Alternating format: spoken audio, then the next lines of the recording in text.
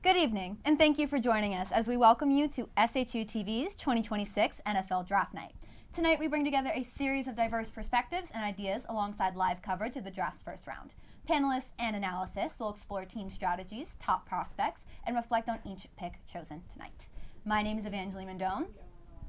My name is Jay Costa, and I am the lead analyst here.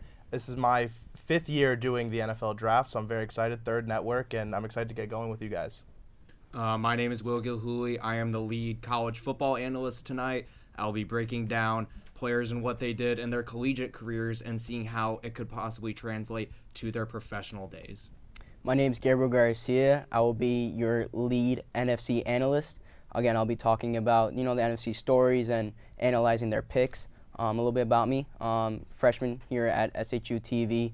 Done a lot of work in my previous years in high school with our sports newspaper. And I'm Nick DeBlasi. I'm a senior here at Seton Hall, the oldest of the group of the panel tonight. But I am involved in a lot of organizations on campus pertaining to sports media. I'm a VSM major at the Sports Media Concentration, and I've been a part of a lot of organizations, the Pirate Sports Network, the Seton Hall Center for Sports Media, and 89.5 FM WSOU. So I'm going to be the lead AFC analyst for tonight's panel for the NFL Draft, and excited to talk about a lot of the controversial news going around and who might trade up in the AFC. There's a lot going on in tonight's draft, and excited to share all these moments with you guys. Well, Nick, we're very excited to have you. Thank you so much for joining us as an outside perspective. As I've said, I'm Evangeline Mendoza, and I'll be functioning as our moderator tonight and really just relaying you all our information. And I think that brings us into our first idea. What are we excited about tonight? There's two sides to this. There's the prospects, and then there's the team. What are our storylines that we're following as a group tonight? I think I'll start this off, and the big storyline for me has been this quarterback class. I think you look at a guy like Fernando Mendoza, who's not even attending the draft. He said that he wanted to be around the people who poured into his football journey, and so I think it's so big that he's staying home. And he had a great season, a spectacular season in Indiana, won the Heisman, and so to come into this and be the headliner of this quarterback class, I think is so important. And what as many people have viewed as a weak year for quarterbacks, you look at Ty Simpson, who could be a trade-up candidate, so definitely a big class to look forward to. And Will, I know you study the Big Ten a lot, so that was a big storyline. But why don't you talk about another Big Ten team in Ohio State? Yeah, Ohio State is having what could potentially be a historic draft class. There's 5 prospects that could potentially be going in the first round tonight when you got guys like Caleb Downs, Arvell Reese, Sonny Styles, Carnell Tate, and Caden McDonald. This was a star-studded team. They won the national championship in 2024 and ran it back with the same guys mostly. They came up short this year, but no doubt this is one of the most impressive classes we've had. And I also want to talk about the wide receivers. There's 3 receivers who all are rated very closely together. I'm talking about Mekhi Lemon, Carnell Tate, and Jordan Tyson, but all each have very different skill sets and were used very, very differently in their college careers. There's not a clear number 1 wide receiver tonight, but each of them were used so differently that I can't wait to see how this turns out with teams choosing based on fit. Yeah, I'm going to go now. Again, going back to Fernando Mendoza, just want to add he is staying home in Miami. Grew up, minutes away from University of Miami in Coral Gables.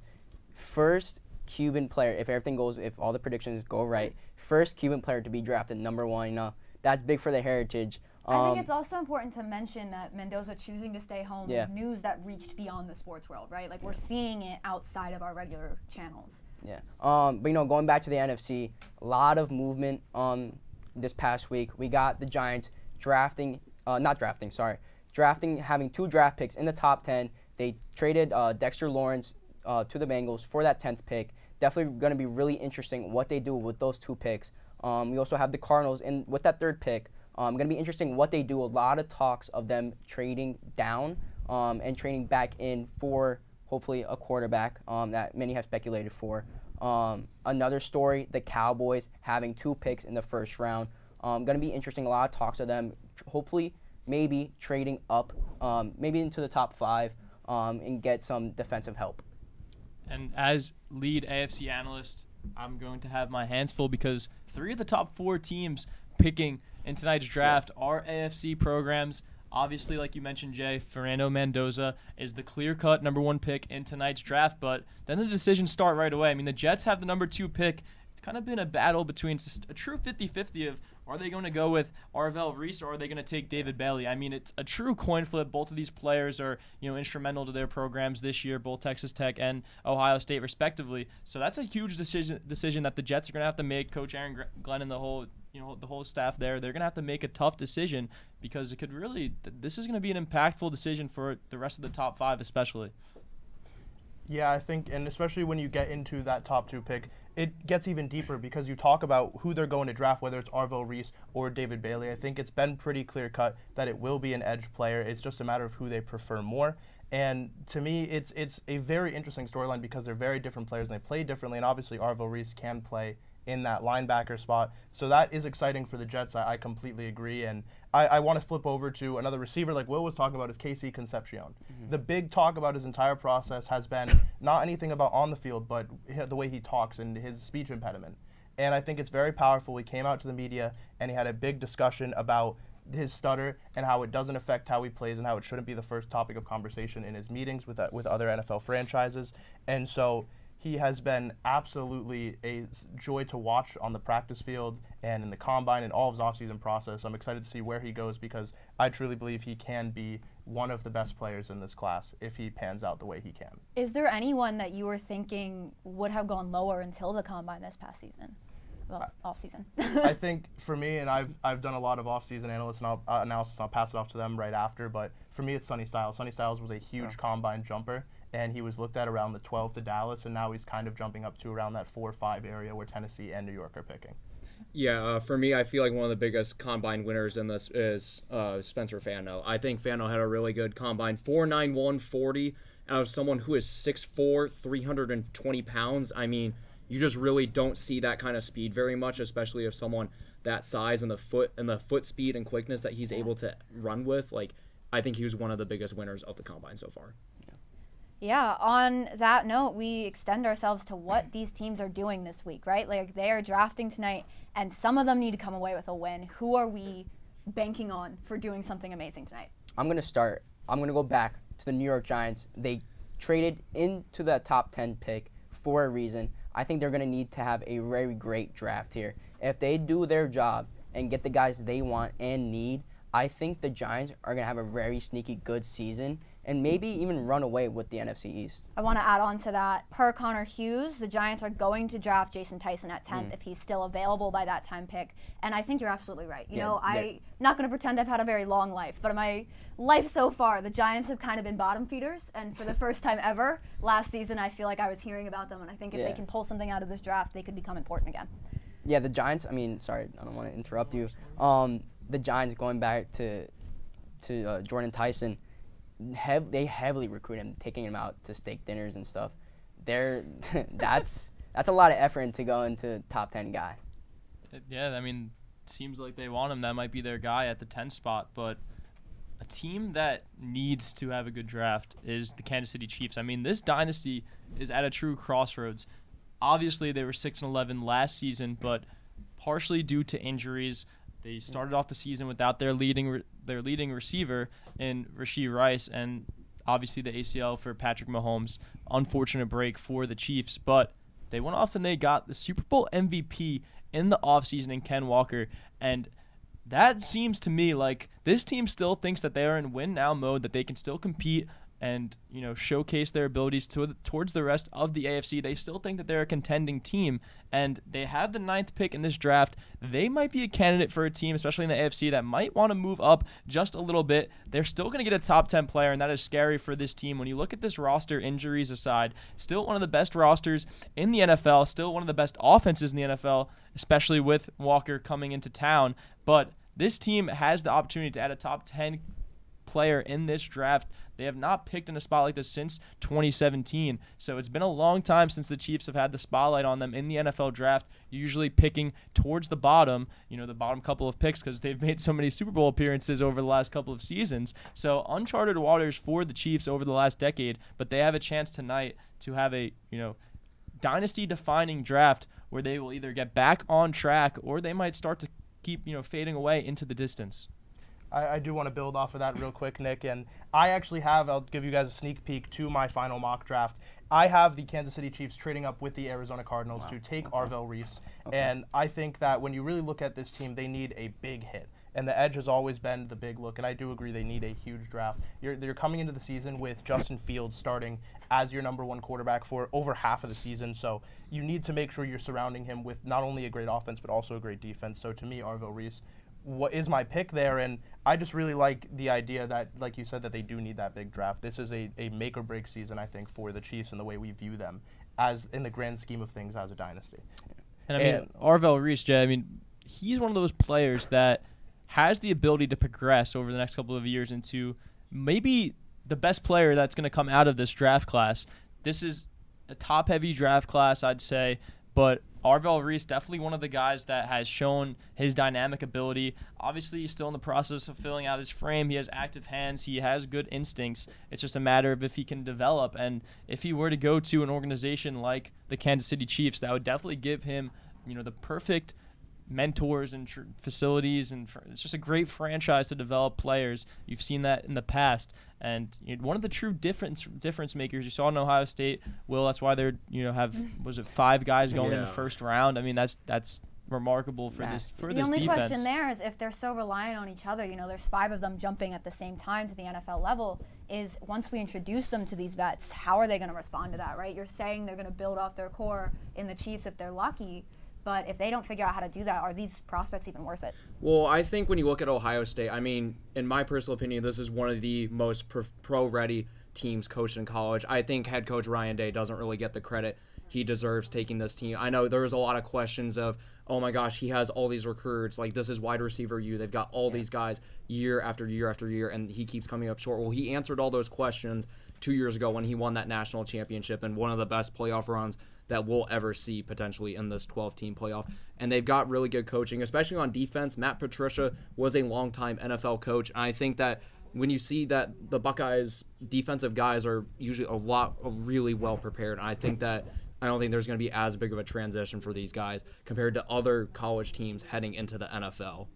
So, Will, if you don't mind I ask, would you say that this would be a really big draft for the Ohio State program itself? If we're talking about NFL teams that need a big draft, I think Ohio State could really use a big draft here for the guys, their alumni. Oh, 100%. I mean, Ohio State, when you look at the past couple years, they've been the team that's produced the most NFL talent between the past couple years. And I think that continues tonight. I think another team that is in for a big draft for college, I know, Gabe, you're going to love this. I think Miami is in for a huge draft. I think they could have potentially 3 guys go in the first round tonight. And when you look at what that team did going on that incredible run, it was built around what head coach Mario Cristobal does best, which is the offensive and defensive lines. When you got guys like Ruben Bain, Akeem Mesidor, and Francis Mauigoa, I mean, it's insane what he's done. And when you look at especially Mauigoa, his first 5-star recruit that he brought to Miami and seeing it culminating. This was a team that there was a lot of questions about if Miami was going to be able to get it done under Cristobal, and his time was starting to tick. Well, his insane recruiting class that he got in 2022, it paid off, and I think it's going to pay off big time in the draft tonight. For sure.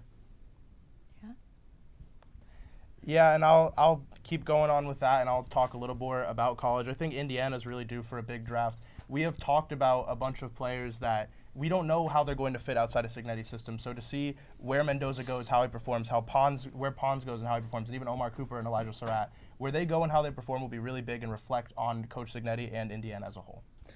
Well, gentlemen, I think that's a great place to start. We are going to take a quick break, and we will join you all again talking about our top prospects. See you in a minute. As one of America's leading Catholic universities, Seton Hall is creating graduates who are ready for anything. I'm ready. I'm ready. I'm ready to work in the ICU. To work in the big leagues. To be a leader. To teach special ed. To make my mark. To volunteer in Micronesia. To improve health around the world. To get my master's. I'm ready to make a difference. To spread smiles. To help others. I'm ready for anything. Seton Hall. Imagine what great minds can do. As one of America's leading Catholic universities, Seton Hall is creating graduates who are ready for anything. I'm ready. I'm ready. I'm ready to work in the ICU. To work in the big leagues. To be a leader. To teach special ed. To make my mark. To volunteer in Micronesia. To improve health around the world. To get my master's. I'm ready to make a difference. To spread smiles. To help others. I'm ready for anything. Seton Hall. Imagine what great minds can do. As one of America's leading Catholic universities, Seton Hall is creating graduates who are ready for anything. I'm ready. I'm ready I'm ready to work in the ICU. To work in the big leagues. to be a leader. To teach special ed. To make my mark. To volunteer in Micronesia. To improve health around the world. To get my master's.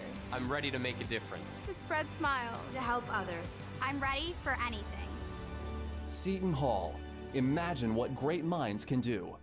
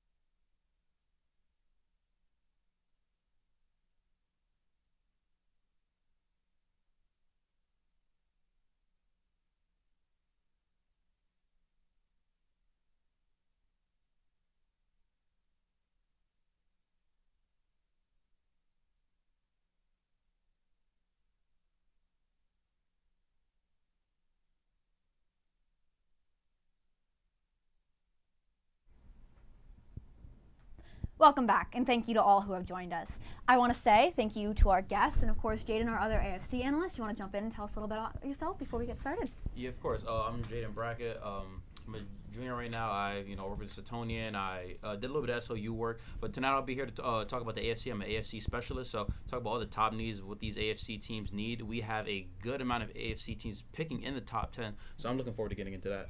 Right, and of course we are, especially in this segment, joined by our two guests, Jack and Jacob, mostly from WSOU and PSN. It's an honor to have you both here. Why don't you take it away? I guess I'll go first. I'm Jack. I typically do a lot of work with SOU. I'm an assistant sports director over at SOU. Glad to be a part of this draft broadcast here tonight. Always been a huge fan of the draft. Just very excited to be a part of it, and go Patriots. Yeah, I'm Jacob. I'm a junior as well. Done a lot of work with WSOU Pirate Sports Network as well. Just happy to be part of the draft. Best Thursday of the year, so let's get it started. Well, it's still a Thursday. But that being said, let's jump right into our idea. What are we looking for in these top 10 picks, right? There's a lot of power in this introduction. How can teams abuse it and use it?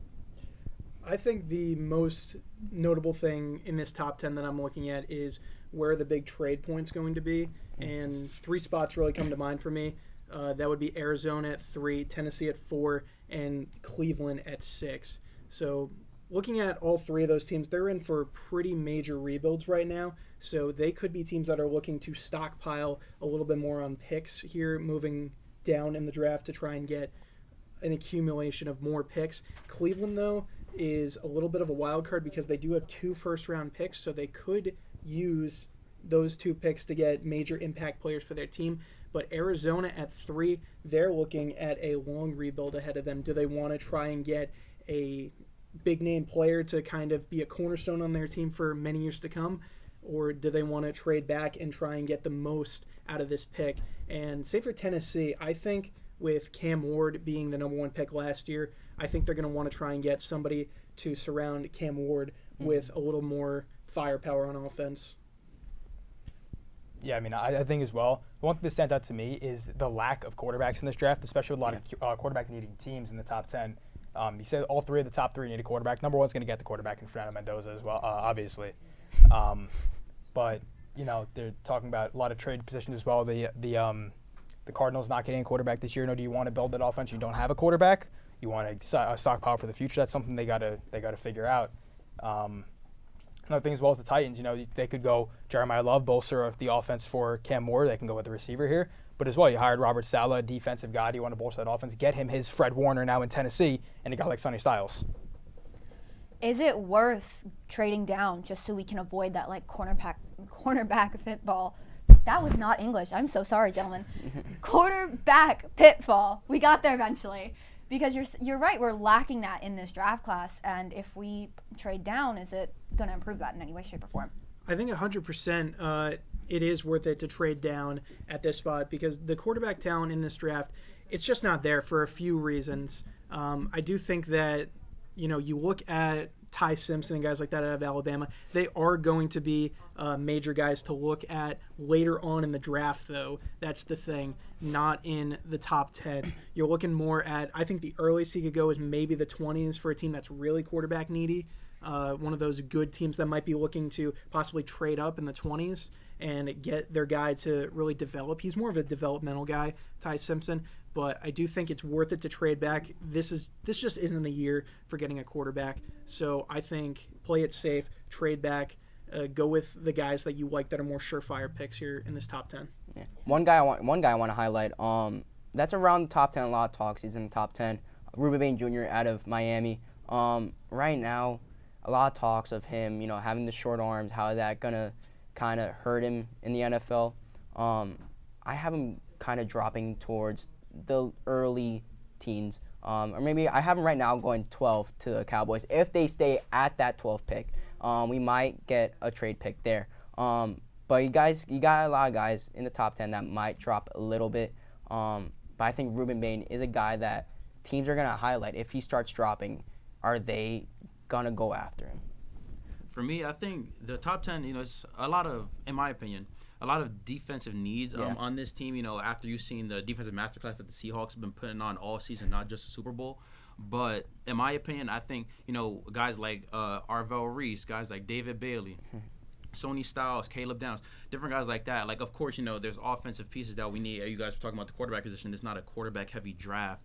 There's a couple decent receivers, but I think defense right now, with the game, you know, excelling so much offensively, I think these teams are really looking, you know, get good pass rushers, good guys that can cover. Because at the end of the day, defenses, as you can see, win games. The Patriots couldn't move the ball in the Super Bowl, and when you see a team like the Seahawks that dominated all season defensively, it had a pretty good offense. You know, they had Sam Darnold, they had Kenneth Walker, they had Jackson Smith and Jigba. I think defense in this top 10, in my opinion, is what these teams need. You know, I have the Jets getting Reese. I have the Cardinals getting Bailey. I have Giants getting Styles. I have the Chiefs getting McCoy. Like, different things like that, different defensive pieces like that. Whether you know, these guys need to, you know, whether these guys need somebody in coverage or these guys need somebody to pass rush, I think you can't go wrong either way. This is a class full of defensive studs. I think you're absolutely right. Looking at what each team needs in our top 5, almost every single team is looking for a defensive line player somewhere on the line. I have 5 defensive players going in the top 10. That's Bailey, Styles, Downs, Reese, and Bain. Have them all going in the top 10. You could see a trade up, you could see a trade back. But I think we're going to see those 5 guys go in the top 10. The rest of it, I think you're going to see Francis Mauigoa go in the top 10 as well. Fernando Mendoza is going to go first. And then you're going to have the 2 receivers, Tate and Tyson. And then you're also going to have Jeremiah Love go as well in the top 10. And then I think, I do think that the number 1 team to look for in a trade-up situation, especially in this top 10, is going to be Kansas City. They're going to do their best right now to surround Pat Mahomes with more offensive firepower, and I think a trade-up for a receiver could be very likely in this top 10. Me, I have 7 guys going in the top 10. I have Reese, Bailey, you know, the guys I named before. I have Bain, I have Delane, you know, guys like this. You know, usually these teams, they look for, you know, more offensive oriented, like how teams, like you talk about the Chiefs, they need more offensive firepower. You look at the Titans right now, you know, new head coach, new offensive coordinator with their star quarterback. You know, you look at the Browns, and they have a new head coach with a a quarterback with a decently high ceiling. So we look at all these pieces and how these guys might be one piece away offensively from lighting up the stat sheet. But in my opinion, I think just defensively, that's where it's at in the top 10. I think overall in the whole draft, there's a lot of good defensive pieces. Last year, you look at it, we had a lot of great offensive pieces. So I think it's kind of the difference this year. Do we think any individual who you guys are projecting into your top 10s are able to change an entire team's projected season? I would say. That's a good question. I would say, in my opinion, I would say maybe Styles. Maybe Styles could, just because his versatility. I think versatility is very big on a defense. He could play linebacker. He can rush the passer. Guys like Arvell Reese as well. Guys like David Bailey. Jaron McCoy, you're not really sure about him on the outside because because he's coming off of an injury. But I think those three guys, Styles, Reese, and Bailey, just because of their versatility, they can be a big game changer for the draft. All right, on that note, Jack, why don't you take us through your entire mock here and we can go over who you think is going to take over this season. All right, let's go to the Raiders at number 1. Of course, this is the lock. This is Fernando Mendoza, number 1 out of Indiana, the Heisman Trophy winner. Makes a lot of sense there. The Raiders just need a total reset in more ways than one. Fernando Mendoza fills that need at number 1. Then number 2, this one's been talked about a lot. The Jets are going to select outside linebacker David Bailey at number 2 overall. And this one has been the subject of a lot of debate here. This is really where the draft starts, in my opinion. A lot of talk about Arvell Reese going potentially at 2. But recently, it's been a lot of talk about David Bailey. I do think he's going to go there. Then at number 3, the Cardinals do not trade down. They do not go with a big-time impact player on offense. They're going to go with Arvell Reese out of Ohio State. I think that is a good way for them to get the best out of this draft pick in terms of talent.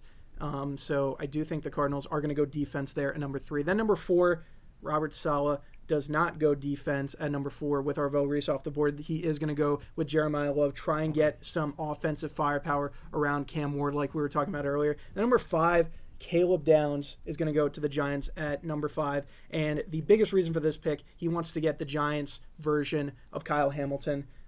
He was such a great player for Baltimore in John Harbaugh's time there, so I do think that they're going to go in that direction at number 5. Then over to number 6, it's going to be Francis Mauigoa, the tackle out of Miami, going to Cleveland.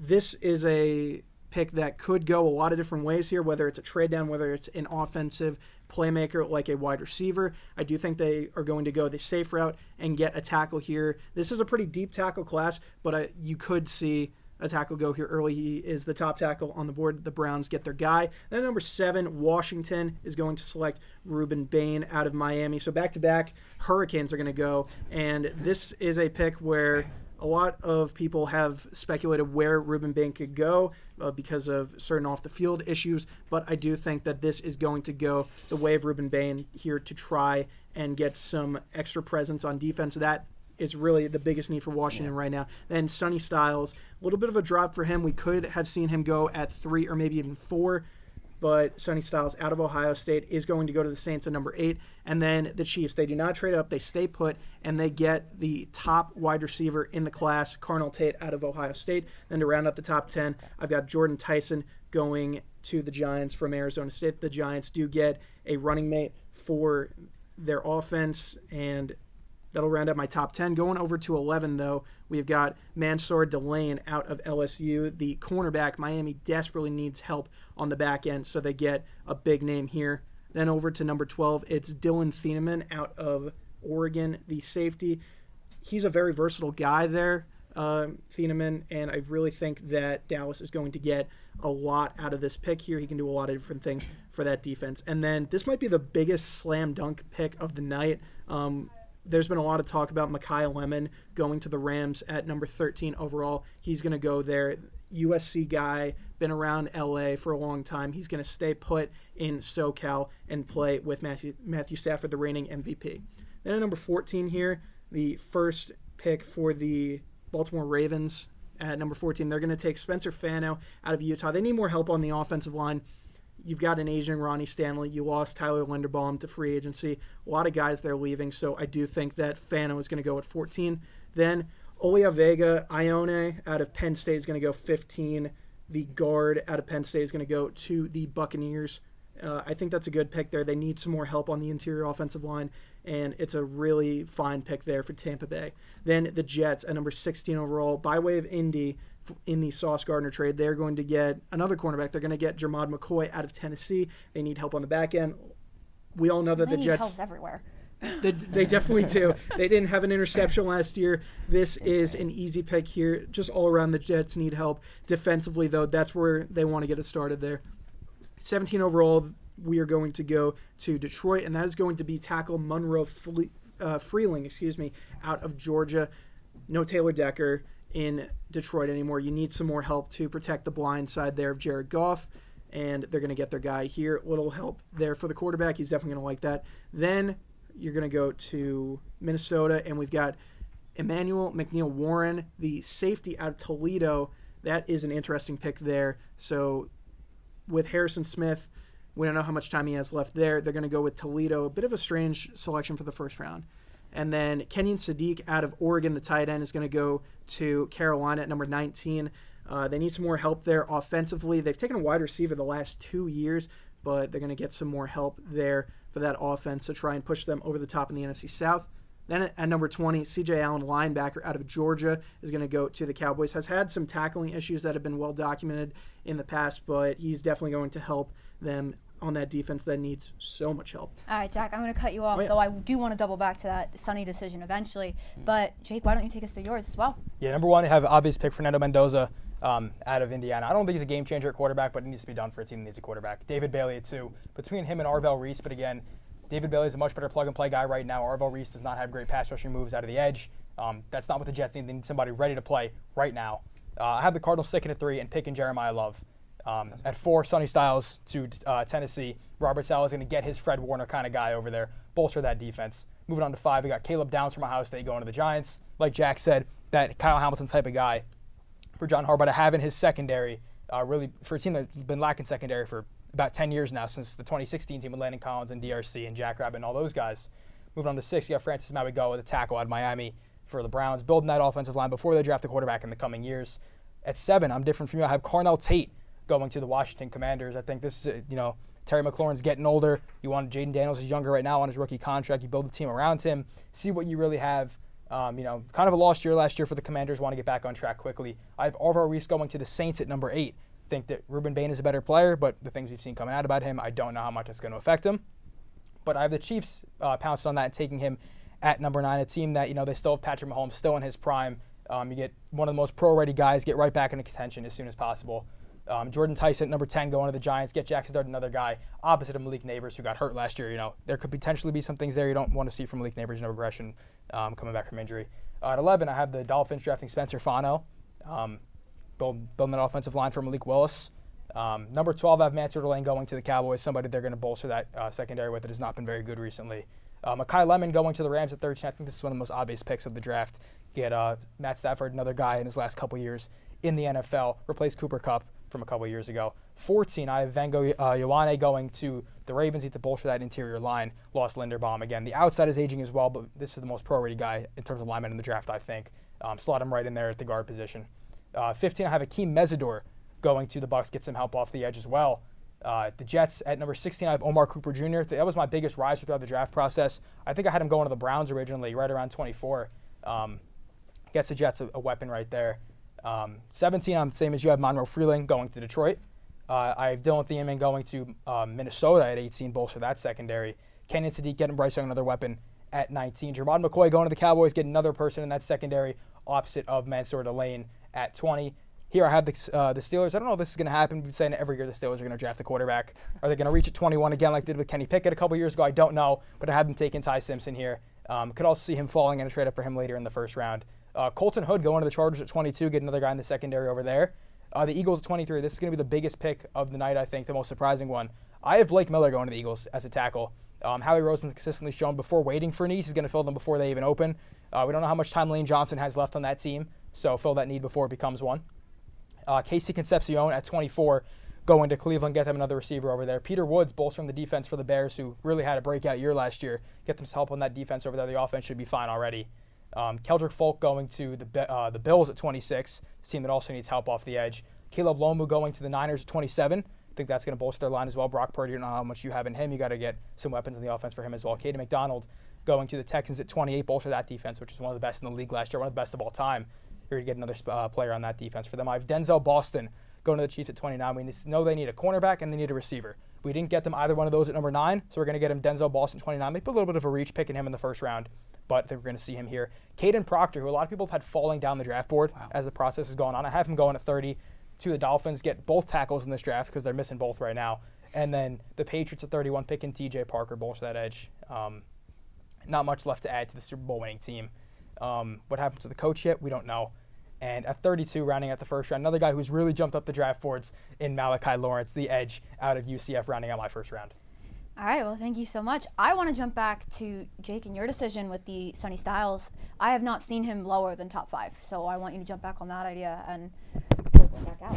I think Sonny Styles, he offers a lot here at the top of the draft, but I do think that there are a few reasons for this pick. I don't think that he is a plug-and-play guy on that second level here. Sonny Styles is a great athlete, but I don't think that a lot of teams are going to want to take a linebacker that high. There are a few questions about him, and I think that there are just more slam dunk picks overall in that top 5 that really, for me, have him dropping a little bit lower here.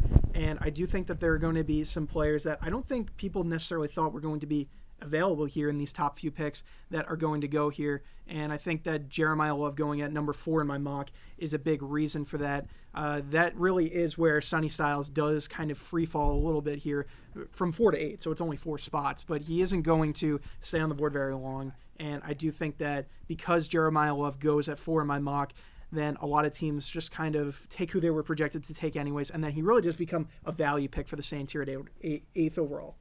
All right, gentlemen, thank you so much for joining us. We are going to take a quick recession, but we will be right back after this break.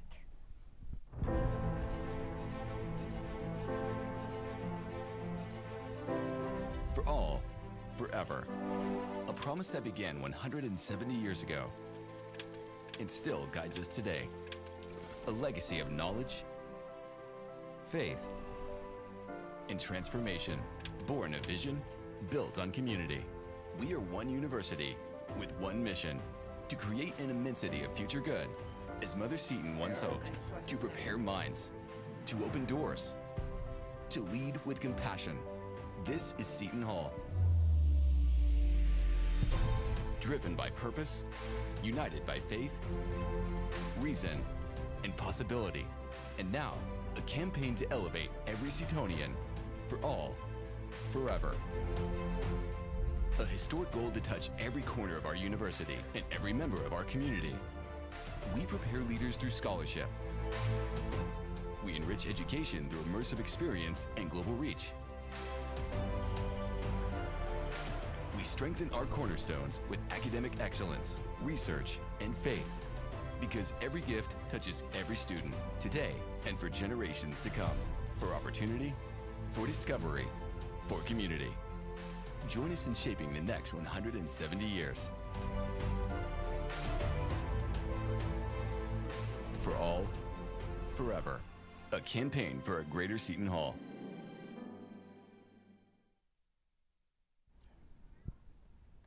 Welcome back. And as you see our panel change one last time, let's take a moment to introduce Tyler Seabreeze, our second college analyst. Give us some background here. I'm Tyler Seabreeze. I'm a freshman here at Seton Hall. I've done a lot of work thus far for SHU TV, mostly on the Hall Zone, our sports segment here, and I'm a college football analyst here for tonight's draft, so I'm just going to be discussing everything, more college storylines and how these college prospects are going to take their game to the next level here tonight. And I think our prospects is where we want to jump off. Jay, you want to take us away in your whole draft situation and what you expect tonight. So I'm not going to go through my whole mock. That would take maybe an hour. If so longer. we're going to go through some of the best picks. We're going to talk about probably one of my favorite picks this entire draft, and that to me is David Bailey going number 2 to the New York Jets. And I'd love his range. I love his spin move, and I think his athleticism is one of the top end of the class. But I want to go talk about the fit, so I'm going to turn it over to Jaden. Jaden, what does the fit look like for the New York Jets with David Bailey? You know, these New York Jets, you look at them for the past couple of years, and when Salah was there, their defense was always great, and it was slowly on a decline. Now, you clean house on the defensive end, and you add a guy like David Bailey, how I was speaking about before, very, very versatile on whether he's pass rushing or whether he's dropping back in coverage. A guy like David Bailey could easily help a secondary that is a little bit on the weak side on the Jets. Just getting after the pass rusher. You have an older quarterback on the offensive side. You wanna at least help your offense out a little bit. You don't want to keep putting them back on the field and get hit with 3 and outs. And I think in today's game, a big part of that has been rushing the passer, disguising coverages, things like that. I believe David Bailey, what he's been able to do at Texas Tech is amazing. And with a bunch of guys that can do the same thing in this draft, I think he sticks out immensely among all the prospects. And, Tyler, I'll kick it over to you because the big conversation with David Bailey is across the line from Romello Height. Can David Bailey really do it at the next level by himself without Romello Height with him? Yeah, and I do think he can, Jay. I'd have David Bailey in my big board I have him as my 9th overall prospect. I have him as, it's borderline because of how well Romello Height and Romello Height and David Bailey work together. I think Ruben Bain has the opportunity to be a better prospect than David Bailey, and I think just Arvell Reese is, I think, a more explosive prospect compared to David Bailey, but I do think David Bailey, with that fit with the New York Jets and Aaron Glenn defensive system, I think he could perform well. And I think it would be a good pick for the Jets at 2 to get more kind of a true pass rusher compared to the other edge rushers that we have in tonight's class, because David Bailey lacks versatility compared to other edge rushers that we have tonight. But I do think David Bailey can perform well without Romello Height. And, I'll move on to my next pick. I'll go to the NFC. I want to talk about Akeem Mesidor. And Gabe, you've talked about you're a Miami guy, so you know him a little bit better than most of us. But the fit for the Tampa Bay Buccaneers, Gabe, and he's an older guy, but he can come in and play right now, and that's what I really love about him. And older doesn't make him old either, Well, we see that is probably the main reason why he's dropped so far down. Another reason, he worked right next to Ruben Bain. But Mesidor, a guy that creates a lot of pressure along with Bain. But I'm really excited to see how he does with the Buccaneers if he gets drafted to the Bucs. Staying in Florida, staying in that warmer weather. But Mesidor was nasty with Miami. And I think if he really kind of doesn't decline with his health because of his age, we definitely get to see a lot of that Miami Mesidor. Yeah, and I really do think the age is the big concern. He's 25 coming into the draft, but when you're looking at a guy like Mesidor, you're not looking for him to get to that next contract. You're not going to extend him on a Supermax. You're looking at him on his rookie deal and what he can provide for you right now on his rookie deal. Yep. But Tyler, and I know you watched ACC pretty extensively, what is it that really jumps off the page about Mesidor at 15, where what he did in college, how can that come to the NFL? I think the way that he rushes the passer, he's very physical, but he's also a very elusive rusher as well. And he's not just a pure pass rusher. He can stop the run, and I think that's what Tampa Bay would need. As Gabe alluded to, Tampa Bay likely going to select Mesidor there at 15. And I think that would be a very good pick for them because the defense last year, although they were injured and they were banged up, they underperformed, and I think it's a very winnable division for Tampa Bay, and I think adding Mesidor to that defense, giving Todd Bowles another piece, is going to kind of take that defense to the next level, exactly where it should be.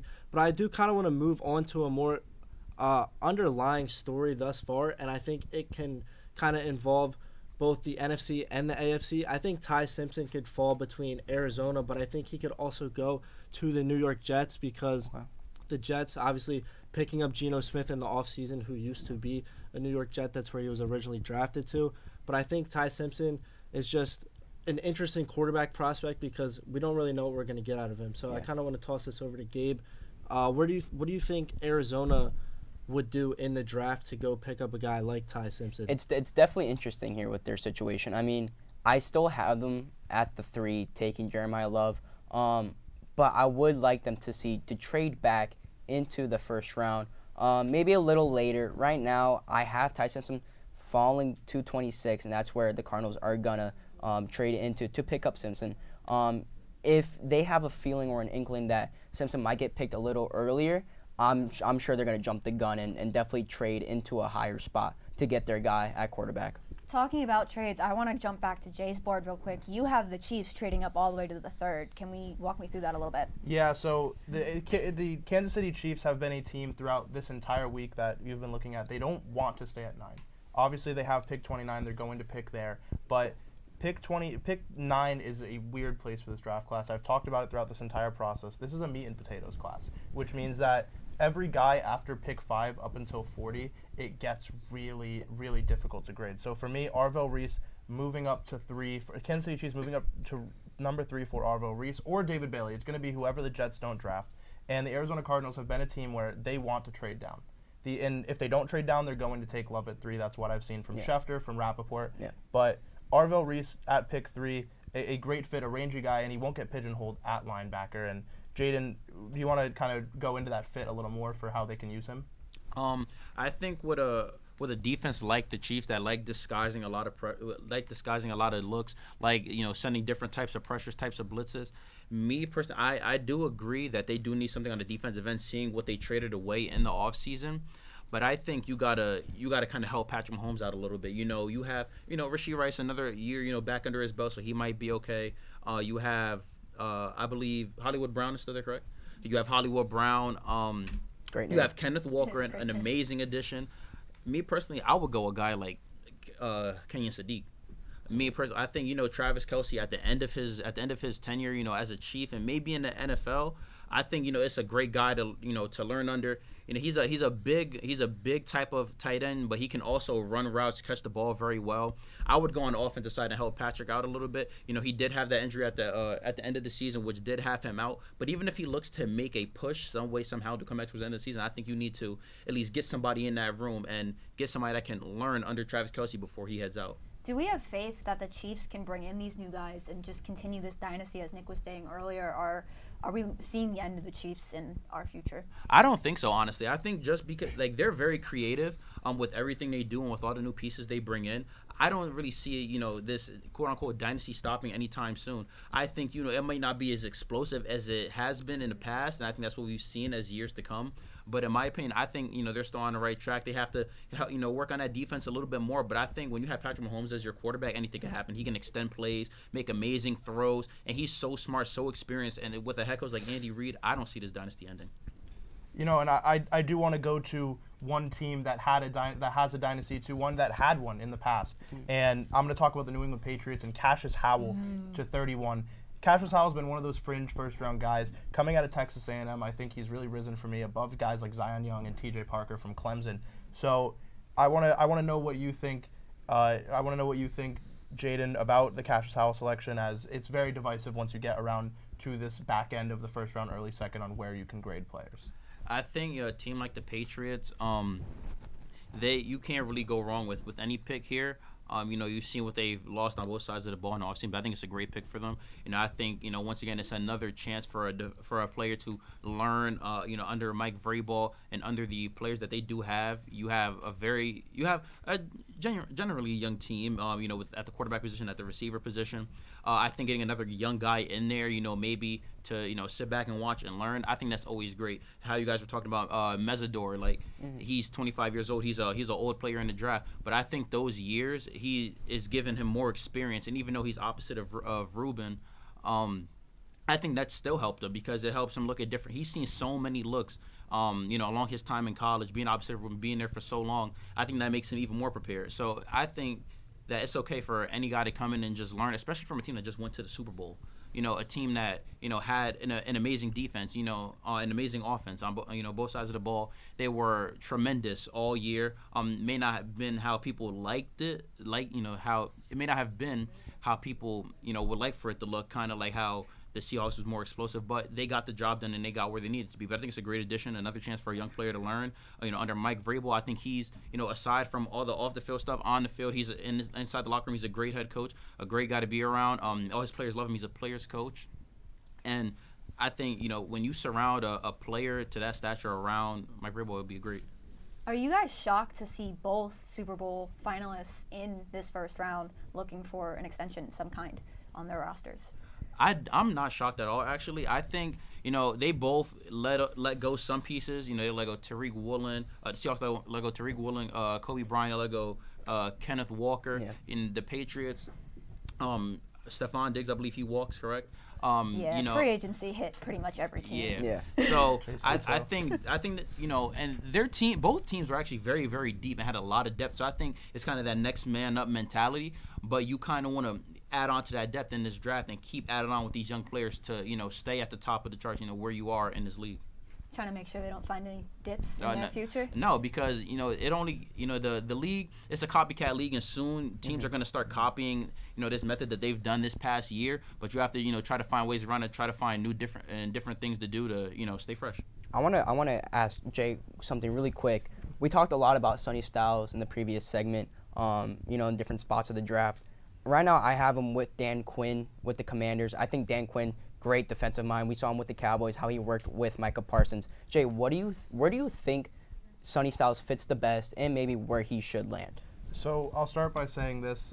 I've said it a couple times now. There's a really big range for these guys. Yeah. Sonny Styles' range starts at 4 and ends at pick 12. He will not get past the Dallas Cowboys at 12. I can tell you that right now. There's not much guaranteed in the draft. I have him at the New York Giants. When you think about a guy like John Harbaugh, what he wants is a Mike linebacker like Roquan Smith he had, and a safety who can and is capable of playing the nickel, kind of like his Earl Thomas a couple years back in 2018, and now like Kyle Hamilton. I compare Caleb Downs more to Earl Thomas than Hamilton, but I do like Caleb Downs, so I think, and we'll talk about him later at a later date, but number 5, Sonny Styles, is a great fit for me just because of where he is placed and how he plays his play style. It reminds me so much of Roquan Smith, and it would be a great fit for a Harbaugh defense. I was looking to add just one more quick thing. Sonny Styles going to the Giants. Actually, I think that's a great pick. I think that the Giants will also get Caleb Downs, in their second first-round pick. And even if they don't, there's a guy that nobody talks about and that I've loved seeing throughout the whole draft process. Kyle Lewis from Pitt. He's a Jersey guy. He's a great. He moves quick. He moves like a DB. And I think if the Giants even get him, and you can put him at strong safety, you could put him at nickel. He can be just as powerful as Caleb Downs, just as powerful as Kyle Hamilton type of player that John Harbaugh wants. But I think you add that guy to the defense, and it can be great. Even if we don't get Caleb Downs, but this is a very, very stacked draft class on the defensive end. So I think add Kyle Lewis, it'll be great. It'll be a great addition. I mean, we got 2 minutes till the draft. I think we're about to head to commercial, so. Yeah, I do want to add quickly, though, just that idea of, you were talking about our meat and potatoes, right? Do you think you have your top 15? Is that, you can put anyone there. Is there anyone breaching that for you? Or pretty much everyone is going to be looking at the same top 15? I'd say the top 15 is very subjective. Your top 10 is going to be your top 10. They're going to be interchanged because, and I use this analogy and I'll go quickly. When you have a class of students and the top 10 people are all A+ students, and then the next 30 kids in your class are all B students, it's hard to differentiate which of those B students is performing better, to put it in a way that is easy to understand for everybody. So it really is hard to differentiate past that top 10. So I think even the top 15, you'll see guys who might be in my top 40 sneak in there. All right, well, I guess we'll find out in just a few minutes. We are going to take a recession, and then we will be back to start calling drafts.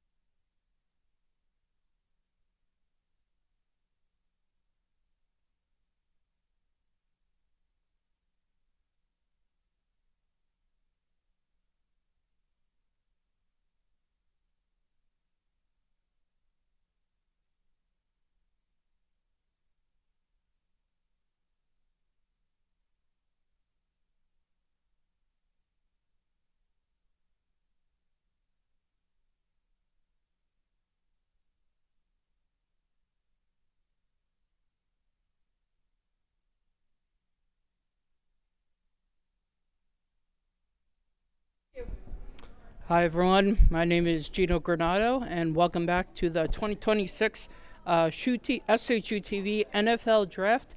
I'm here joined by Sebastian. All right, so we're going to ask you 3 NFL Draft questions, and if you get it right, I'll give you a handshake. Okay. Does that sound good? All right, so let's get to the first question here. When was the first ever NFL Draft held? 1936. That's correct. All right. You got one down. Good. All right. Next question. In what year was Patrick Mahomes drafted? 2017. 2017, yes. All right, 2 down. 1 more to go. Okay. And you got a very special handshake. All right, last question. When was the first NFL draft televised? 1980. 1980, perfect. Congratulations. You got a very special handshake. All right.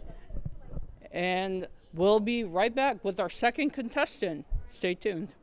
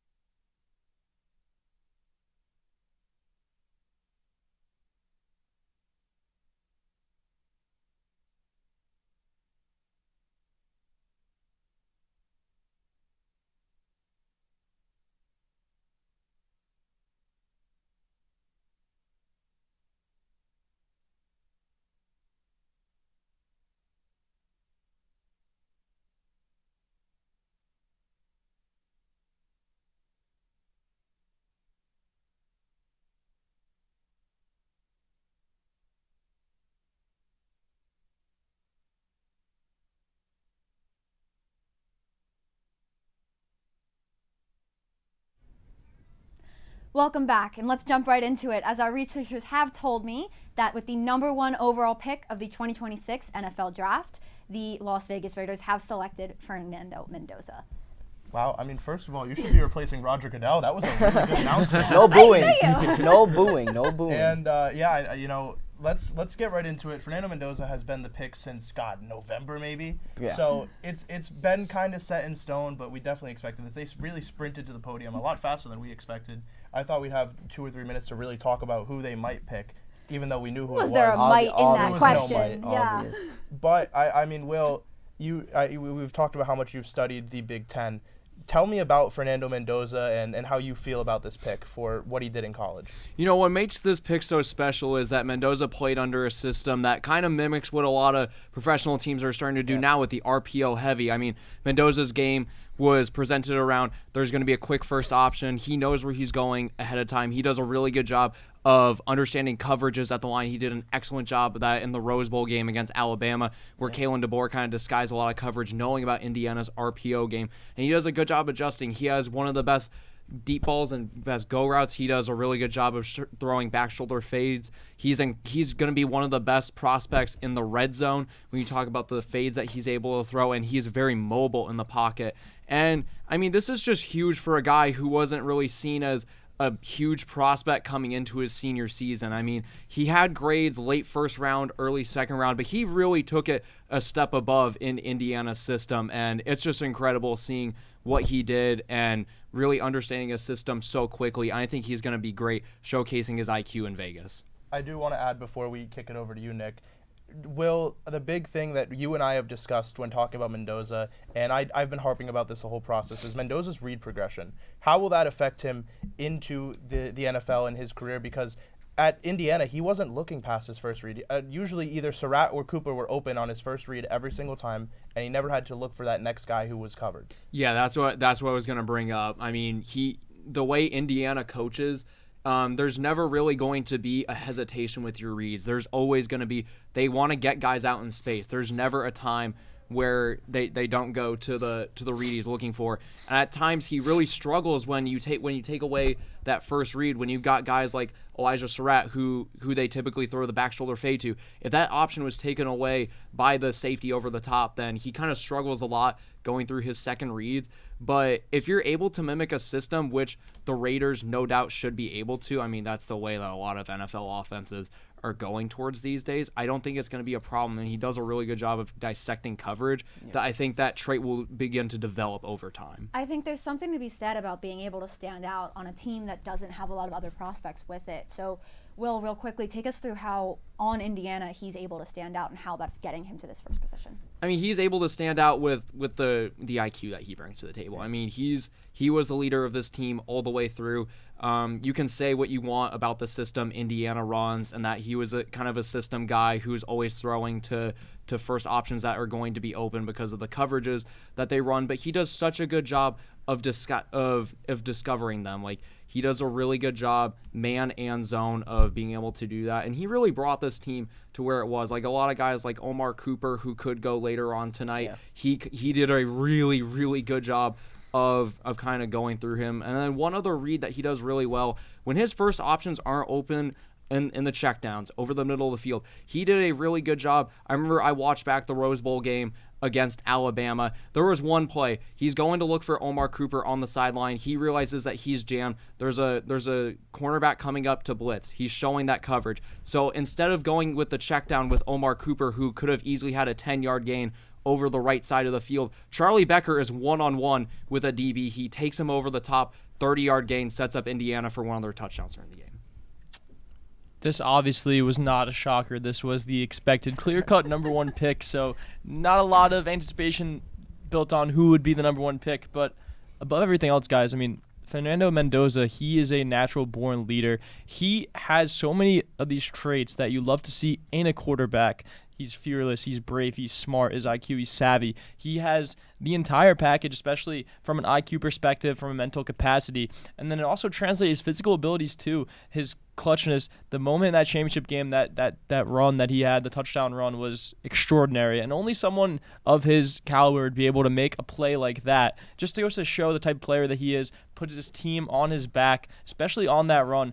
He has, a great frame to him. He has good presence. The only, I guess, downside you could say is his athletic ability. He's not the most agile. He's not the best in the pocket, but things like that you can develop a little bit. Once he gets into the league, he will get used to the defenses that he is going to match up against. But this is now an, I'd say, entertaining quarterback room in Vegas with Mendoza now to get paired along with Kirk Cousins. We know how Cousins has been a role model and a mentor to a lot of quarterbacks in this league over the last couple of years. So those two guys in the same quarterback room, Mendoza is in for, I believe he's going to have a good, successful year with the Raiders this season. They have a lot of young talent. I mean, Brock Bowers is one of the best tight ends in football. Ashton Genty coming into his second season now. He was one of the top picks last year in the draft, and he had a great season for an offensive line that wasn't too sharp. They picked up that center from Baltimore, Linderbaum, I believe. He's going to be a great fit for this team, gives Mendoza an extra cushion, and no wonder why they went out and they spent some money on an offensive lineman, because they're going to need Mendoza to be protected this season. I do want to ask you, Nick, because when you're talking about a guy who sat behind a quarterback, an older quarterback, you always gravitate to Tom Brady. This rookie year, he sat behind Drew Bledsoe, and Tom Brady, now the minority owner of the Las Vegas Raiders, and he came out and said, when there's a young guy, you don't want him to start right away. And I believe Clint Kubiak, the head coach, also echoed that. So what does a guy like Big Kirko really bring to the table as a mentor for Fernando Mendoza? So obviously this is going to be Mendoza's team now, but the behind-the-scenes stuff that that us as fans or analysts we don't really see is the mentoring, and Kirk Cousins is a veteran. He's been in this league for a long time. He's been a part of a lot of winning teams. He's also been a part of teams that have had their fair share of struggles.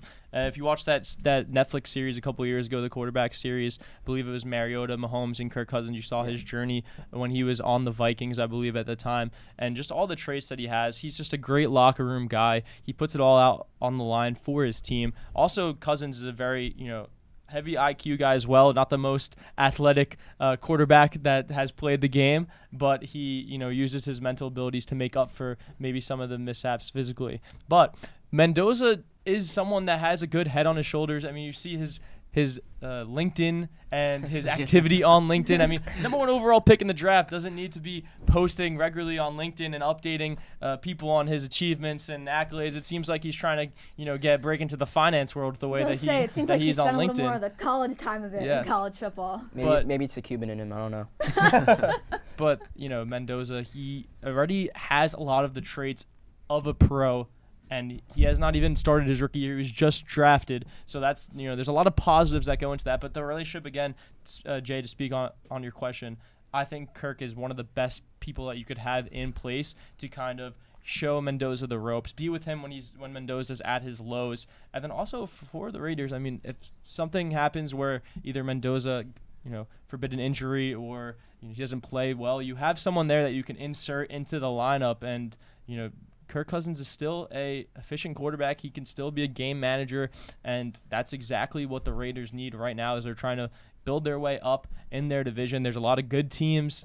There's the Broncos, the Chargers, and Kansas City Chiefs that we've mentioned a lot. So that might be one of the hardest divisions in football.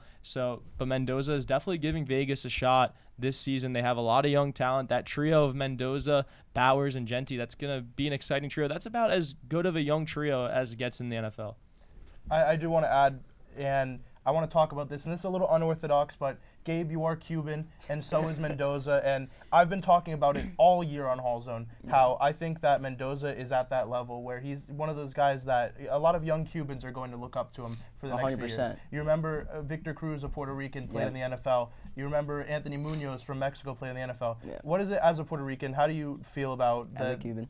Cuban, excuse me. It's As okay. a Cuban, how do you feel as a Cuban that Mendoza will affect the greater Cuban community, even the Latin American community, now that he's a first-round quarterback? It's so great to have a role model for these younger kids and athletes. I mean, Cubans aren't really known for football. I know we have Olave, who's I think partially Cuban, half Cuban. But I know I grew up watching Victor Cruz, and I loved his little touchdown celly with the salsa. But as a country or people that are really known for baseball, having a new guy to really look up to in a different sport, I think that's just really going to grow football. Growing any sport is important as anything, but the Jets are officially on the clock, and I think, Jay, you were saying this is where our draft really starts, right? We were expecting Mendoza to come into this as our first overall. Now we're in the debate zone. What are we looking at here? Yeah, I think let's get it all out of the way. The two players that we should all be looking at right now are Arvell Reese and David Bailey, the linebacker/edge out of Ohio State and the edge out of Texas Tech. Now, when you look at what the New York Jets really need, to me, it is a pure edge rusher. They need a guy that they can pigeonhole at edge right now and to produce for them at a high level. To me, that's David Bailey. I think David Bailey should be the selection here, and it really, really makes a good fit for this defense. And when you talk about the Jets, the big note, and I'm sure our AFC guy will get into this, was that they had no interceptions last year. And to get those interceptions, you need to get to the quarterback and get pressure in his face and make him make mistakes. David Bailey is going to be a big part of why I think that this can happen. And, of course, Arvell Reese can also do the same. Yeah, and I think, Jay, this is where the debates are going to begin, because I personally think that if you're the Jets, you're one of the poor teams in the NFL. They don't have a lot to really build off of. Like you mentioned, not having interception all season, that was embarrassing for Jets fans. I know, in the New York, New Jersey area, a lot of Jets fans here at Seton Hall, and they're not too friendly to people. They don't have a lot to smile about during the season. I think that Arvell Reese is the type of player that you could plug in right away. I know you're talking about Bailey, how he might be, the player that is ready to play in that position, in that spot. But Arvell Reese is probably the most dynamic player in this entire draft, at least one of them. His hands stay active throughout the whole time. He's got a good frame. His upper body could use a little bit more strength, but he has a lot of patience. He can really diagnose the field, get downhill, and we mentioned already how great the Ohio State group of Ohio State players were this past season and the last couple of seasons of coming off that 2024 championship. So I believe that Arvell Reese will be the better fit for this system. The Jets don't have a lot of positives, but if Reese can break out year one, that's someone that is going to be irreplaceable. And I think that although, the floor is maybe a bit higher for Bailey, I think that he has a little bit lower of a ceiling. I think that Reese could really explode and be, when you look back at this draft, at this class, especially in the defensive end, he's going to be the monster of this defensive draft class. And I think that the Jets, with not a lot to lose, I think that they should make the more explosive pick and take the higher risk, higher reward. Will, you actually were able to come on my podcast and talk about comparing these two guys, and I think you gave a really great analysis, so I was wondering if you could do that again for us here tonight and just compare what these guys can do, what they did in college, and maybe give everybody an idea on why these two are being decided on for who might be picked here.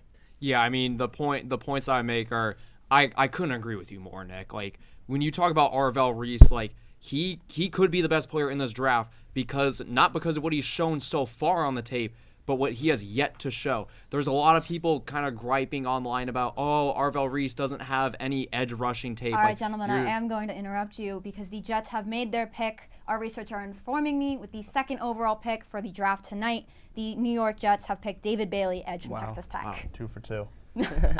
Some bragging rights to begin the night. There we go. Back to what you were saying. Well, you're right. We're overtaking this draft now at this point. We have started our debate, and it has not ended great for anyone but Jay.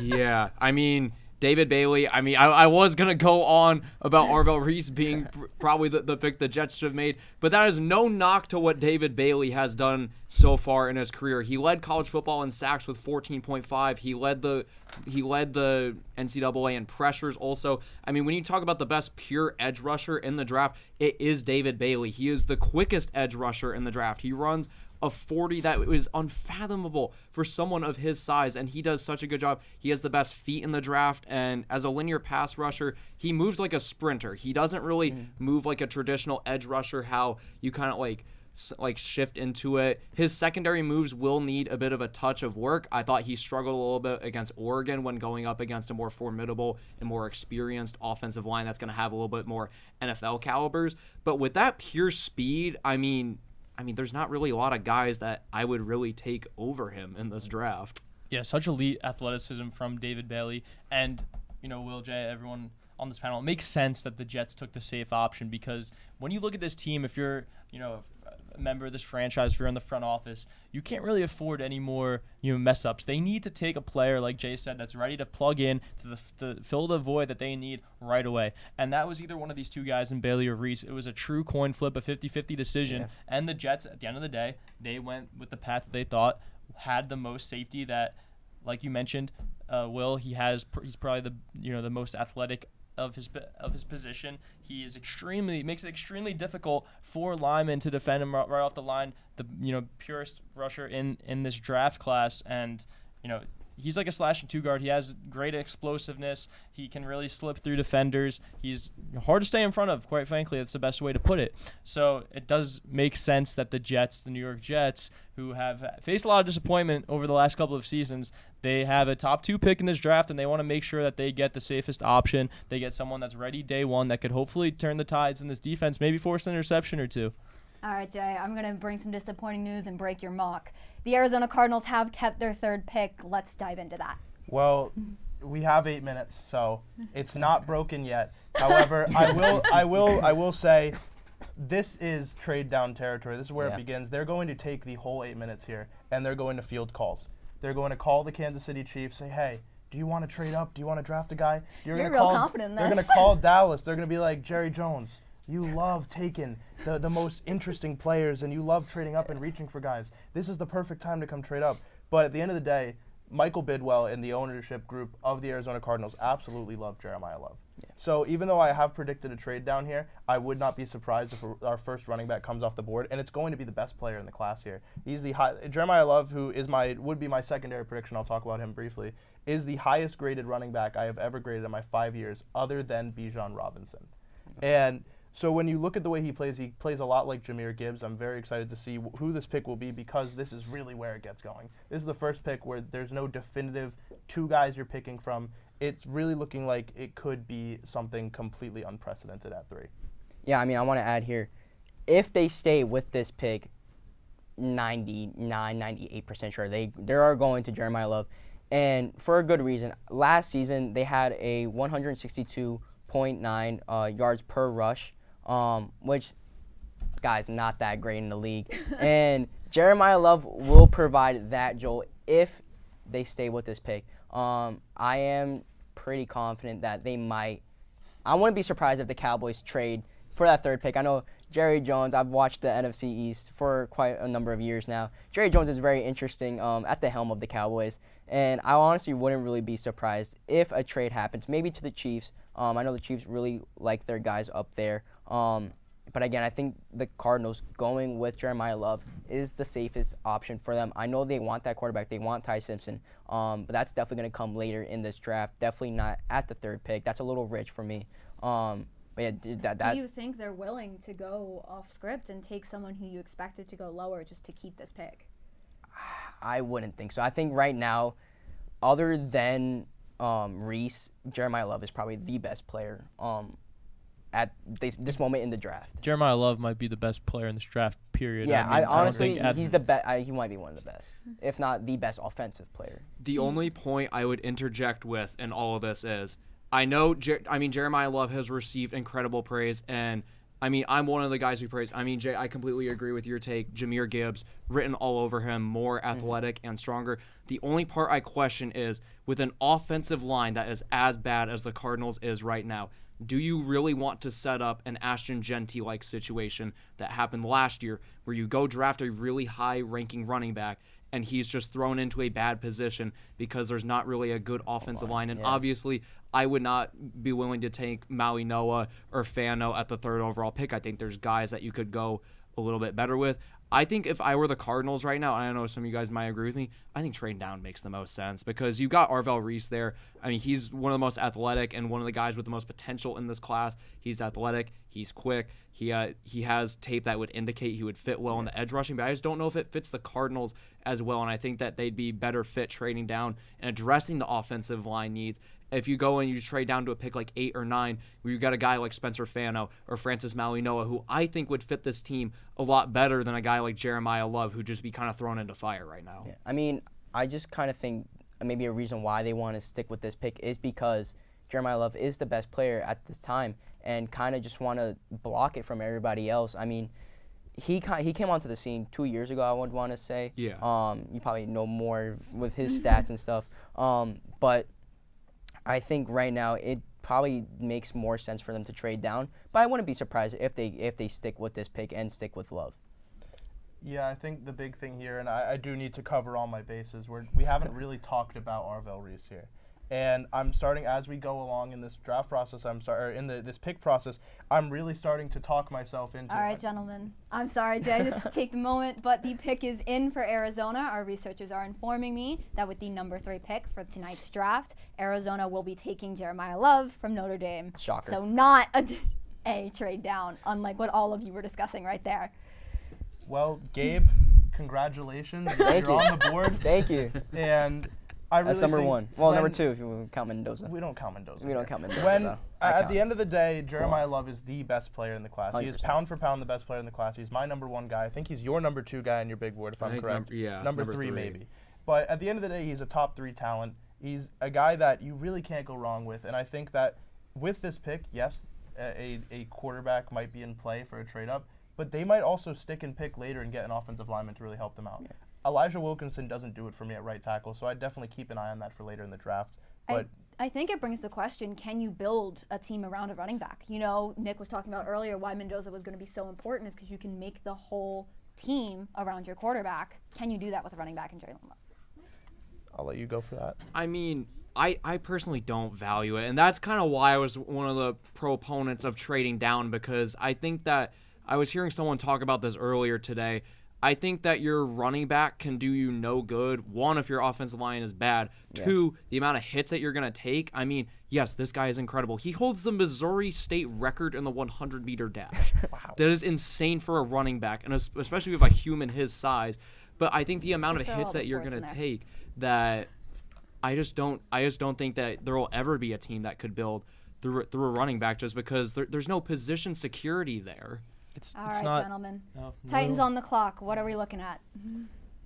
Well, Nick, you're the AFC guy. Why don't we start it off with you? We haven't done that yet, so. Yeah, real quick, because just before I got cut off there, I think we have a few moments, so we might be able to, jump back into the Titans in a second. But to answer your question, it's not feasible to build your team around a running back. The way that sometimes they're run to the ground, and like you said, Will, we've seen it time and time again. Saquon Barkley on the Giants didn't work out. That offensive line was poor for so many seasons. Then you go to he goes to the Eagles, and the rest is history. One of the best running backs single seasons of all time. Christian McCaffrey on the Panthers. It's just hard for these guys. Sometimes when they're in these new situations with the much revamped offensive line, with the good quarterback behind center, they play so much better. And they, both of those guys in McCaffrey and Saquon have had so much success with their new teams. But looking at Jeremiah Love, I mean, he's one of the most physical players. He has a workhorse mentality. He can catch the ball exceptionally well. He can run the ball down the throats of the opponents. But, looking at this Tennessee pick, I think that the right pick to make if you are the Titans is none other than Sonny Styles. It's another Ohio State guy. Obviously, it hurts to have to skip out on Arvell Reese, but it kind of just fills a void that Tennessee needs. Robert Saleh, the head coach now of the Titans, he's going to be entering his first season. I could see this as a similar move to how he had Fred Warner in his defense in San Francisco during that tenure when he was defensive coordinator there. And Styles is going to be a franchise cornerstone for this Tennessee team if he were to be selected. We mentioned how his combine kind of, spiked up his ranking on the big boards and in the mock drafts, but he's someone that can line up in the defensive front. He could play really anywhere. He, gets to the action very quickly, gets downhill. He is, very good at diagnosing the different play types and where he has to position himself. He has great leverage. He's a very athletic player. It seems that the Titans now are, they're still a young team. Cam Ward was the #1 pick last season. They had a lot of offseason pickups that they've made, new coaching staff here. Now they bring Dable in as offensive coordinator. So it seems like there's a lot of hype around this Tennessee team. And if you can get someone like Sonny Styles that's going to be inserted right away and be able to make a difference right away, he's, an emerging player. He has a lot of great traits that you look for, versatility, and it seems like he's an NFL ready player that's going to be able to play at this level. I want to start off by stating a weakness of Sonny Styles, just so everyone here understands how good of a prospect this is. I watched a ton of Ohio State football, and one of the weaknesses I have noted is that he typically takes himself out of position when he misreads backfield action. Okay. And in other senses, that means he is over-analyzing it so much that he is sometimes taking himself out of position. I mean, guys, when that's your #1 weakness as a linebacker, and especially as a safety convert to linebacker, I mean, that just says all that you need to know about what this guy can bring. Ohio State has had the #1 run defense in college football the last 2 years, and Sonny Styles is a main reason for it. He attacks ball carriers downhill really well. Like you said, Nick, he is one of the best if not the best player in the draft at identifying run coverages, especially lineman setups. He does a really good job of exploiting A-gaps. And what we haven't mentioned so far is he is incredibly good at coverage. Sonny Styles, he was, like we mentioned, he was a safety convert. He matches up really well against tight ends and especially against running backs in the backfield, especially with the way the modern NFL is moving on, where running backs have to have an even bigger role in the passing game than ever before. Sonny Styles' role in that becomes more valuable than ever before, and I think that makes him worthy of such a high pick like this. All right, gentlemen, the pick is in. Our researchers are informing me that with the 4th overall pick for tonight's draft, the Tennessee Titans have picked Carnell Tate, the wide receiver from Ohio State. I don't think any of us are putting our money on that one. Man. Before the pick was announced, I was going to talk about Arvell Reese, but the Legion of Bald leaving it all on the table and drafting a wide receiver. For context, there are 8 bald head coaches, or bald coaches on the Tennessee Titans, which is why I've been calling them the Legion of Bald this whole process. But Carnell Tate has the highest floor of these 3 wide receivers. I think that he can definitely play at a higher level, and for what the Tennessee Titans need, he's a great fit, and he's been a guy that I've been mocking to them somewhat consistently. I think Arvell Reese would have been the better pick, but for what his Ohio State teammate Carnell Tate can do, I'm very excited, and I'm excited to see how this shakes up the rest of the mock, because he's a guy I've been having going 7, 8, 9. All right, gentlemen, we do have to take a quick recession. We'll be right back after this break.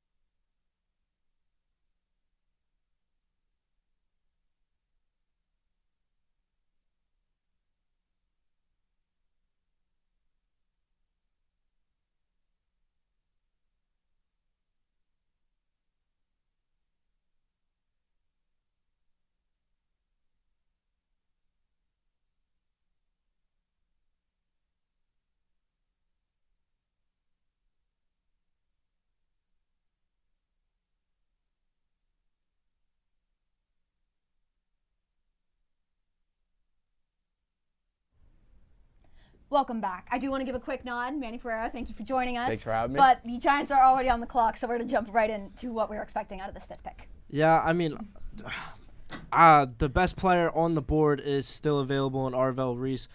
His teammate Carnell Tate was just the biggest surprise pick in the draft thus far. I know we're only 4 picks in, but that was not mocked, I think, anywhere throughout the entire world. But Arvell Reese, the best player in this draft, according to my big board, according to a lot of boards overall, one of the most versatile players in this draft, one of the few Ohio State Buckeyes who was projected to be picked in this top 10. I think it's just going to be a great fit for the Giants. The Giants have a lot of leeway here, though. They can also go with Sonny Styles to kind of solidify that defense.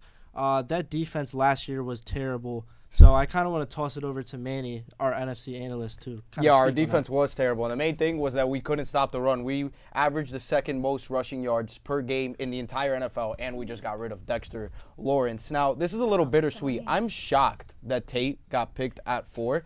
So now Styles and Reese are available. Why do I say bittersweet? Odds are that one of those guys are going to end up in Washington, and with Dan Quinn, who's a man on a mission right now, as the head coach over there in Washington, him with one of those guys, I mean, that's All right, scary. Gentlemen, are you ready to hear the Giants pick? Oh, we picked already? All right, let's do it. Our researchers are informing me that with the 5th overall pick, the New York Giants have picked Arvell Reese out of Ohio State. Jay, you are physically buzzing next to me. Let's jump right on this. This is a spectacular selection. Now, this opens up so much for the New York Giants. We've talked about their linebackers, their safeties, but what Arvell Reese brings to this team is so much more. He can play linebacker. He can come off the edge. And now this opens up a chance for us to move our last top 10 edge rusher that we've drafted, besides obviously Abdul Carter, in Kayvon Thibodeau. Before the draft started, a lot that came out was Kayvon Thibodeau really does not, Joe Schoen really does not want to move Kayvon Thibodeau. But with this selection, this tells me that one of the best players in the class, he's my number 3. I know he's Tyler's number 1. He's Will's, I believe, number 2. But one of the best players in the class on the board, you take him. He can play linebacker, and he will, I believe, start over Micah McFadden at the linebacker position. But he can also come and play off the edge and relieve that pressure that Kayvon Thibodeau was doing. And then we can trade Thibodeau for a 3rd-round pick. So to me, this is huge, absolutely spectacular, and a great move by Joe Schoen and, of course, John Harbaugh in his first draft, taking what is given to you and running with it. Yeah, I mean, he's very young. Obviously, the sky's the limit for this kid.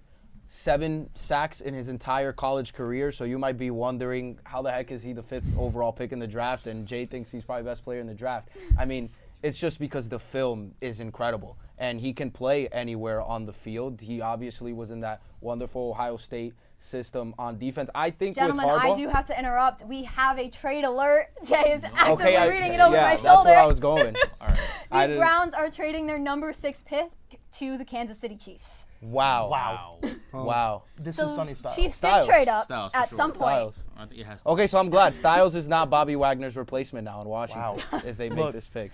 Gabe Garcia is somewhere fuming right now that the Cowboys didn't trade up for this pick. Unbelievable. And you saw me, I hit the little meme face with my head on my hands on my head. Wow. And this kind of cuts us off, and I think we've talked enough about Arvell Reese at this point. Yeah. Who's Kansas City picking here? Is it a clear-cut Sonny Styles, or are we thinking this might be someone else? I think it has to be Sonny Styles. Honestly, Steve Spagnuolo, I think this is what he loves in his defense, versatility. He loves the high schemes. He loves the if your defensive coordinator loves to blitz from the cornerback position, then he loves to blitz from anywhere. A defensive coordinator as crafty and as special and as great as him, I think with a player like Sonny Styles, how we're talking about how versatile Arvell Reese is, I think Sonny Styles is just as versatile. I think, the Chiefs, they traded away a lot of their secondary in the offseason, and the only way to kind of, help your secondary out is you got to get pressure on the quarterback. And even, if they, don't have him rush all the time and he drops back in coverage, I think he can do that too. He has tremendous size, tremendous length to be able to do so, and I think Steve Spagnuolo is going to love him if the Chiefs do draft him. Yeah, a quick shout, though, I want to give is Mansour Delane. But I do think that the Chiefs will take Sonny Styles here just because they traded up for a reason. Obviously, they didn't think Sonny Styles was going to fall this far, and they jumped Washington to Manny's point. But I do think that Mansour Delane is a player to watch in this position because they did ship off Trent McDuffie this offseason, and you want a great secondary.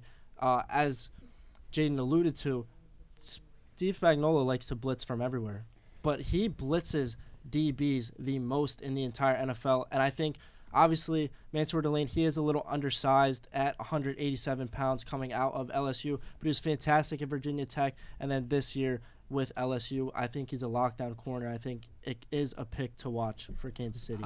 I do want to add on real quick. You talk about his size and how he's undersized, but I think that's no problem for Steve Spagnuolo. You look at Trent McDuffie. Trent McDuffie is about 5'10". Very, very short DB. He can line up anywhere. He can line up on the outside. He can line up in the slot. He's a very, very great technician at the DB position. So I think he's kind of looking to do the same thing with Delane here, and I actually like that pick as well.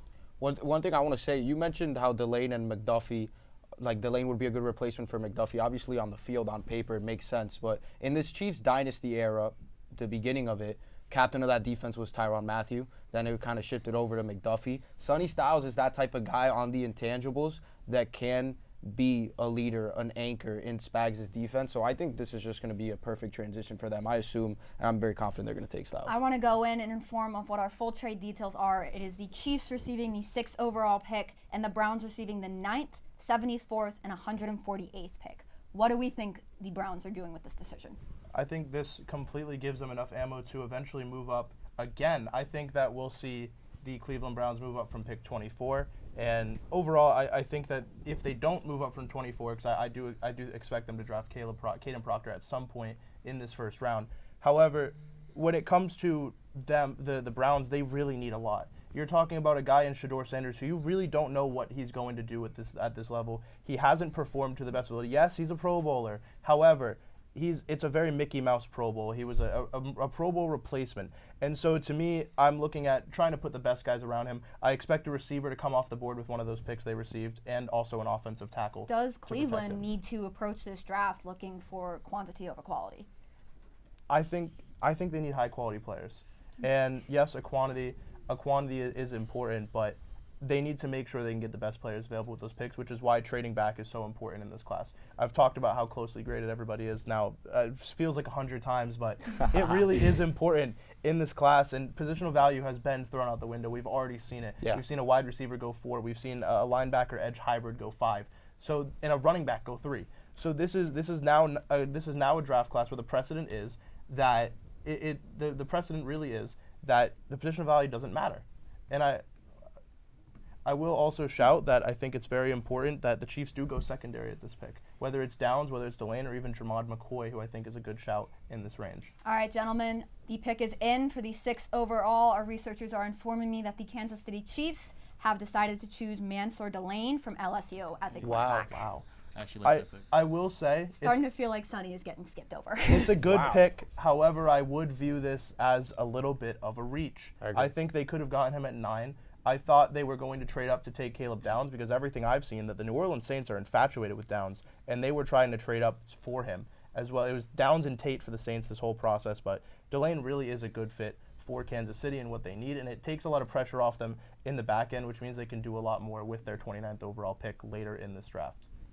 Yeah, I think they traded up, though, because when the Chiefs front office, when that coaching staff sees somebody that they want, they're not afraid to go after it and go get it. We've seen this in the past with a flurry of moves, and I think they traded Trent McDuffie to kind of, get off of a nearing expensive contract to kind of complete, to push this dynasty a little further and, give it more life. And I think Mansour Delane kind of slots in perfectly for that defense, as I stated previously. So I think it's not a shock that the Chiefs go ahead and get Mansour Delane. The trade a little bit, but when the Chiefs see somebody that they want, they go after it. That's exactly what they do here, and I think they get the player that they think fits the best for their scheme. Well, Tyler, I want to ask, and I want to direct it a little more to Delane in college.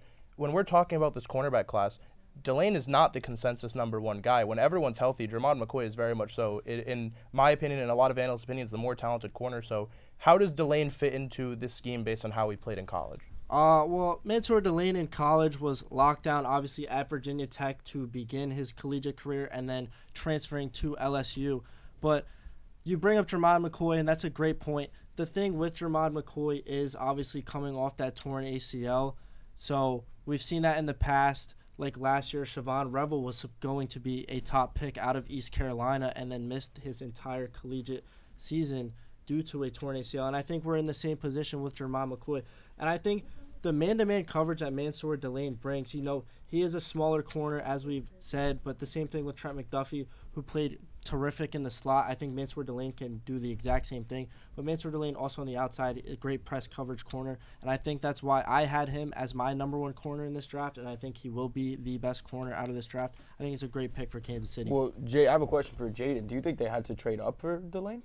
I don't think they did. I think they could have waited. I think everyone was so worried about pass rushers, guys can get after quarterback hybrid guys, that they really could have waited, whether it was for McCoy, whether it was for Delane. I do like the McCoy pick over Styles, just because kind of what Jay was saying. I kind of do agree that he's somebody that can shore up the back end. And you still got that defensive line. They're an older defensive line. You still have Chris Jones, but you still have them there. So and now that we're starting to see that some of these hybrid rushers are starting to drop in the draft, I think that they didn't need to draft up to get him. But he definitely was the first corner to get off the board. He was almost a 4-year starter in college, so a lot of experience. He's very smart. I think he has ball skills. He's very, very agile, very, very fast, and I think that's what Steve Spagnuolo wants in his defense. He wants a smart DB that he can put anywhere, that can make plays on the ball for them, just like how Trent McDuffie did. So I think that's a great replacement. In terms of Sonny Styles, you can't go wrong with either pick, in my opinion. But I do like the Delane pick, but they could have waited, in my opinion. Yeah, now, unfortunately for you, Manny, Sonny Styles still available here for Washington. So do you think that is the pick here? I think it has to be. I mean, Bobby Wagner, right, just left Washington. His prime was spent in Seattle. His DC was Dan Quinn.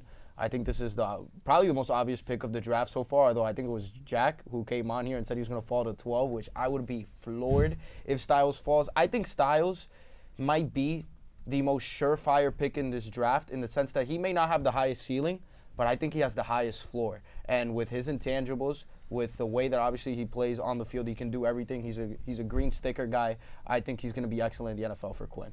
All right, gentlemen. To no one's surprise at this point, we've waited long enough. My researchers are informing me that with the 7th overall pick, the Washington Commanders are picking Sonny Styles from Ohio State. Manny. I'm sorry to inform you. I like being right, but I don't like that I was right about this one. Comes with the cost. Yeah, I think, and I when I look at this, and I'm trying to be as impartial as possible in analyzing this, Sonny Styles is super rangy. He's a guy who you can play at safety. He played safety for his first 2 years at Ohio State. His brother, Lorenzo Styles Jr., plays safety as well, so expect him to come off the board later in this draft, but he doesn't play like a linebacker. He really doesn't. He plays. I actually have him comped to Kyle Hamilton over what I have as Caleb Downs, because of the way that Sonny Styles play. He's so fluid in zone coverage. And I know that Will earlier in the last segment did bring up that he kind of brings himself out of coverage, and sometimes he'll drop himself out of position, but that's a very coachable thing. And Dan Quinn, when you're talking about defensive coaches, is that guy. This is the same guy who brought the Atlanta Falcons to a Super Bowl. And this is the same guy who was the DC for the Dallas Cowboys, and he brought the Commanders to an NFC championship. So taking Sonny Styles is a prototypical Dan Campbell pick, and he's going to be the general of this defense. And I honestly wouldn't be surprised if Sonny Styles wasn't a captain by the beginning of the 2028 season. I think he can be the captain by his rookie year. I mean, we've seen that. I think Daniels was the captain his rookie year as well. So pretty short lane to get him some time on there. But yeah, I mean, Washington, they are my biggest thorn in my side. But that's not really relevant when we're talking about Styles and that whole defensive line. We were talking earlier about how defense is a key of this draft. Do you think Styles is going to change the whole direction of this draft and bring that defense forward? I think so. Obviously, with Quinn, you always have an identity on the defensive side, but the reason that they weren't able to get over the top against the Eagles was that defense. And last year, with Daniels hurt and that defense didn't necessarily rebuild the way that it expected, then you got to get a guy like Styles, and he has to be the guy that turns it around for you and is the X factor. I think Quinn is a little bit on the hot seat. I mean, he's great. We talked about how great he is, but after last year and his side of the ball hasn't really been resolved yet, I think he's got some pressure on him, but this pick is great. He's definitely has a sigh of relief right now. So. Yeah, I think this Styles pick is really going to kind of save Dan Quinn from being fired and kind of take him from being looked under the microscope. And Sonny Styles, obviously, as we talked about, Jay bringing up Will saying he gets lost in coverage at times, which is very coachable, and you have one of the best coaches to fix that. And that partially comes from Sonny Styles was an All-American safety in 2023-2024 season. It's crazy. So well, it and sounds now like playing we are at predicting linebacker. Sonny Styles is going to save a career as he starts his own. But the New Orleans Saints are officially on the clock. What are we looking at for this 8th overall? The New Orleans Saints, yeah, go ahead, Jay. The New Orleans Saints should sprint to the podium right now. Jordan Tyson is my number one receiver in the class, and he's been getting top 10 shouts all week. This is the guy that Joe Shane, of all people, wine and dined at his Arizona Pro Day. He took him to a steakhouse. He is the prototypical guy, and so the Saints can do the funniest thing here and steal a player from the New York Giants. And I think it's a great player, too. We've been talking about a guy who can comp up next to Chris Olave for months now, and a guy that they can really provide Tyler Shuck, because Tyler Shuck needs pass catchers in order to develop. We talk about they picked up Travis Achan, and they have Chris Olave, but there's no number 2 option besides then. So to me, Jordan Tyson should be the pick, and I think they should be sprinting to draft him. So I got 2 things in mind here for New Orleans, because I don't think I wouldn't take receiver this high if I'm the Saints, just because with Shuck, I mean, the passing game was good enough, and if you think Bain is that guy despite the short arms, then I think that would be a good pick for them defensively. If not, they'll trade down. There hasn't been an offensive tackle picked yet, so I think they're getting a lot of phone calls right now. There's somebody probably looking for their future OT, whether it's Maui Goa or Fano, maybe. Well, the future is in. The New Orleans Saints, according to our researchers, have picked Jordan Tyson, wide receiver out of Arizona State, for the 8th overall on tonight's draft. Look, I told you they were going to sprint to the podium, and I'm very proud of this pick because this has been something that I've mocked a couple times now leading up to this. And when you look at Jordan Tyson's the big thing is the injury concern. But I genuinely think that, and yes, he was favoring his leg at his pro day, but you look at a guy like Jordan Tyson, he has so much upside. He could be the wide receiver 1 on this team. And so, to me, Tyson really fits in. And when you're building around a young quarterback like Tyler Shuck, the window for him is a lot shorter than a guy like Jackson Dart because of the age. Tyler Shuck was 25 coming into the NFL. So, to me, it makes sense to give him a wide receiver who can develop and play right away. He's got a higher floor than Mekhi Lemon has, so it makes a lot of sense to pick him with Tate off the board. I think this is Kellen Moore. His fingerprints are all over this. I mean, if they had a defensive coach, maybe they would have thought like kind of the way I was thinking. But when he was in Dallas, you had CeeDee Lamb. Gallup had a few good years. Obviously, Amari Cooper was there. And then in Philadelphia, you had A.J. Brown and Devontae Smith. Now in New Orleans, he's got Olave and Tyson. This is what he's used to. So pick makes sense, actually, now thinking about it. Let's not forget, Kellen Moore is a former quarterback. Yep. If anyone knows what to provide a quarterback to do well in this league, it's going to be a guy like Kellen Moore, who played the position for so long and was bouncing around teams after he got drafted. And I believe it was 01 or 02. I'm going to need the researchers to fact check. Boise State. But a talented offensive mind, and there's a reason why he got hired here, even if some people thought it wasn't a great decision when he was hired. So to me, it makes sense that he's going to do what's best by his quarterback and pick up Tyson. I actually do like the Tyson pickup. If you just look at Tyler Shuck's play from last year towards the end of the season, it looked amazing. He could run the ball, he can throw the ball. You have Chris Olave opposite of him. He did have some concussion injury concerns, but I think that's the risk I'm willing to take, even if whether we keep or get rid of him. Because if we get rid of him, try to get something else even better, then we still have a guy like Jordan Tyson who I think can, take that receiver room and really excel him to the next level. He can kind of carry that receiver room. But if you keep both of those two, it's going to be a problem for every defense. Jordan Tyson, he's big, he's physical, he has great hands, his instincts, his route running, like a guy at his size who can do what he can do, despite the injury concerns. I think it's an amazing pick for them. Well, gentlemen, that brings us to a quick recession. Thank you again for joining us, and we will be right back.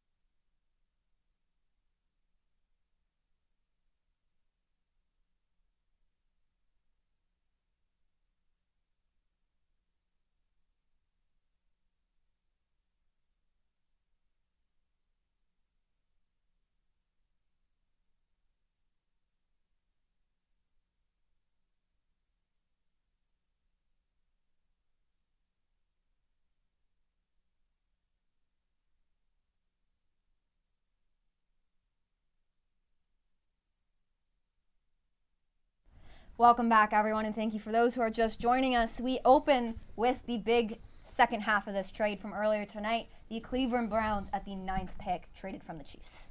Yeah, I think let's start off with what they do need. They need wide receiver. They need offensive line. To me, Mekhi Lemon makes a lot of sense, but you know who makes more sense is the guy they've been infatuated with this whole draft process.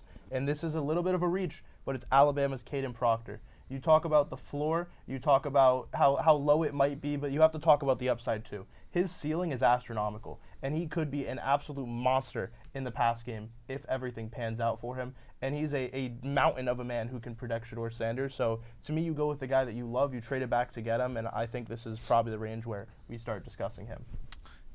Yeah, Jay, I mean, it could be Proctor, it could be Fano. I wouldn't be surprised. They're probably going to go with an offensive lineman. That's a big hole that this team needs to fill.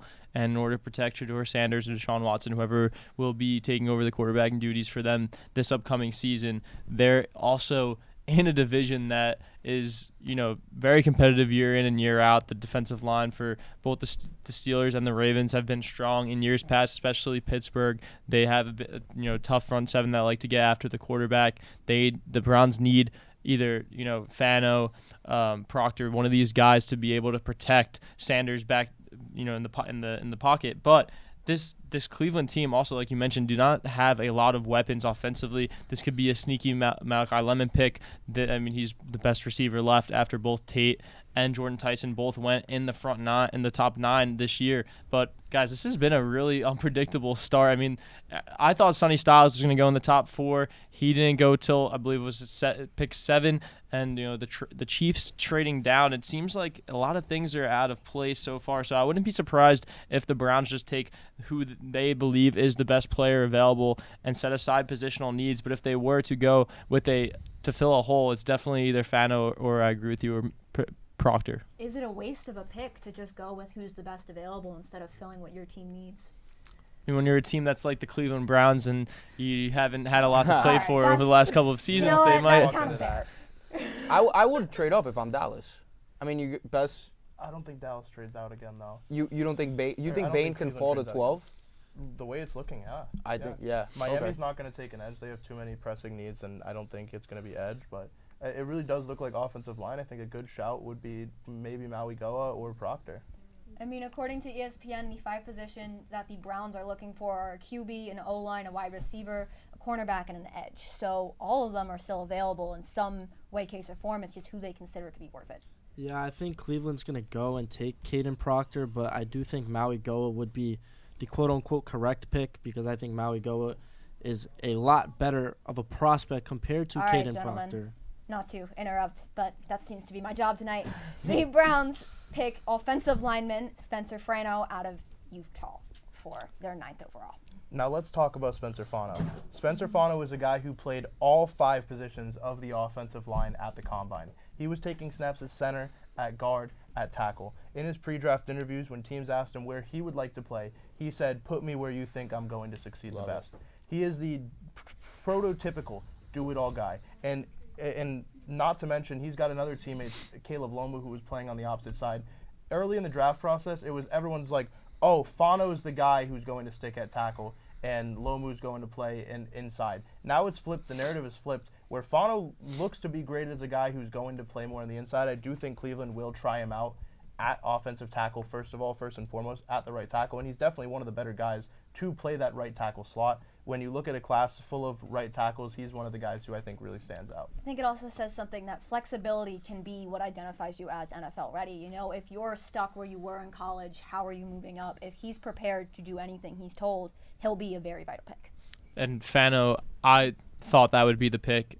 It was the pick, but in my opinion, he's the best tackle in this draft class. Like you mentioned, having experience with all those positions on the offensive line, he excelled in both tackle spots for Utah. He has a great build to him. He has great hand strikes. He can really move laterally. He's for his size, and that's something that Cleveland's going to need. He could be a good cornerstone for this franchise, and he only allowed just 1 sack in the past 2 seasons over in Utah. Team captain, he's going to be a culture setter for this Cleveland team, and a Cleveland team that is in dire need of one, and he's going to do great things. He's going to be able to prevent, the edge rush from opposing defenses, and the fact that they were able to trade back in this draft and still get a player in Fano that they might have taken with that 6th pick originally, I think that's a good sign for this Cleveland team that they're able to trade back and still get the guy that they wanted. All right, gentlemen, the Giants are on the clock. I think this is a trade we've all had our eyes on since they traded for this spot. I said trade. I meant to say pick, since they traded for this pick. And we go back to what they've already done tonight, and that is take Arvell Reese in the 5th pick. Now look, there's still one name, and it's his Ohio State teammate. And John Harbaugh should have the paper in hand and run his 40-yard dash to that podium, because Caleb Downs is still on the board. When you talk about what the New York Giants need, this is a Shane Bowen-led defense last year that was abysmal. And this is coming from someone who watched every single game last year. And it was a hard watch. So when I'm looking at what this pick needs and what the New York Giants do need, it is a safety. Javon Holland was not on the field all year, and Tyler Nubin had one of the biggest sophomore slumps I've seen in a while from any player, coming off of a pretty solid rookie year. And I really don't know if Tyler Nubin is going to be able to play and be able to stick there. And if he does, I think he can be very serviceable in the nickel, as well as Caleb Downs, I was almost going to mention his brother. Caleb Downs also can play in the nickel fairly well. So either way, you have some flexibility in the back end if you take him here. Well, we just saw Munkin, who's the head coach at Cleveland, coming from Baltimore, go to the trenches, take a tackle. We saw Harbaugh a few years ago, Jim Harbaugh, not John, his first draft when Malik Neighbors was available, he took Alt from Notre Dame, another offensive tackle. I think John's going to keep the trend going. The Harbaugh brothers, the Ravens way, whatever it is that you want to call it now, coming to New York, they like to dominate the trenches. They like to have their guys in their front 7 on defense and then also their front 5 over on offense. So I think they're going to go with Maui Goa here. But I do like the Downs pick. I wouldn't hate it at all. I just think Harbaugh's going to try to build his offensive line and solidify that for Dart, who was very reckless last year with his body. Yeah, the Harbaugh system is kind of dominated inside the trenches, as you alluded to. I kind of could see the Giants if they do not take Caleb Downs here. Obviously, you did say Maui Goa, but I could see the Giants. The phone could be ringing here, and they could get a lot of phone calls here for a trade, and I think they could go back to the trenches later in the draft if a trade was to be made and Caden McDonald be selected out of Ohio State. Well, the phone call is not coming, Tyler, because the Giants, according to our researchers, have made their pick with the 10th overall. They have chosen Francis Maui Goa. It's Harbaugh way. Yeah, Jay, you don't like it. Right back to the trenches. I think, and this has been, I am a very big believer in Jermaine Illuminor. He went off on Colin Cowherd on Twitter the other day for projecting a tackle to the New York Giants. And it's hard for me to say that coming off of the season that Illuminor had that we are drafting his replacement already. I also am a very big believer in Marcus Bowe. I think that the need for the New York Giants was in the back end, and now the second best player in the class is still sitting on the board at 11, and Miami has a free pick with the next selection. So what I will talk about Maui Goa, and I don't hate him as a prospect. He is a very talented prospect. He's a guy that I've had slotted as high as number 3 overall. And what he does bring is that very good run blocking acumen. So I think we will see a greatly improved run game. As long as his pass game can improve, this could be a great selection for the future. You just have to wonder if the Giants' track record with offensive tackles is going to catch up and keep pace. I would have that as a concern if our head coach wasn't John Harbaugh. I mean, when was the last time the Ravens missed on an offensive lineman in free agency or in the draft? So I personally love this pick. You mentioned it, his run blocking, excellent. Harbaugh, what is the first thing he's going to want to do is solidify the run game for the young quarterback. So I love going to Maui Goa here and the offensive line. I think the run game, the weapons, the secondary will figure itself out with Harbaugh. I also think this pick they leaned offense here to balance it out. Obviously, they went ahead and took Arvell Reese with the 5th pick just a few minutes ago, which I think was not only the best defensive player in the class, but the best player in this class. So I think it's kind of more of a balance thing as well. Obviously, you establish stopping the run, but also creating a run game in itself with Francis Maui Goa. You know, as we also said, Harbaugh loves to dominate the trenches. And Tyler, I'm going to interrupt you because I want to give Nick a second to speak before we switch over to the Miamis who are on the clock, but I know you clearly had something to say about this Giants pick, so real quick. Yeah, no worries. And obviously my priorities here tonight are more on the AFC side as lead AFC analyst, but I am just shocked that the Giants did not go ahead and take Caleb Downs with this 10th pick. I mean, you talk about one of the best players in this draft. Caleb Downs has, he might be the best player in this draft when it's all said and done. I know we've said that about Arvell Reese, we've said that about Jeremiah Love, but I really think it comes down to those three guys are going to be the three biggest difference makers from this draft class. And when you look at a player like Caleb Downs and what he's been able to do over the last couple of seasons, both for Alabama and Ohio State, just a complete difference maker on the defensive end. He's going to be someone that is not afraid to put his face in the fan, play in and play out. And Coach Harbaugh, he could have had his Kyle Williams back. Obviously, he left Baltimore for the Giants. There's a lot of similarities between those two. And I know a lot of NFC GMs around the conference. They do not want to see Caleb Downs in that conference. They don't want to see Caleb Downs. Every team that passes on Caleb Downs is gonna regret it. That's what a anonymous NFC GM said earlier this week. Just goes to show the type of player that Downs is, and for him to fall outside of the top 10 is ridiculous. I mean, this guy could have went in the top 5, top 3 even. I know he was as high as that at some points of this whole process. Well, like I vaguely mentioned, Miami is officially on the clock. Is this a free pick for them? Are we looking at Downs, and if he's out of this 11th spot, is this a wasted choice from the entirety of the league? What I will say is, if it's not this pick, it will be the next one. Dallas is these two teams, the next two teams, Miami and Dallas, are both in the market for a safety. It should be Downs. And this, I feel like how Mel Kiper felt last year when Shedeur Sanders was sliding. This is atrocious for me because of how talented Caleb Downs is. And I have him graded as the number 2 player in the class. And so to see him fall outside of the top 10 really doesn't make sense to me. And I understand the value for safeties isn't really there right now. But this is a draft class where positional value really doesn't matter. And so you go and you grab the best guy available. And for the past 4 or 5 picks, it has been Caleb Downs. The best fit and the best guy available. And he's made sense for all of these teams coming up, and especially the New York Giants. But we're talking about Miami. This is a team that really needs secondary, but they also need to help Malik Willis, who they view as their future. So if it's not Caleb Downs, and I will throw this name out here, it should be Makai Lemon out of USC, because they traded Jalen Waddle for the 30th overall pick from Denver, and so they have nothing for him. Right now their starting receivers are Taj Washington and I believe Malik Washington as well. There was some disdain in the way you pronounce that name. Yeah, I think it's Lemon. Yeah, I think Makai Lemon has to be the pick here. Yeah. Obviously, we've talked about Caleb Downs being one of the best players in this draft, and he's slid very far. And I think the Cowboys watching Francis Maligoa get selected at 10, I mean, that's probably the happiest that room has been, because now they get to pick between Caleb Downs maybe or Reuben Bain Jr. One of those two is going to fall to them, and they did not have to trade up, as a lot of people speculated, for them to go get their pick. But I think the Dolphins have to go and get Makai Lemon, because they traded Jalen Waddle to Denver for the 30th overall pick. And, yeah, just a new offense, a brand-new start, and I think Makai Lemon slots in really well there as the wide receiver 1. This is a team that just went out and they got a new quarterback. They got Malik Willis over from the Packers, who played great when Jordan Love was injured last season. And the reports are that Devon Achane, too, might be on his way out. There's no guarantee that he's going to be staying with this team. They're in a full rebuild mode. So I kind of agree with this might be a pick where you just go out and you try to get the best athlete available, the best player available on the board, which is Caleb Downs. So I could see them going that route. But then, like you said, Jay, you named all those 2 receivers, and if those are your starting 2 receivers, you might be in a little bit of trouble this season.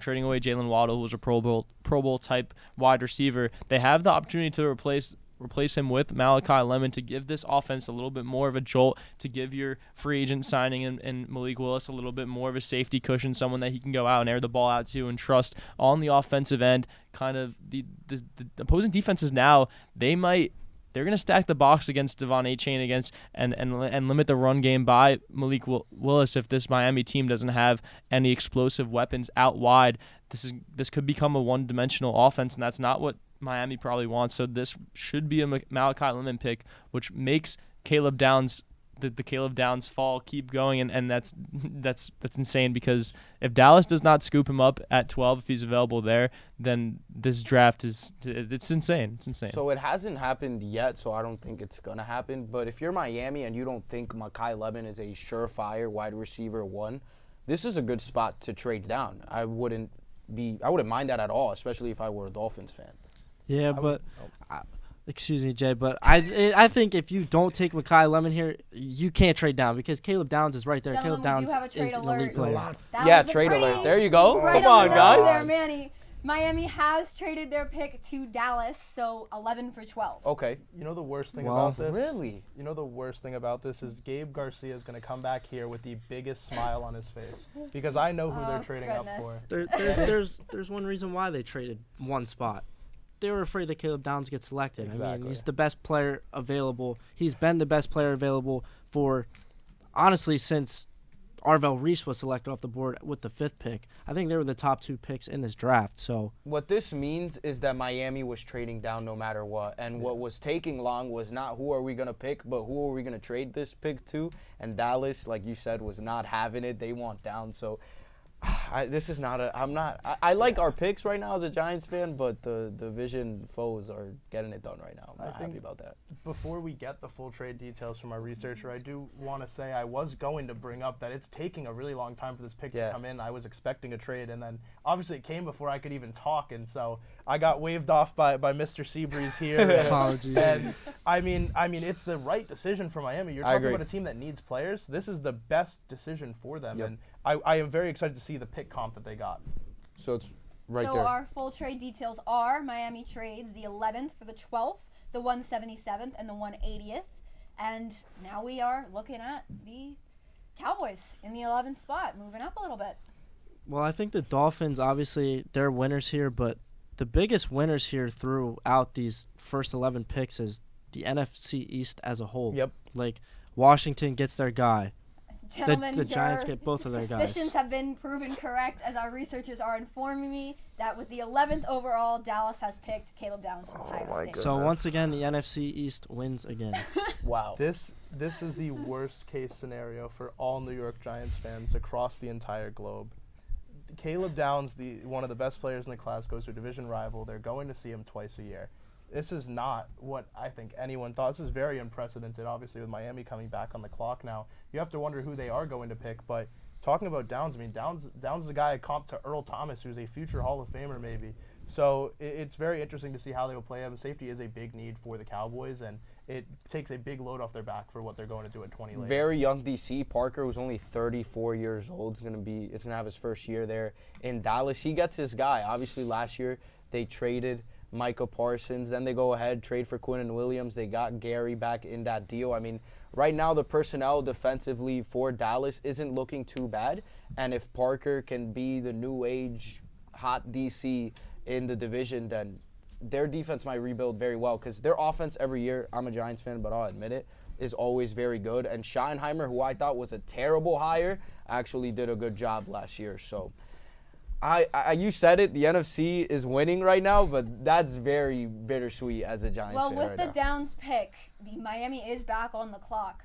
Are we looking at Lemon as our only option from you guys? It's Lemon or McCoy. Jermad McCoy, who, for all intensive purposes, I think can fall as far as around 30, which I don't think he will anymore. I don't think Kansas City would pick him at 29, but I still think he can fall as far as 30, McCoy. So, but I will throw his name out there because the talent is there. To me, Lemon makes the most sense. When you have a guy who, like I said, you view as the future, you take someone to help him. And if you want to keep Devon Achane, you take a receiver, and you take someone to take the load off of his back. Because Achane's not getting any younger. He's like, I believe, 25 or 26 right now. And the mileage is going to keep stacking up on a position that is notoriously one that you don't want a lot of mileage on a player. It's not like offensive line or quarterback where mileage doesn't change a ton. But with a running back, those guys are getting hit every single play, even when they don't get the ball. So to me, I think you have to get a wide receiver, take some of that pressure off of Achane, and allow Malik Willis to really grow to the guy that we all thought he could be back in 2022 when he was drafted to the Titans.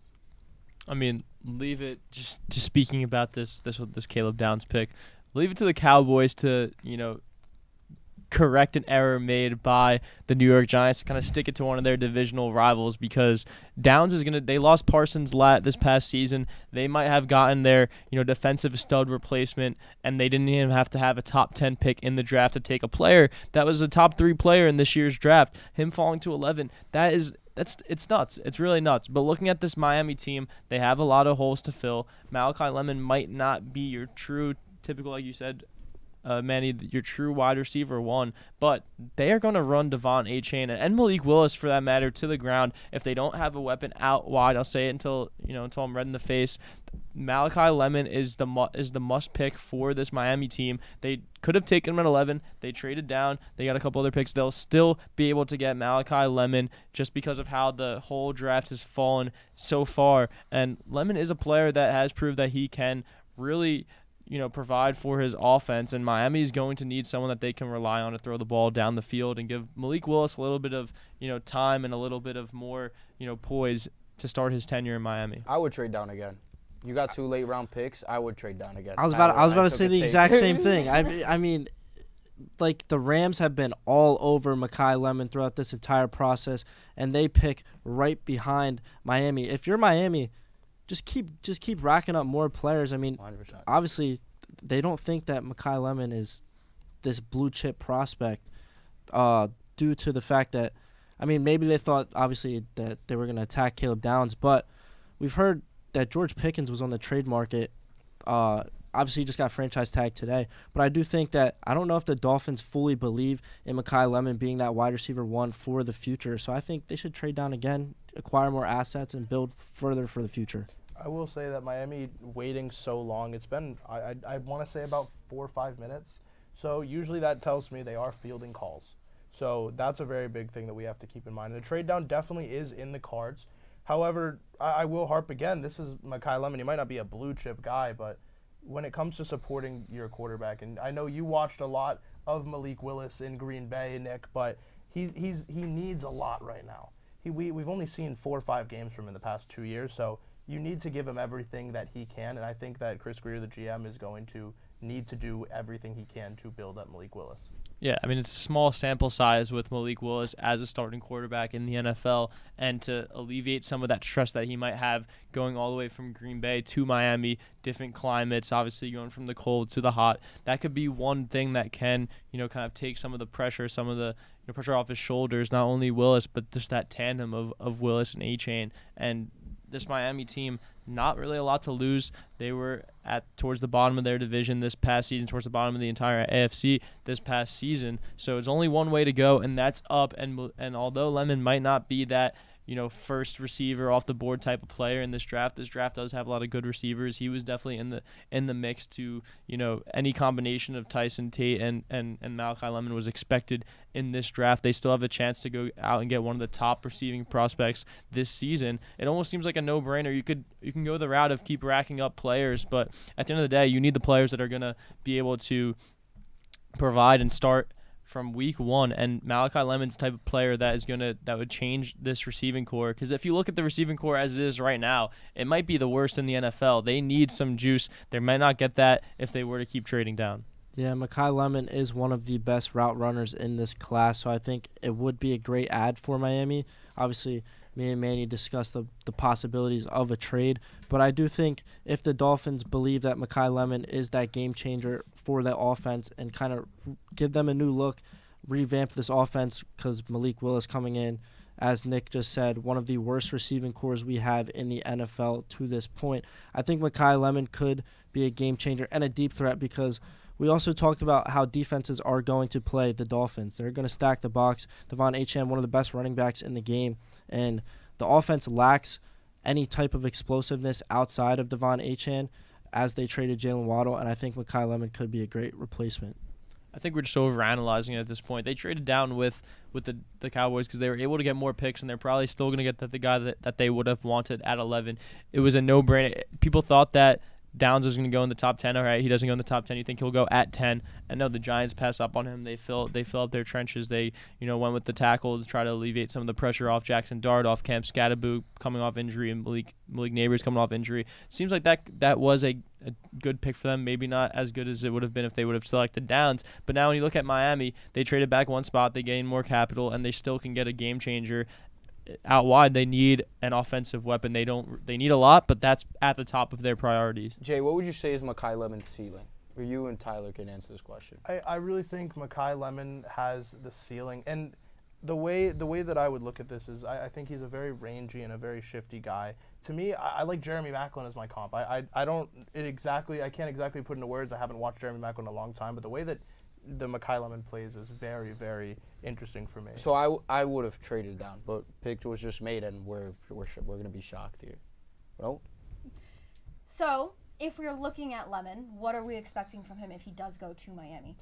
I think at the end of the day, when it comes to the Miami Dolphins, it has to be a safety blanket. Makai Lemon is going to be able to get vertical. He's going to be able to play it over the middle, and so when it comes to that, I think that Makai Lemon really offers a lot of versatility from multiple sides of the field, and he's going to be that guy that is able to get those other younger guys open.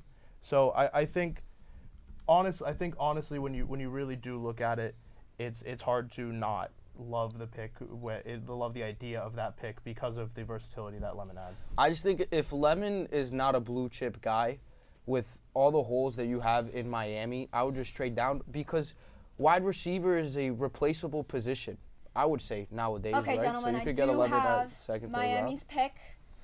Manny, you are correct. It's okay. Probably going to shock you. Yeah. Miami, according to our researchers, is picking Caden Proctor, an offensive lineman from Alabama. Wow. I'm actually not shocked with this because you thought he might have went a little bit earlier, Jay. And I mean, this Miami team, they do need to fill up some voids on the offensive line. It seemed like they could have went anywhere with this pick.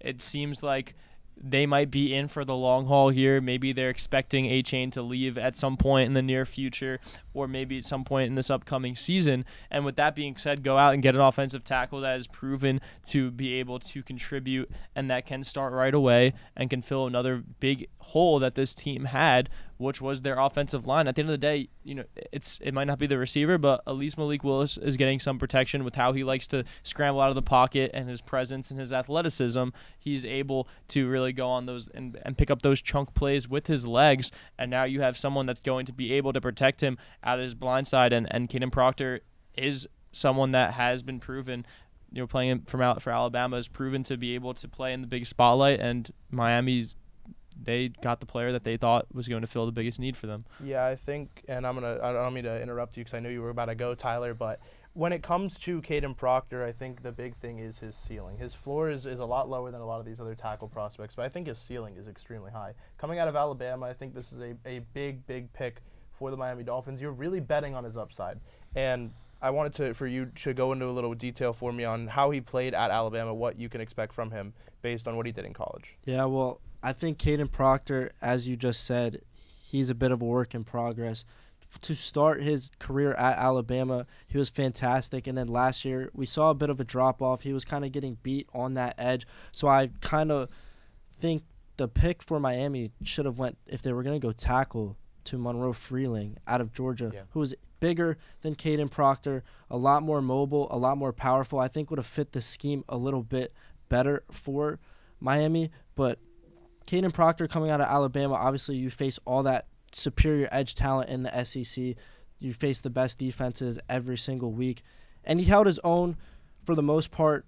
But last year, we kind of saw him kind of tail off towards the end of the season. Obviously, he had a little bit of an injury history, but I do think it is a decent pick for Miami, but I think if they were going to go tackle, I think Monroe Freeling would have been the better pick. All right, gentlemen, I am going to interrupt because the 13th pick is in from the LA Rams. They have selected Ty Simpson from Alabama. Wow. What? That is the first big surprise of the draft, ladies and gentlemen. And I see Will Gilhooly behind the camera right now is shocked. He's not taking it well, yeah. And obviously we just had Jaden on here, which I did tell him, look, watch out for the Rams. They could select Ty Simpson. I told Manny as well that is exactly what happened. 13 though? I thought this is what I thought was going to happen. Sorry, Evie. But I thought the Rams were going to trade back and go get Ty Simpson to build for the future, because this Rams team, and I think a little bit of a hot take. I think this Rams team is the Super Bowl favorite. I think they have the best roster as of now. They don't really have many needs, so I think picking Ty Simpson is big for the future. But with Mekhi Lemon sitting there, who has been the projected pick for over a month, I thought that's where they would go and then trade. I thought they were going to trade down and get Ty Simpson if that were to happen, but they just went ahead and picked him straight up. So I think that's the exact reason why you don't pick Ty Simpson with the 13th overall pick. If you are the Super Bowl favorite, let's load up. The window is so small. They might be the most win-now team in the NFL with Stafford's age. I mean, McVay's flirting with retirement every other month. So why? Because he's 38. You look at a guy who's 38 years old. But this is the same team that says to heck with the picks. Exactly. Not to heck with the picks, by the way. They use an expletive. Last time they drafted a quarterback in the first round was Jared Goff.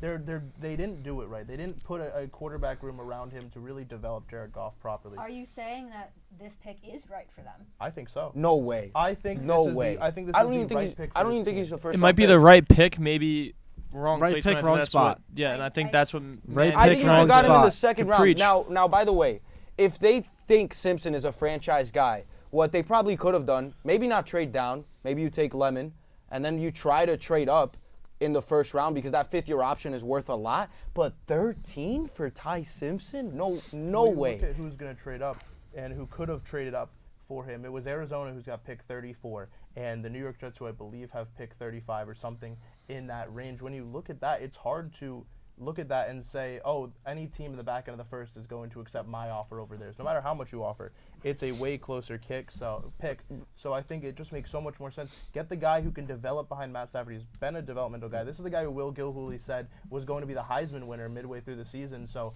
I do believe and I do trust that it's going to be that. All right, gentlemen, the Ravens are on the clock, but as we go. wait for that pick to come in, we are going to take a quick recession. We will be right back.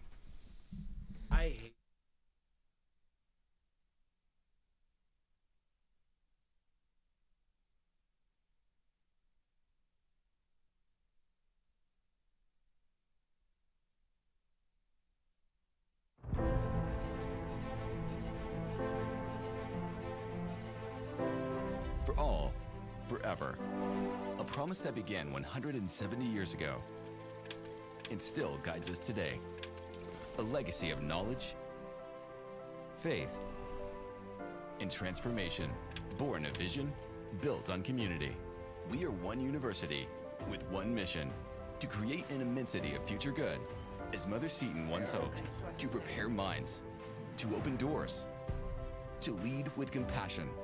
This is Seton Hall. Driven by purpose, united by faith, reason, and possibility. And now, a campaign to elevate every Setonian, for all, forever. A historic goal to touch every corner of our university and every member of our community. We prepare leaders through scholarship. We enrich education through immersive experience and global reach. We strengthen our cornerstones with academic excellence, research, and faith. Because every gift touches every student, today and for generations to come. For opportunity, for discovery, for community. Join us in shaping the next 170 years. For all, forever. A campaign for a greater Seton Hall.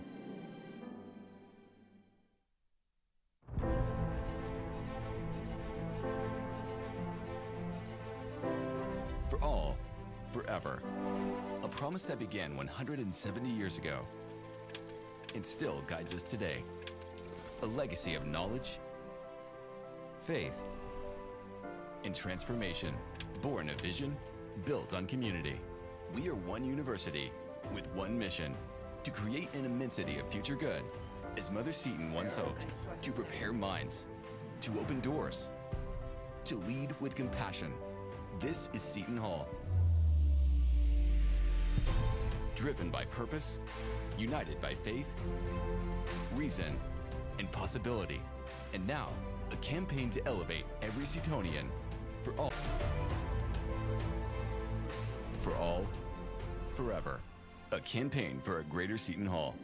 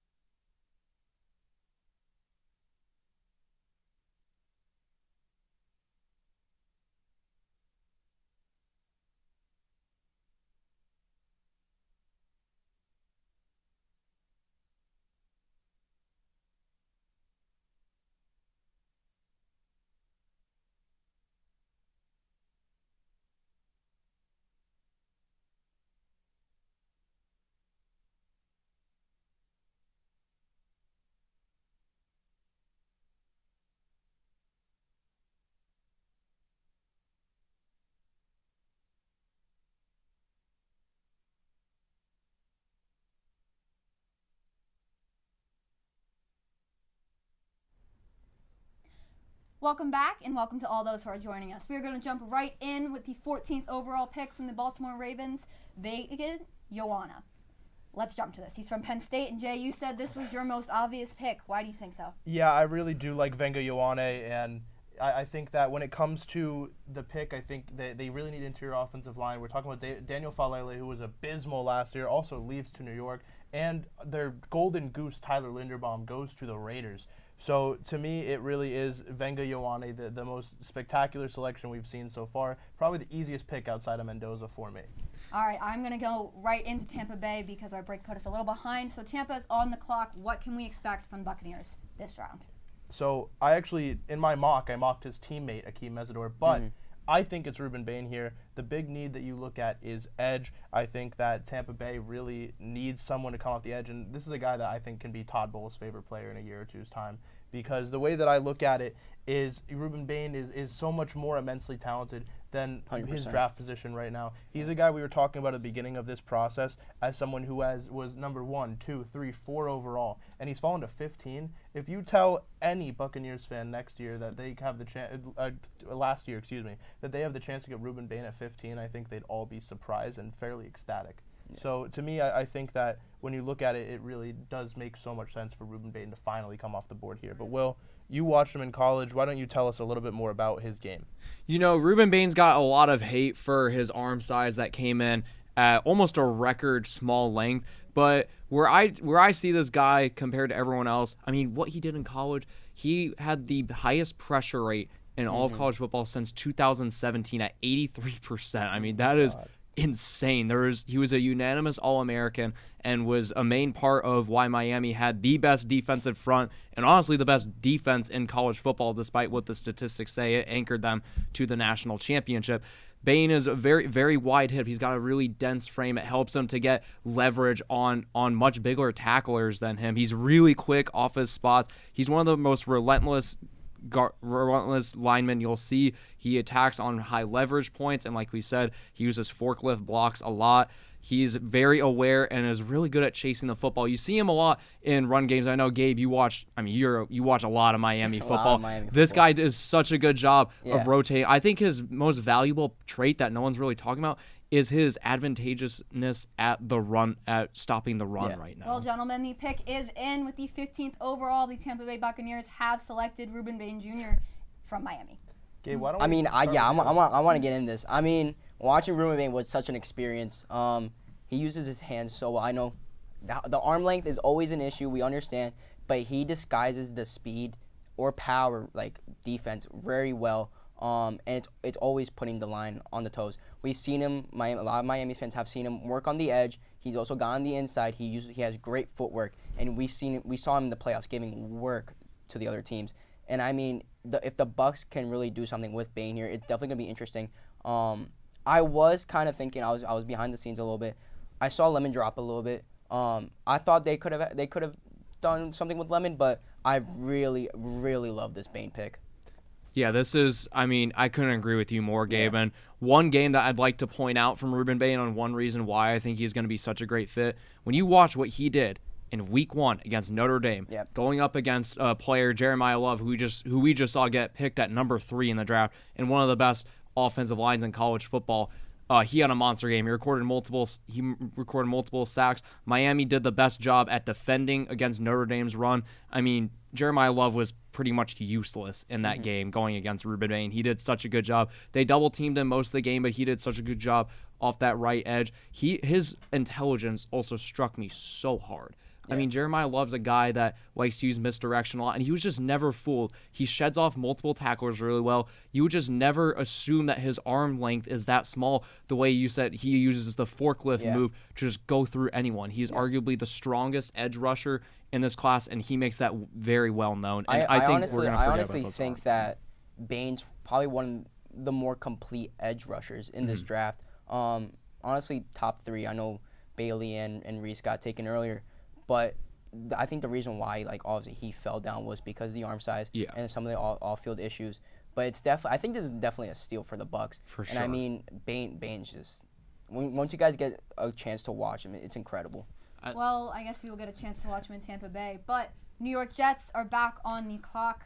let's talk about a failure of the state. Well, first of all, I'll say 4 words. Bane plays a lot bigger than he is, and that's not 4 words. But I'll move on to the New York Jets now. And I really do think that when it comes to New York Jets, the big thing is secondary. We talked about the edge. Yeah. This is a team that has no interceptions last season. They have a big glaring hole. We're talking about a former defensive back as their head coach in Aaron Glenn. I mean, the Jets have spent upwards of 50 years in the hole recently. So what are we looking for? This is their second pick in the first round. What can we expect out of them? I think we got to go defense again. I know you got David Bailey, but how Jay just mentioned, no picks in season. How do you do that? I think you need a guy that, has great hip fluidity, a guy that, has great ball skills. And I would go Jerry McCoy. Even though he's been injured, I would still take a gamble with that. He's a great player. We've seen him moving a little bit post-injury, but I think he's a great player. I was also thinking offense to maybe receiver to add something for Tyrod Taylor, but you got to go defense here because if you can only do but so much when you're rushing the passer. If you don't at least have one guy that you can rely on in that defense that can at least hold up against the number 1 receiver, then what's the point of rushing the passer? All they got to do is throw the ball deep one time down the field, and they make a play. But I think Jerry McCoy, he has great ball skills. He's agile. Despite the injury, I know people were saying that they were looking at like something might be going on with him again, where they're looking at him again. Something might be wrong with him.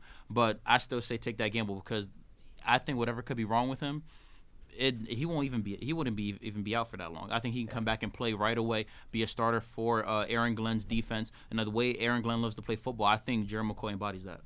Yeah, I was gonna get to Jermod McCoy just a second ago, and I really do think that he should be the pick here. He's a guy where the range, I think, varies very much because of that injury.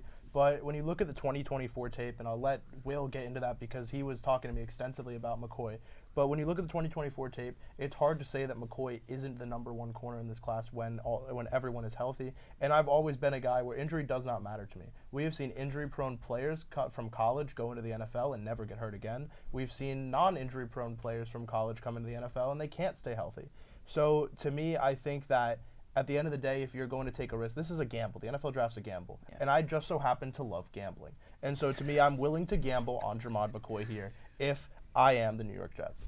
Yeah, I mean, Jermod McCoy, like you said, we were talking about this a couple days ago. I mean, this guy, he did miss the entire season with a torn ACL. But when he played in 2024, he was a second-team All-American, second-team All-SEC in his first season with Tennessee as just a sophomore. He's a really gifted athlete for his size. He only comes in at 6 foot, 188 pounds, but he doesn't really play like that. We mentioned Mansour Delane as I would say he was the best man-to-man cornerback in the draft. Well, now we shift over to the best zone corner in the draft, in my opinion, which is Jermod McCoy. There are some struggles with him at man-to-man, but he does acceleration really well, and he's really good in contested areas. All right, gentlemen, the pick is in. With the 16th overall, the New York Jets have chosen Keon Sequid, a tight end from Oregon, who we have been talking about in our breaks, but we were not talking about for this Jets team. What do we think? That is a weird pick. Yeah. This is a team that loved Mason Taylor, by the way, and this completely ruins the Carolina Panthers night. So to me, a great pick for the New York Jets. Kenyon Sadiq coming off the board, and just a guy that I think is very rangy. I think his range started at 9 before Cleveland traded back with the Chiefs. He really is someone who, and he doesn't get a lot of credit for his blocking. Mm-hmm. This is a guy who can play in the slot, and I project him to be more of a Colson Loveland, but he's definitely not a slouch in the blocking game. He can lay a block on a run, and his run blocking is pretty solid. Believe it or not, I do like this Kenyon Sadiq pickup. I wasn't really thinking of it at first, but if you kind of look back to the Giants, what they did when they brought in Isaiah Likely and they brought in, they drafted Theo Johnson. It's a 2 tight end system, a 2 tight end offense. That kind of makes it easier for your offense to work. With an offense that's not really that good for the Jets, you have Mason Taylor and you have Kenyon Sadiq. I think that'll really help them out with older Tyrod Taylor. You don't really have that many receiving weapons, and you have decent running backs, but I think that'll help them a lot. Kind of get them back on track. Have them do the basic things, the fundamentals, and running their offense. That'll kind of help them grow from there. Yeah, I really like this pick. You were talking about a lot of Giants tight ends, and one person that I see a lot of comparison to in this is Evan Engram and the way that he's used in the run block. He does a really good job in the slot, like Jay said. He's one of the best athletes that we've seen at tight end when you see a guy 6'3", 241, and yet he runs a 4.3, 940. For reference, Jeremiah Love ran 4.36. Just for a minute, because we are now reporting straight from the draft out in Pittsburgh from our WSOU partners in the field, talking to fans and getting the inside scoop. Let's take a look.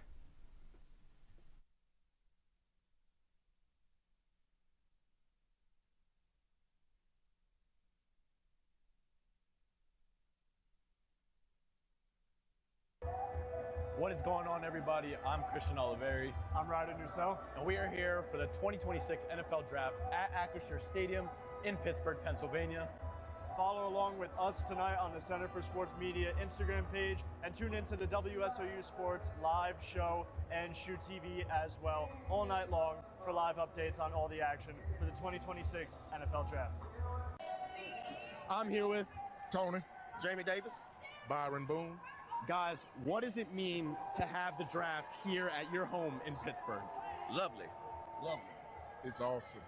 Man, it's a once-in-a-lifetime experience. You know, it's not every year that the draft is in the city. And so to be a part of this would be something we could be able to talk about years down the line with our grandkids, you know what I mean? Now, looking ahead, who are your guys' biggest prospect? Who do you want the Steelers to draft tonight? Oh, man, there's so many great players that's out there. I don't know. I wish we could get them all.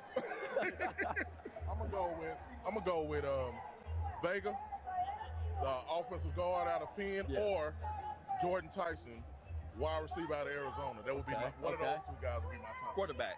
What's my man out of Arkansas? Taylor Green. All right, guys, thank you so much. Enjoy the draft. Appreciate it.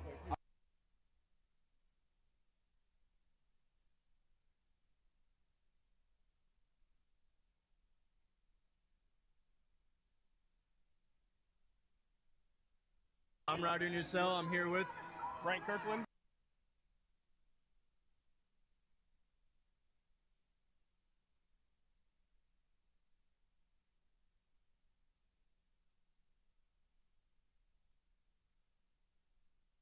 I'm Ryder Nussel. I'm here with Frank Kirkland and Jason O'Norrie. All right, well, thank you guys for taking the time with us real quick. So you guys came out here to see the draft. Tell me about that. Yeah, absolutely. So I'm from North Carolina. He's from LA. We're friends, and yeah, we wanted to come out and be in our first NFL draft. Awesome. Well, let me start with the Rams. Is there any position or specific player that you'd like to see the Rams go after this year? Yeah, I'm hoping they go offense. I've seen some mock drafts where like Malachi Lemon at number 13, or even like a trade back and grabbing that tight end from Oregon State. I would love to see two of those guys, or if any of the other top wide receivers drop. That's like my hope, but we'll see what happens. Gotcha. And is there any specific player or position that you'd like to see the Niners go after?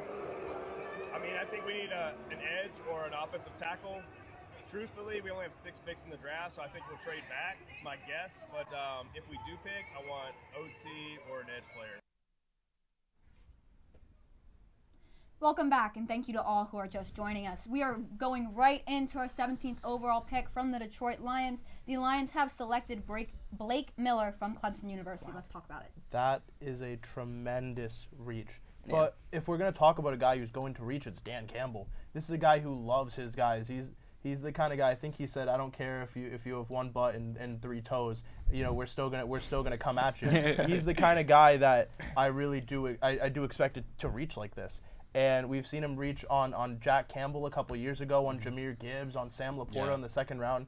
He's not afraid to make a reach. And so to me, Blake Miller is a very solid selection here, but they could have waited.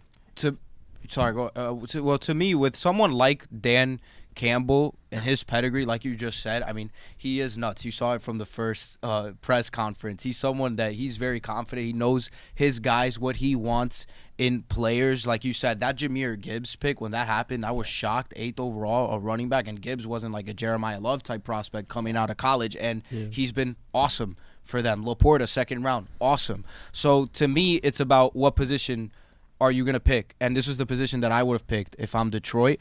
keep Sewell on the right side. You need to protect Goff because Goff under pressure is not even close to the same quarterback than when he's protected. That's got to be a number one priority. The running game's going to be there. The defense will be fine. I like this pick. I don't think, and it's only because it's Campbell that I like this pick, to be honest.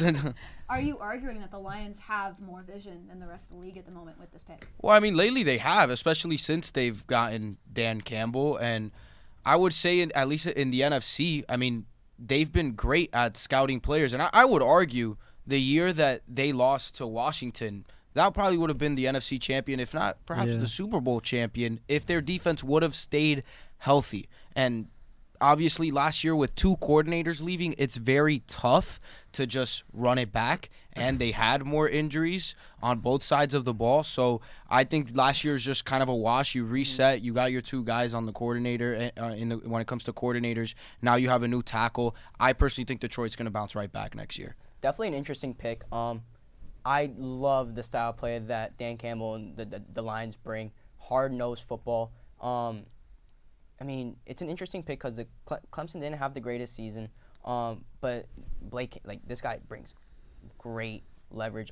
Huge guy, big hands, long arms. I love the fact that they have Gibbs and now Pacheco. I know Pacheco's a Rutgers guy. We don't like Rutgers here, but I love Pacheco. Jersey through and through. He's a hard runner. I think that with this pick, they're definitely going to up that running game. That's already great. My issue with Blake is his footwork, but I definitely think that could be coachable. His footwork is a little unsteady, which could be an issue, but I think this is definitely a coachable talent for the Lions. No doubt. I am going to jump forward because the Minnesota Vikings are on the clock. Okay. What are we looking for from our 18? Harrison Smith 2.0. I said it off the air. I mean, this is just, it's right there. This is somebody who's 14th in tackles in the Big Ten. I haven't even said his name. Thieneman, the safety out of Oregon who was at Purdue. So somebody who's played in probably the premier conference now. I'll go out on a limb. I'll say the Big Ten's better than the SEC when it comes to football for a few years. Yeah, I agree. So and he's awesome. Obviously, he's been someone who he was one of the anchors, if not the anchor, for that Oregon defense, which was one of the best teams in the country. He's going to fit right in Minnesota. Tyler, what do you have to say about that Big Ten claim and what it looks like for this draft class? I mean, we've seen Ohio State dominate the draft thus far, and I think Oregon is kind of that second team in the Big Ten. I mean, we can look at Indiana, and Indiana's spectacular run the last couple of years, but I think Oregon has kind of proven it a little more. But I think Indiana, obviously right up there, you could say those are the top 3 teams in college football right now, all coming from the same most premier conference in football right now.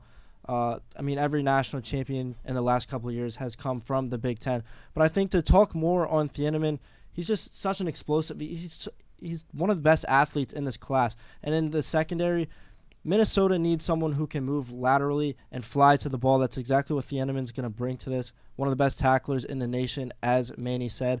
I think the way that he was able to anchor this Oregon defense, as well as what Manny said, and doing it in one of the best conferences, well, the best conference in college football, I think this is a great pick for Minnesota if they do select him here because, yeah, he is Harrison 2.0. And he's from Indiana. Just throw him in Minnesota. I think, perfect. Especially when you look at it. I think kind especially when you look at it, Harrison Smith is no longer on the roster. This is the first time since 2012 we have seen the Minnesota Vikings without Harrison Smith. And it's weird, especially as a fan. Yeah. I've been a fan of the NFL growing up for a long time. And so to see Harrison Smith as a free agent considering retirement, it's weird. But Dylan Thieneman can come in and get to the races right off where he left off. And so that's why it just feels like he's already a Minnesota Viking. And they haven't even announced the pick yet. And so I just think it's a great selection. It's a great fit. I've been mocking it all year. But you can't also ignore Toledo's Emmanuel McNeil-Warren. Yep. I think that he's very rangy. He's got the size. The problem is you don't know how he's going to transition from MACtion to the NFL. So it's going to be a big thing to look at on whether or not it's going to be him. And if it is him, whether or not he can adjust to a Vikings defense with Brian Flores. That is very, very aggressive. Yeah, that's what I wanted to add real quick. I just want to see Thieneman in a Brian Flores-led defense. Yeah. I think just having him fly all over the place is just going to be very exciting to watch if Minnesota can make that pick. I don't really see Minnesota going in any other direction here besides Thieneman or McNeil-Warren. All right, gentlemen, the pick is in. The Minnesota Vikings, according to our researchers, have drafted Caleb Banks, defensive Wow. lineman What? from Florida. This is about the 10th time tonight that I've seen that exact reaction from all of you. Let's jump right into it. So, for context, this is my 25th player in the entire class. However, I'm much higher on Caleb Banks than consensus. Consensus has him around 56. He's from Florida now. The big concern is, can he transition to the NFL level? Obviously, Florida, a premier program on paper, but they really have struggled a lot. But the way that I see it, and I'm not comparing him to Chris Jones, and I want to make that very clear because that's a very lofty comparison, but he does play very similarly to Kansas City Chiefs defensive tackle Chris Jones. And so I see the upside and I see the potential, and it's definitely there. And he's a project nonetheless, but on a Brian Flores defense, he is a monster fit, and in my opinion, the best defensive tackle in this class over a guy like Peter Woods out of Clemson and Caden McDonald out of Ohio State. It might be a little high, but it is a good fit. And mentioned earlier kind of with Campbell giving these coaches the benefit of the doubt. And I give Flores, when it comes to the defensive side, the benefit of the doubt. And this is a team that obviously, when Flores is your DC, you're always going to be able to get to the quarterback. Your defense is always going to be above average, but they weren't that good stopping the run. And Banks is going to be someone that's going to come in and help fix that. So if they can kind of have a more complete defense and kind of help McCarthy out as well, who didn't have the greatest rookie year, if I'm Minnesota, I would go all in on building the most complete defense that I can, and Banks is someone that fills a hole for the Vikings, so I don't mind it. I feel like he's gonna be a force. I mean, he's a big guy. He has used that like kind of step fake, and kind of a slap. He uses the slap. Sorry. He uses his hands. I think with his size, I think this is definitely gonna be interesting for the Vikings. I definitely thought they were gonna go more secondary, but I don't hate this pick. I don't hate the pick either. I think it's a pretty good fit, and I think we're kind of starting to see teams follow, like, look, we have to win the battle in the trenches, and we've seen that a lot over the last few drafts. And the reigning Super Bowl champion the Seattle Seahawks has one of the best trenches I think we've ever seen. 100%. And I think Caleb Banks really fits this mold here for Minnesota. He's explosive, and he does use that kind of slap swim move that Gabe alluded to.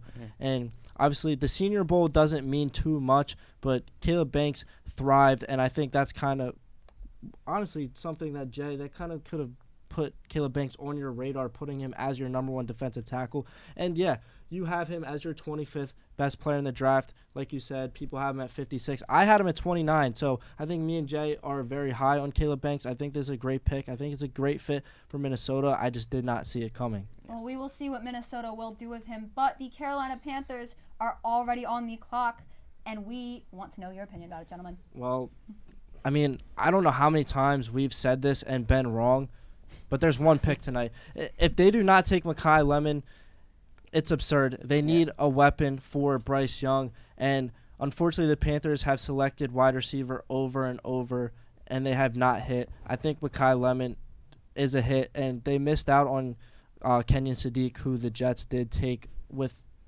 the 16th pick. So a few picks ago, they just missed out on him, but I think it would be a great addition for Bryce Young. And, we thought Mekhi Lemon might go right outside the top 10, and he has fell to pick number 19 possibly. So I think this is a great spot for Carolina. Well, with the 19th pick, according to our researchers, the Carolina Panthers have chosen Monroe Freeling, an offensive lineman from Georgia. I'm starting to pity Malik Lemon with the way y'all are talking about him. I was going to say I disagreed, and I promise you, I have the chat up as well when the researcher texts us. I did not know they were going to take Monroe Freeling. I'm going to preface this, but I was about to say before the pick was announced that I think Monroe Freeling is the pick here and the best option. And you guys at home don't have to believe me if you don't want to, but I'm telling you, this was on my radar because Monroe Freeling is a dog, and a literal dog too. He went to Georgia, a bulldog, and so not anymore. And so when you really look at the way he plays, he's very coachable, and that's the thing that a lot of these guys and these scouts and GMs have noticed. He's very coachable. He's very bubbly and a very great personality, which is why a lot of these analysts have all fallen in love with him. Notably, Mike Greenberg and Field Yates from the first draft. I always hear them talking about him, and he's a great selection here because they need to keep Bryce Young upright. I think they really have something good going here, and keeping him upright is super important. Exactly, and Canales as an offensive guy is going to do everything he can to protect his quarterback. I probably would have liked Thieneman in this spot just because why not get that dog on the defensive side for them, which wasn't the greatest strength last year. Lemon there would have been nice just because he's such a route technician, and that's the type of guy you want for Bryce Young. But you can't go wrong between Freeling, Thieneman, and Makai Lemon. They chose Freeling, and I don't mind going all in on protecting Young. Yeah. Look, this guy ran a 4.93 40-yard dash at his size. I'm going to say his height. He is 6'7". He's at 315 pounds. I know I got a couple of laughs. Yeah, there. I heard the crew from out here. The entire studio went crazy. I see the size. Like, he's so athletic for his size. And He fell a little bit, man. He a little bit. He did fall, but I really like this pick. I do agree. They could have gone Dylan Thieneman here, but again, you said coachability. That is one of the top, I would say, top 5 things a coach or a scout looks for a player. It's something that they could better, And I think the Panthers, they're definitely doing something here. They just made the playoffs this past season, and I think that this could definitely help them. Yeah. I think every team is looking for their coachability, and we were talking about this earlier with some other picks and choices, but the Cowboys are on the clock. They are a team who is looking to build. What can we expect from them? Yeah, I think the big thing right now is we talked about the possibility of going linebacker earlier in this draft. We discussed Sonny Styles in, I'd say, pretty big extent, but there's another linebacker on this board who I think is first-round talent, and that's C.J. Allen from Georgia. Back-to-back Bulldogs. And the big thing with C.J. Allen that I'll let Tyler know was his tackling. He struggled a lot with tackling in college, but it's a very coachable thing to fix. He is the guy who was calling the plays for Georgia. He was the leader of the locker room, a 3-year captain at the program. And to me, he is a leader amongst men. He is the guy, and I talked about, I believe it was Caleb Downs and a couple other guys who I think could be captains in short notice. I think C.J. Allen is a captain year 1 out of rookie training camp. That is how much of a leader he is. That's how much of a locker room guy is. That's how much of a gamer he is. And he's got the ball knowledge, and he's got the field vision to be that play caller on the defense. I would go all in on secondary here. Ready pick downs. Let's take McCoy. Right now, Deron Bland, corner 1. You need another corner by his side on the other side of the field there. So I would go secondary. Yeah, in the division, coming off of last year, maybe not the greatest quarterback or passing game division, but it has a lot of potential. If Daniels comes back, they're going to light it up. Jackson Dart, if he takes a step with his new head coach, they're going to light it up. And then Jalen Hurts, I mean, he had a great game against Dallas last year early in the season, so he can throw the ball as well, although a lot of people like to criticize him. I'm not one of those guys. That I think Jalen Hurts is still an elite quarterback, so you need to shore up the secondary because this is a secondary that gave up like 400 yards against Russell Wilson, and he sat the bench the whole year. I'm going to disagree with you literally only for one reason, and it's I brought him up earlier. Last year, Dallas took Siobhan Revel, who came off an ACL tear. Same thing with Jermod McCoy. They are blue chip talents, but the injury history scares me, and a lot of people have said that this injury for Jermod McCoy is a lot worse than Will Johnson's was last year, and they think it's going to impact him for a while. So I think C.J. Allen, like Jay said, is the pick. I think C.J. Allen is the smartest defender out there on the field and off the field. Just the way he processes everything, like Jay also said. I mean, he's just a field general, and he can fly everywhere. Yeah, he misses tackles, but, he's a physical leader, and he takes chances. That's exactly what Dallas needs, and I think C.J. Allen would be a great signal caller for Dallas to fix up that defense. Yeah, honestly, I think Dallas could use anybody on that defense. I mean, That's a good point. It's not. They're not hot, But I think C.J. Allen is probably the best fit for them. Gets great leverage. On the running backs, he marries them very well. I think, like you said, Jay, I think this is ideal for the Cowboys to get C.J. Allen here. I wouldn't even mind a Keldrick I do need to Falk interrupt pick. as we have a trade alert. Wow. Yeah. Okay. The Philadelphia Eagles have traded up With the for Eagles? Cowboys pick. Interdivision. They just traded with their rival. Yeah, and why? on top of that, What is Jerry doing? the Eagles have selected their choice for the 20th pick. Finally, Malik Levin from USC. Wow. Finally. Let's be honest here. They just paid a king's ransom. You So don't trade where's a division. Brown going? You That- don't trade. New A.J. England. Brown goes to New England. That's already been pretty much set in stone. Yeah. Whether it's tonight or it's after the whole Vrabel debacle, he will be a New England Patriot. So I know Jack Pine somewhere over there is very excited about that. But when I'm looking at this pick, it should have been Makai Lemon. That opens up so much. He should not have been on the board at this point based on everything that I have seen, everything I've heard, everything I've discussed. And so a crazy pick. And the NFC East is winning this draft right now, guys. Yeah. 100%. No doubt. 100%. The NFC East is killing it. I think there's something to also be said that Dallas has now appeared twice in this first round, and both times they have been a part of a trade. Part of a trade, yeah. I mean, I'm wondering what Jerry's cooking here. I don't know if I 100% like this trade for the Cowboys, but I mean, Lemon's a great target for sorry, I'm blanking here. He's just a great target in general. I'm sorry. But again, AJ Brown maybe to New England. I think this draft is great for the NFC East. I think it's even worse for Dallas because you traded with Philadelphia and then they took they took a receiver where you're weak in the secondary. So now Mekhi Lemon, not only did you just trade out of that spot and hand him to Philadelphia, he's probably going to torch you. So I assume Jerry made Roseman pay a lot of money. I mean, not money obviously, but pay a lot of picks. You have to pay extra cents on the dollar. I don't know. If you're going to trade with Dallas, no? When is the last time Philadelphia has ever lost a trade? Can point. you guys really, if we really think about it, Philadelphia is not a team that loses trades. Howie Roseman's a psychopath. And there have been multiple GMs that have come out and have said, I don't want to trade with Howie Roseman because it's hard to. And it's hard to come out looking like a winner when Howie Roseman is making so many good deals. And I hate to say it, but it's the truth. He's the best GM in the league right now. And we know better than anyone the last time that he made a deal or took a player from a division rival was Saquon Barkley, and that got them to the Super Bowl. But with Dallas, if you got the 23rd pick and you got those late round picks back that you traded away to Miami, you probably still end up with Allen or McCoy. It doesn't hurt for Dallas, in the grand scheme of things. Obviously, you traded with Philadelphia, and that really sucks. But you still have your defensive options there. McCoy is probably gonna be there. Dienneman, Keldrick Falk, even if they wanted a guy like Peter Woods or Caden McDonald, and then C.J. Allen is still going to be there. So they have options defensively, but just trading with Philadelphia is the real All right, gentlemen, question I am mark. going to interrupt as we are going to take a quick recess. While the Steelers enter being on the clock, we will come back with that information after this break. All right.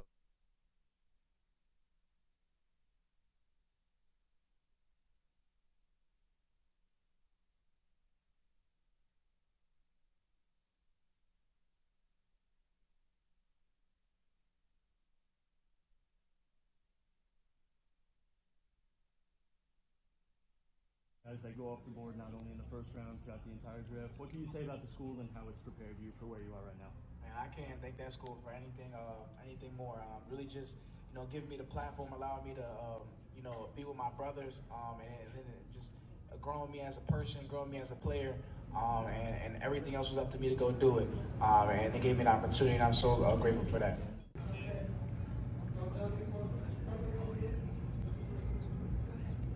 Arvell, Christian Oliveri, Seton Hall, Center for Sports Media. You talk about Coach Ginn being a big influence upon you. What's your favorite story with Coach Ginn?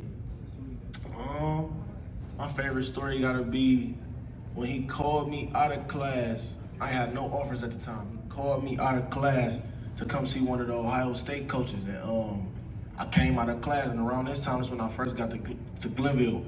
So I had to be 6'4", 200 pounds. I was skinny. You could tell, I had some work to do, but the coaches seen me. Again, trying to tell the coaches, I'm a dog and, I'm an animal, but the coaches weren't again was trying to talk their ear off and, tell them how much of a dog I was. And then at the best of the Midwest camp, I was 6'4", 230 in 3 months. Ran a 4.5 something, then again, had looked at me in a way, and the O State coaches right there looking at me. Then, that's probably my favorite moment.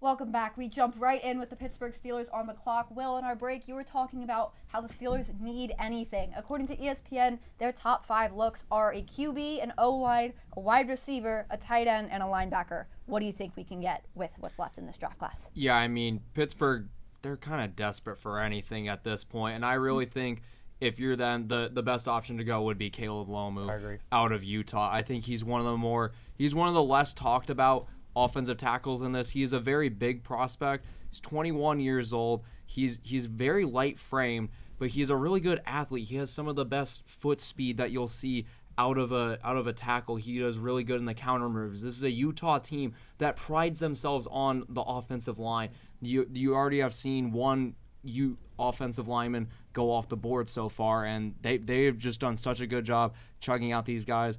4.99 40, which is impressive considering he's 313 pounds. He has really good range. He does really good with counter moves. He could also be of service in the interior if whatever team decides to draft him goes with that direction, which I think Pittsburgh definitely could, considering the offensive line problems they've had. See, I'm more partial to Dylan Thieneman. I think that what they really need is some help in the back end. They just traded Minkah Fitzpatrick away last year. They still have Jalen Ramsey playing the nickel, but I really do think they still need some safety help. And the secondary, I think, can be shored up a great way with Dylan Thieneman, who we did compare earlier to Harrison Smith. And I just think overall it's a great fit for a defense that I could really use some help. I want to say one thing before Jaden goes. Obviously, the AFC guy here. That would be the pick if Mike Tomlin was still the head coach. Now it's Mike McCarthy. McCarthy in Green Bay, what do you always have? Good offensive lines. Same thing in Dallas. And Pittsburgh under Tomlin, really the main complaint was his last few years was they could never get the offensive line right. I think McCarthy is going to change that now this first draft. I think, with the way how the Steelers defense performed last year, we really expected them to, considering the names they have, expect them to be one of the best defenses in the league on paper.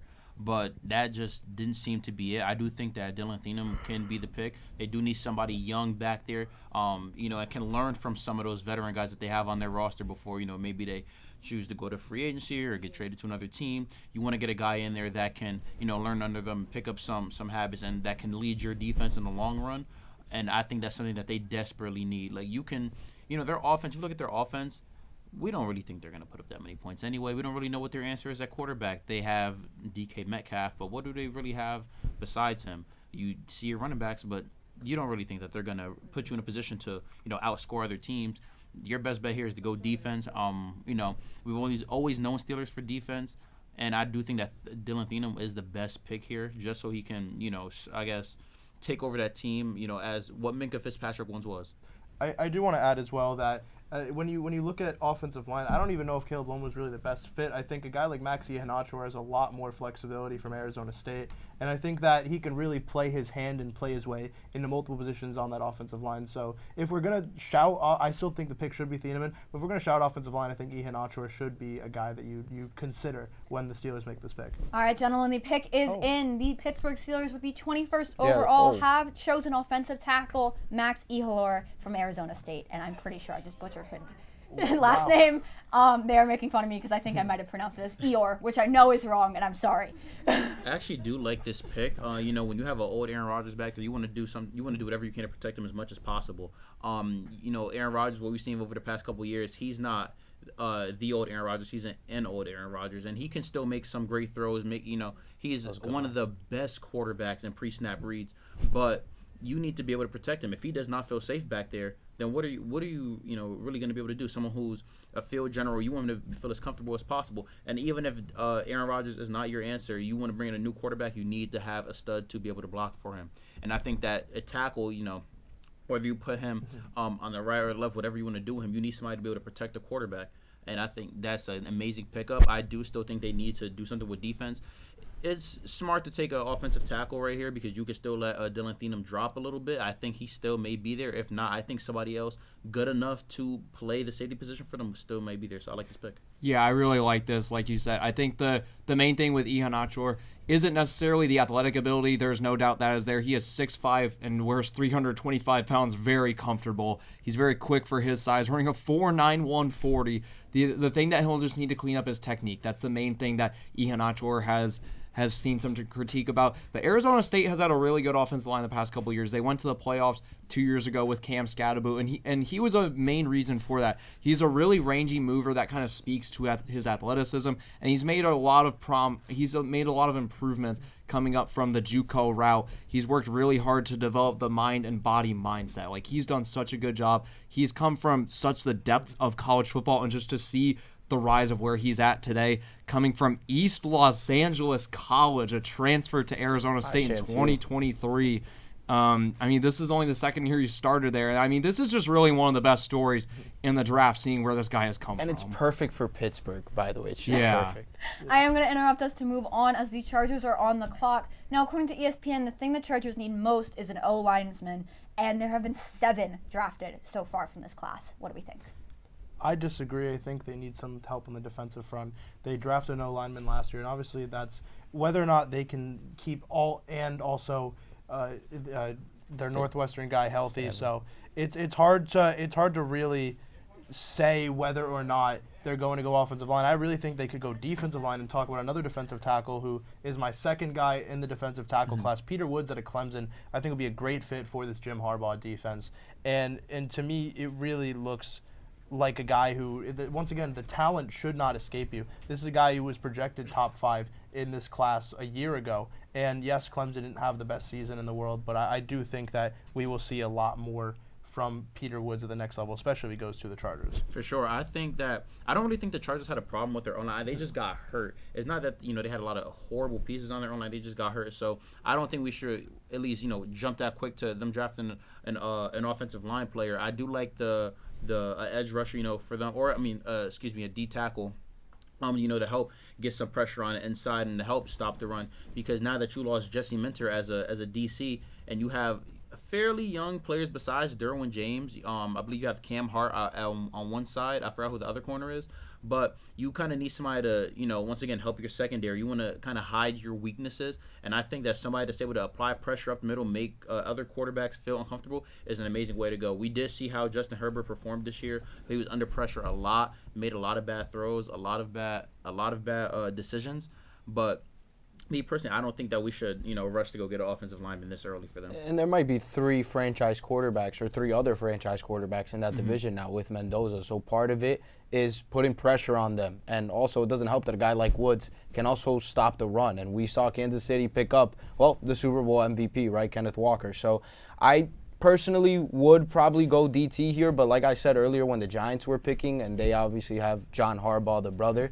these guys like to go offensive line, so it wouldn't shock me at all after Jim had to go through 17 games and then a playoff game of just seeing Herbert running for his life, somebody who usually takes so much pride in his offensive line. I think he might just go out and pick someone like Lomu in this spot who is kind of fallen, right? We probably expected him to go a little bit higher, so I wouldn't be shocked if Harbaugh, although it would make sense to go in the trenches on the defensive side, he'll probably do it on the offensive side here. Yeah, I think especially when you look at a guy like Peter Woods, he is a super talented player, and I think he's got a lot of upside, but it really just depends on whether or not Jim Harbaugh could actually factor him in. I think that overall it should be someone on the defensive line. I think I'm definitely more partial to defensive tackle, and I know, Will, you talked a lot about that Clemson defense and how your beliefs with that Clemson team. Yeah, I know. As you know this, Jay, I talked about this a little bit before the show. I think that a lot of the Tom Allen guys... I'm going to steal this from you, as the Chargers have put in their pick with the 22nd overall in the 2026 NFL Draft. The Chargers have chose Amik Mesidor, edge rusher from Miami. I like Akeem Mesidor. We talked about his age, and he is 25, but when you look at the range and the ability he has, and I think he's got a pretty solid spin move, and his rip isn't very bad. His footwork is pretty good. He is an older guy. He's a more mature guy. He is 25 years old coming into this. He's 4 years older than myself. I think 5 or 6 years older than the rest of you guys. And he comes in with that experience. He's not this prototypical draft guy. He's going to come in with a high floor and a lower ceiling. And so when you really factor that in, he's a guy that's not making it to that next contract for the team. This is a very win-now move for the LA Chargers. Yeah, I think coming out, this is one of the guys who's going to be the most pro-ready. You mentioned he's 25 years old, but I think a lot of people forget that on a Miami defensive line that saw so much star power, especially with Ruben Bain, he led the team in sacks with 12.5 last year. He's a very big guy, but he moves really well for his size at 6'3", 259. He has really good off-ball quickness in the B gap. He does a really good job in the run game. Miami had the best run defense in college football last year, and he was a big part of the reason why. He sniffs out screens really well. Like, it's the ability of him to be able to do multiple things on the line, which has scouts just salivating over him. Coaches rave also about his toughness and his finishing moves. He is so good.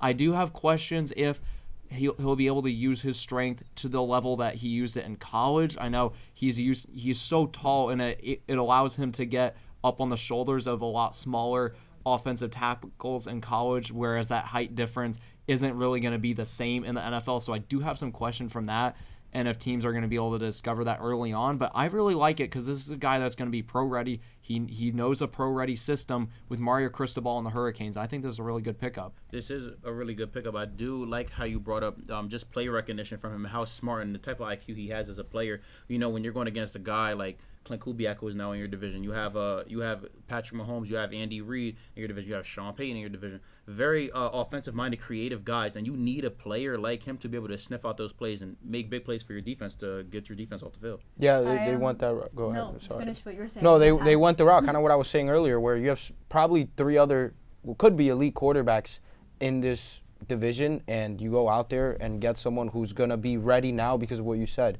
You know, mentally, he seems to be an NFL-ready player. He's a little bit older, and Harbaugh wants to win right now. He did not go to LA to build something that was going to take 5 or 6 years. He wants to win now. All right, gentlemen, we enter the second half of the Dallas Eagles trade with a full trade details being the Philadelphia Eagles received the 20th pick and a 7th round pick, and the Cowboys received the 23rd, 114th, not 144th, excuse me, and 137.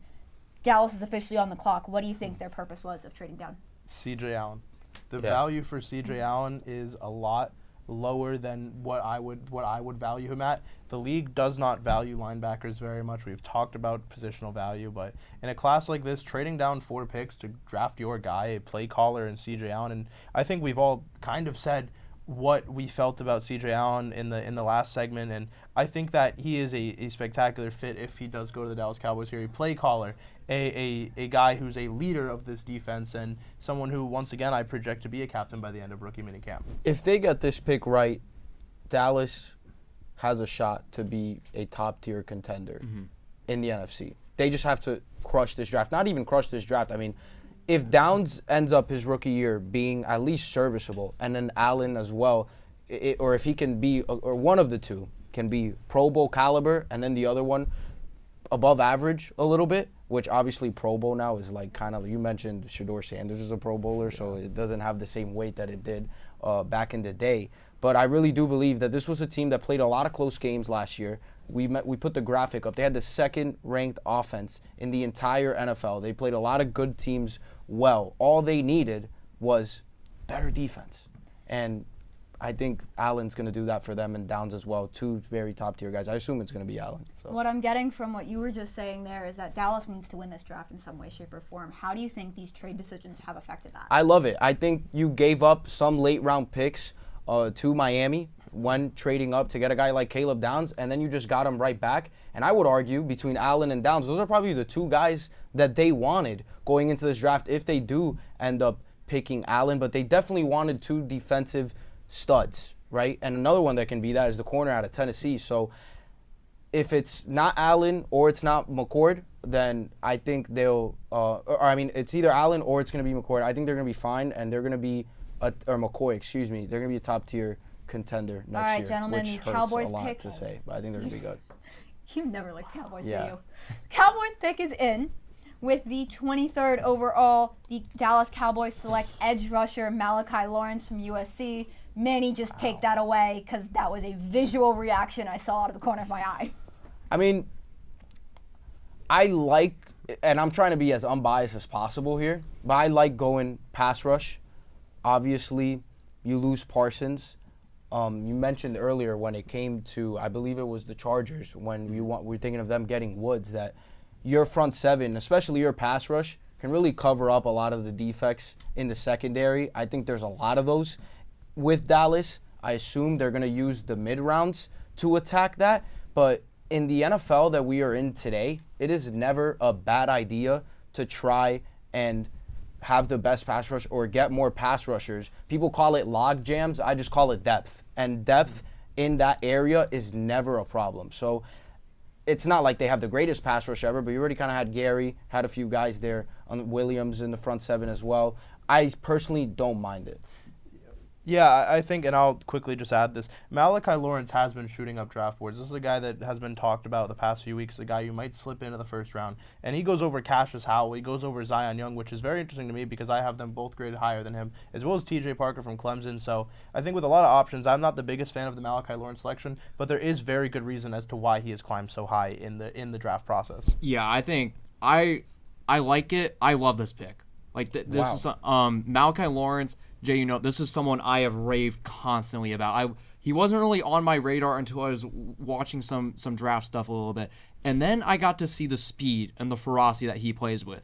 And when I tell you, this guy out of Central Florida has some of the best secondary moves I have seen in this class. His speed is top 5 in terms of edge rushers in this draft. And like all the athletes that you see, like guys like David Bailey, Arvell Reese, he's really not that far behind them athletically. And when you look at the job he did at Central Florida, I mean, you can say what you want about the Big 12, but Malachi Lawrence had an incredible year. He uses his speed. He's not the biggest guy, but I think those are traits that are more easy to develop. You know, there's always that saying that you can't coach speed, and raw speed is what Malachi Lawrence has. And I personally had him ranked inside the top 8 of edge rushers in this draft. And I mean, I'm kind of shocked that he actually did go this high. I wasn't really expecting him to. But for me, it makes all the sense in the world given his athletic traits and what he did at Central Florida last year. I do agree. This is not a bad pick. That how you're speaking on his explosiveness and his speed, and the motor that he has. He just doesn't stop going. You know, his hands are decent. He can get a little bit better with that. But obviously, like you said, that's all stuff you can teach. You can teach speed. You can teach technique. And that's a great pickup for Dallas. I think one thing that I've seen Dallas do this whole draft, which is probably one of the best drafts I've seen Dallas have in a while, is the way how they're trading, up and down the draft boards. Just because you see if you can drop or if you could keep your pick that you already have. You don't have, I would rather McCoy. But as you see all these DBs are dropping and nobody is touching me, I would just say get what we need, most. In the beginning of last year, we seen Dallas struggle with getting pressure on the quarterback, getting pass rush, stopping the run. Now, towards the end of the year, gentlemen, I am going to interrupt because the Browns are on the clock. And while Dallas is always a hot topic in this part of the country, we cannot keep going on about them. Well, that's true. Yeah. But the Browns are on the clock, and there is not much left for them to look at. What do we think is happening? I think it's Omar Cooper. This is an Indiana guy. I'll give him a nod. I think Omar Cooper he wasn't really the guy viewed as the number 1 wide receiver in Indiana, and this is something that Will and I talked about on my show. And it's hard to place who the number 1 guy really is at Indiana, but I think the guy who's more pro-ready between him and Surratt is Omar Cooper. I think it will be a wide receiver pick here, so definitely a good shout. Jay, I am happy to inform you that your wide receiver pick is correct, as our researchers are informing me. Nice move there, Will. That the Browns have chosen wide receiver Casey Concepcion. See, this is why I'm here, not alone. Wow. From Texas A&M. I like this. Really? I really like this pick, and the reason for that is we were just talking about Omar Cooper.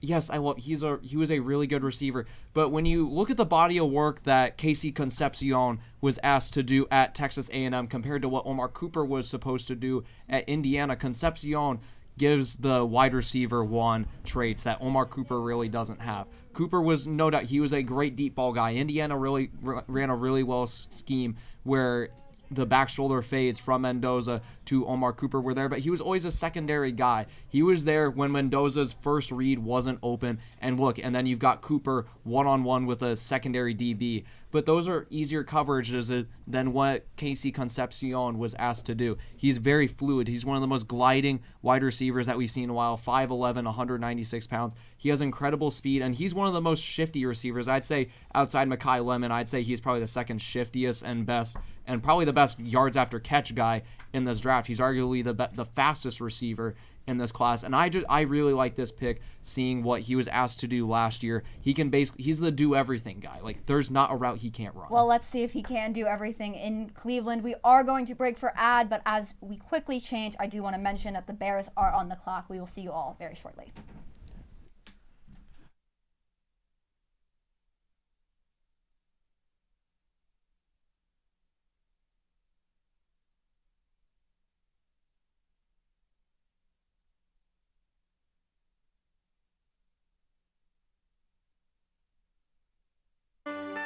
As one of America's leading Catholic universities, Seton Hall is creating graduates who are ready for anything. I'm ready. I'm ready. I'm ready to work in the ICU. To work in the big leagues. To be a leader. To teach special ed. To make my mark. To volunteer in Micronesia. To improve health around the world. To get my master's. I'm ready to make a difference. To spread smiles. To help others. I'm ready for anything. Seton Hall. Imagine what great minds can do.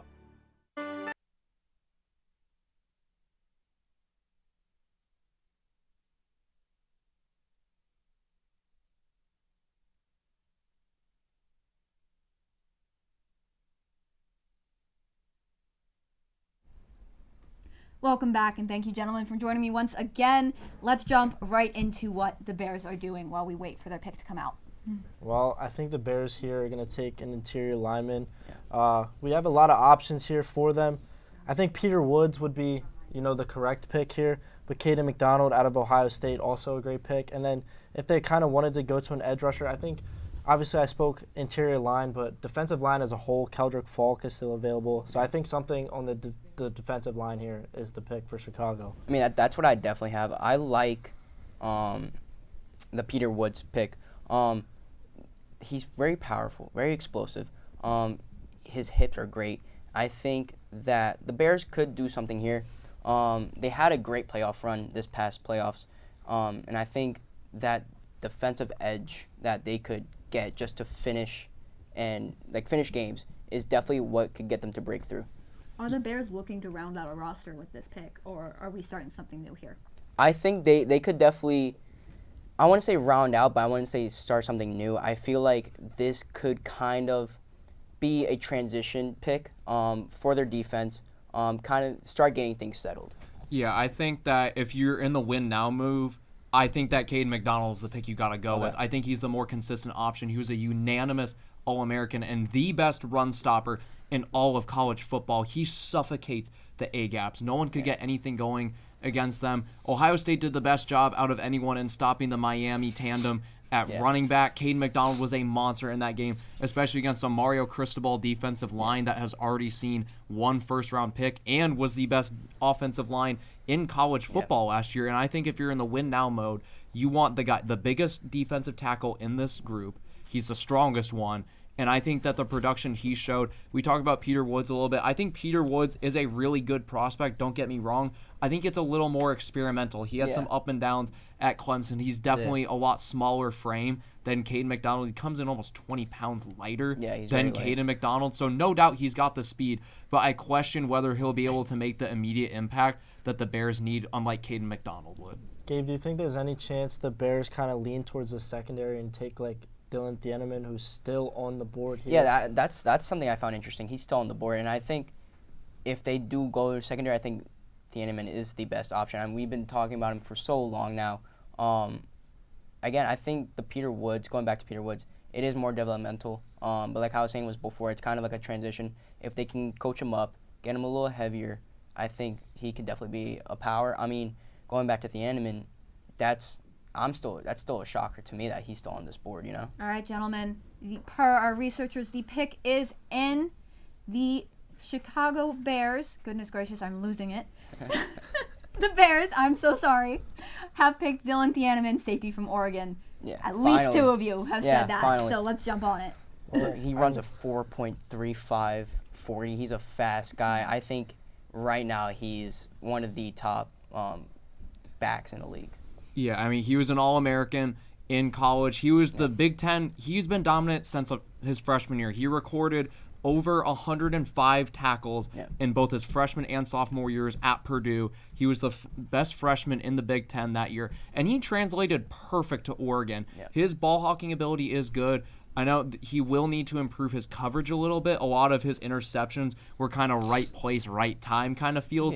And a critique I've got is he's not really aggressive when going after the ball. He doesn't really force as much. He's more focused on getting the tackles. But he's really good when he does that. I think once he develops his hawking ability and he's really able to jar at the ball a little, then I think that'll make him one of the best safeties. I was really high on him coming into this. He's probably the fastest safety in this draft class. And once he gets some developmental abilities, and I think once he starts getting a little bit into into zone coverage a little bit better, I think that's where he'll really take off. Something I really like about his game is that he's able to recognize the run, and I feel like he can really get downhill and, you know, break off that route from the receiver and attack the back. Yeah, and I think what Will just said about Thieneman being kind of like not shaky in coverage, but not really aggressive, I think is very coachable for Chicago, because Chicago is one of those teams who forces turnovers. That's why, you know, that defense, statistically, they weren't the best at, you know, stopping teams from scoring a bunch, but they created a lot of turnovers. They wreaked a lot of havoc, which is why, you know, they were a good playoff team last year, and they were so close last year, which is why they're picking at pick number 25. I mean, I think going back to last season, they had an average around 222 yards per game allowed on defense, and I think the enemy could definitely bring that number down for the Bears. I do want to jump because the Bills are officially on the clock. Okay. What are we looking for out in Buffalo? So Buffalo, and actually my computer now is saying, did they trade that pick, or is that still Buffalo? Maybe my computer's acting up a little bit. Technology. Our information has Buffalo still on the clock, but we will get back if that updates, of course. Yeah, so the Bills obviously signed Bradley Chubb last season, but they still need some players off the edge. That's kind of a role, you know, something that they need. Offensive line also can be something that they target here. So look again for Caden McDonald, like you mentioned before, Will. Also, Kedrick Falk off the edge might be a possibility for Buffalo. And this is a team that has proven to have playoff DNA over the last couple of seasons. Obviously, that poor loss against Denver, a lot of controversy at the end of that game with the whole Brandon Cooks catch. But that moment kind of defined their season. But look for them to probably try to strengthen up there on the defensive side of the ball. Josh Allen seems to have all of his weapons. They went out and they got DJ Moore in the offseason as well from Chicago. So it seems like that is going to be a defensive side of the ball move. So I would say McDonald and Falk are probably two of the guys that I would say that they might target here at this spot. But again, this isn't a do-or-die move for Buffalo. They have a lot of key pieces, and they're just going to try to keep building off of that. Yeah, I want to go a little bit of a different route. So you mentioned DJ Moore. He's coming over. I think that you've got a really good slot guy. I think a good go-route guy like Omar Cooper could make this offense incredible. I mean, that was kind of why the Bills fell short a little. Omar Cooper, his main role at Indiana, he did a really good job running the out routes. He works the sidelines better than almost any receiver in this draft class. He's an incredible deep threat. He has a really good frame, and the body control is just off the charts with this guy. This guy might have the best body control out of anyone in the draft. He can just make catches that really no one else could, and it seemed like whenever the Hoosiers needed someone down the stretch, and especially in the red zone, it was Omar Cooper. I mean, my only argument towards that would be, not that it would be a waste of a first-round pick for Buffalo, but... Gentlemen, I am going to interrupt. Nick, your predictions are correct. We have a trade alert. Buffalo has traded with the Texans. The Texans are receiving the pick 26 and pick 91, where the Bills will get pick 28, 69, and 167. Well, I think it's interesting here for Houston, moving up just 2 spots, but I think they're just trying to round out that offensive line because they've lost a lot of pieces on that offensive line. It really struggled last year, and Stroud was playing very well before he suffered a concussion, and then after that he started to play kind of scared, which is why the Texans offense started to kind of fall short, and the defense kind of highlighted that team.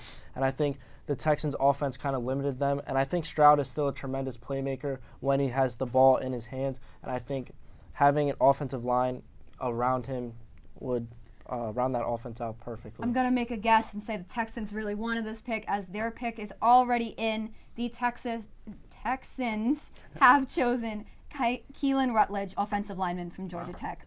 Will, take that away. This was one of the prospects I was so high on coming into this. When you watch what Georgia Tech did last year, they were the definition of smash mouth football. They had Jamal Haynes, one of the best running backs in all the ACC, not to mention Haynes King, who was straight up, we're just going to run it through your face and you're not going to stop us at quarterback.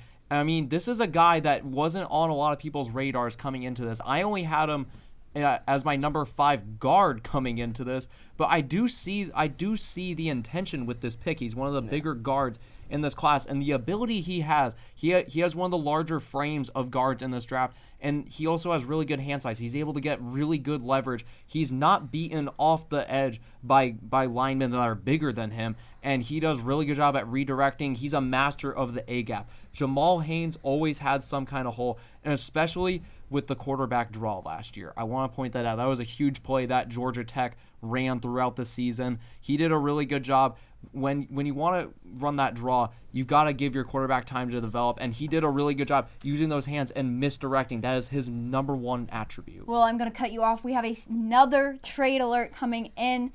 The Dolphins have traded up to pick 27 with the 49ers. The 49ers will now receive pick 30 and pick 90. Well, try to take all the bias out of it, but I am a Niners fan, and I really wanted us to trade down, so I'm really happy that we did that.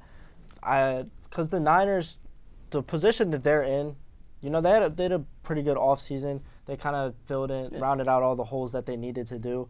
And I think at this point they were going to pick the best player available. And obviously, Miami, they made a lot of trades early on. So they kind of picked up a couple pieces that they think they need, and now they use it as bait to go get a guy that they wanted in later in this first round. Yeah, and Will, like you said, maybe this could be where Omar Cooper gets taken. The Dolphins passed up on Lemon earlier in the draft. They went tackle. They tried to fill another need, and you'd say the two biggest needs for this Miami team going into this draft was offensive line and was wide receiver. Jay mentioned before how poor that wide receiver room is. It's very brutal down there in Miami for Malik Willis and company. So Omar Jr. is someone that you'd be able to plug in right away. I have him ranked as the 4th wide receiver in this draft behind the trio that got taken within the first the first top 15 or however many. But this guy's a big, strong target. He's going to be able to, if Miami were to select him, it would, like Lemon, give Malik Willis a sure-handed receiver that's going to be able to kind of come into the slot. He could play outside. He could do a lot because of his strength and because of his size. And you saw him with 20 touchdown catches that he's had since the start of the 2024 season. So also a big red zone target for Malik Willis. He's a very physical player, fights through contact, a lot of things that you like to see out of a young player in college. Yeah, there's another wide receiver I want to add into this conversation. Denzel Boston out of Washington is arguably the most physical receiver in this class. He has a huge body at almost 6'4", 212 pounds.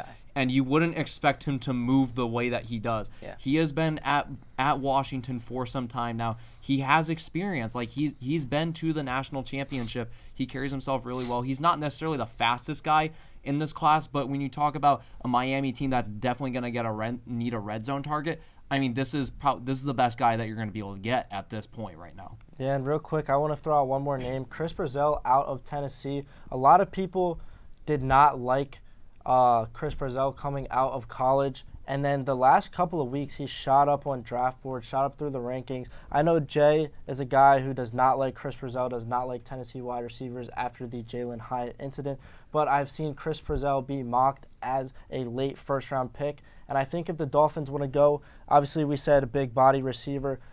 Chris Brazell, he's kind of skinny, but he's still he's very long. He has good hands, and just the way that he catches the ball at a very high point, obviously because he's 6'4", and just his timing and the way he controls his body to get to the ball, I think it would be a nice pick for Miami, but I think they do go receiver here.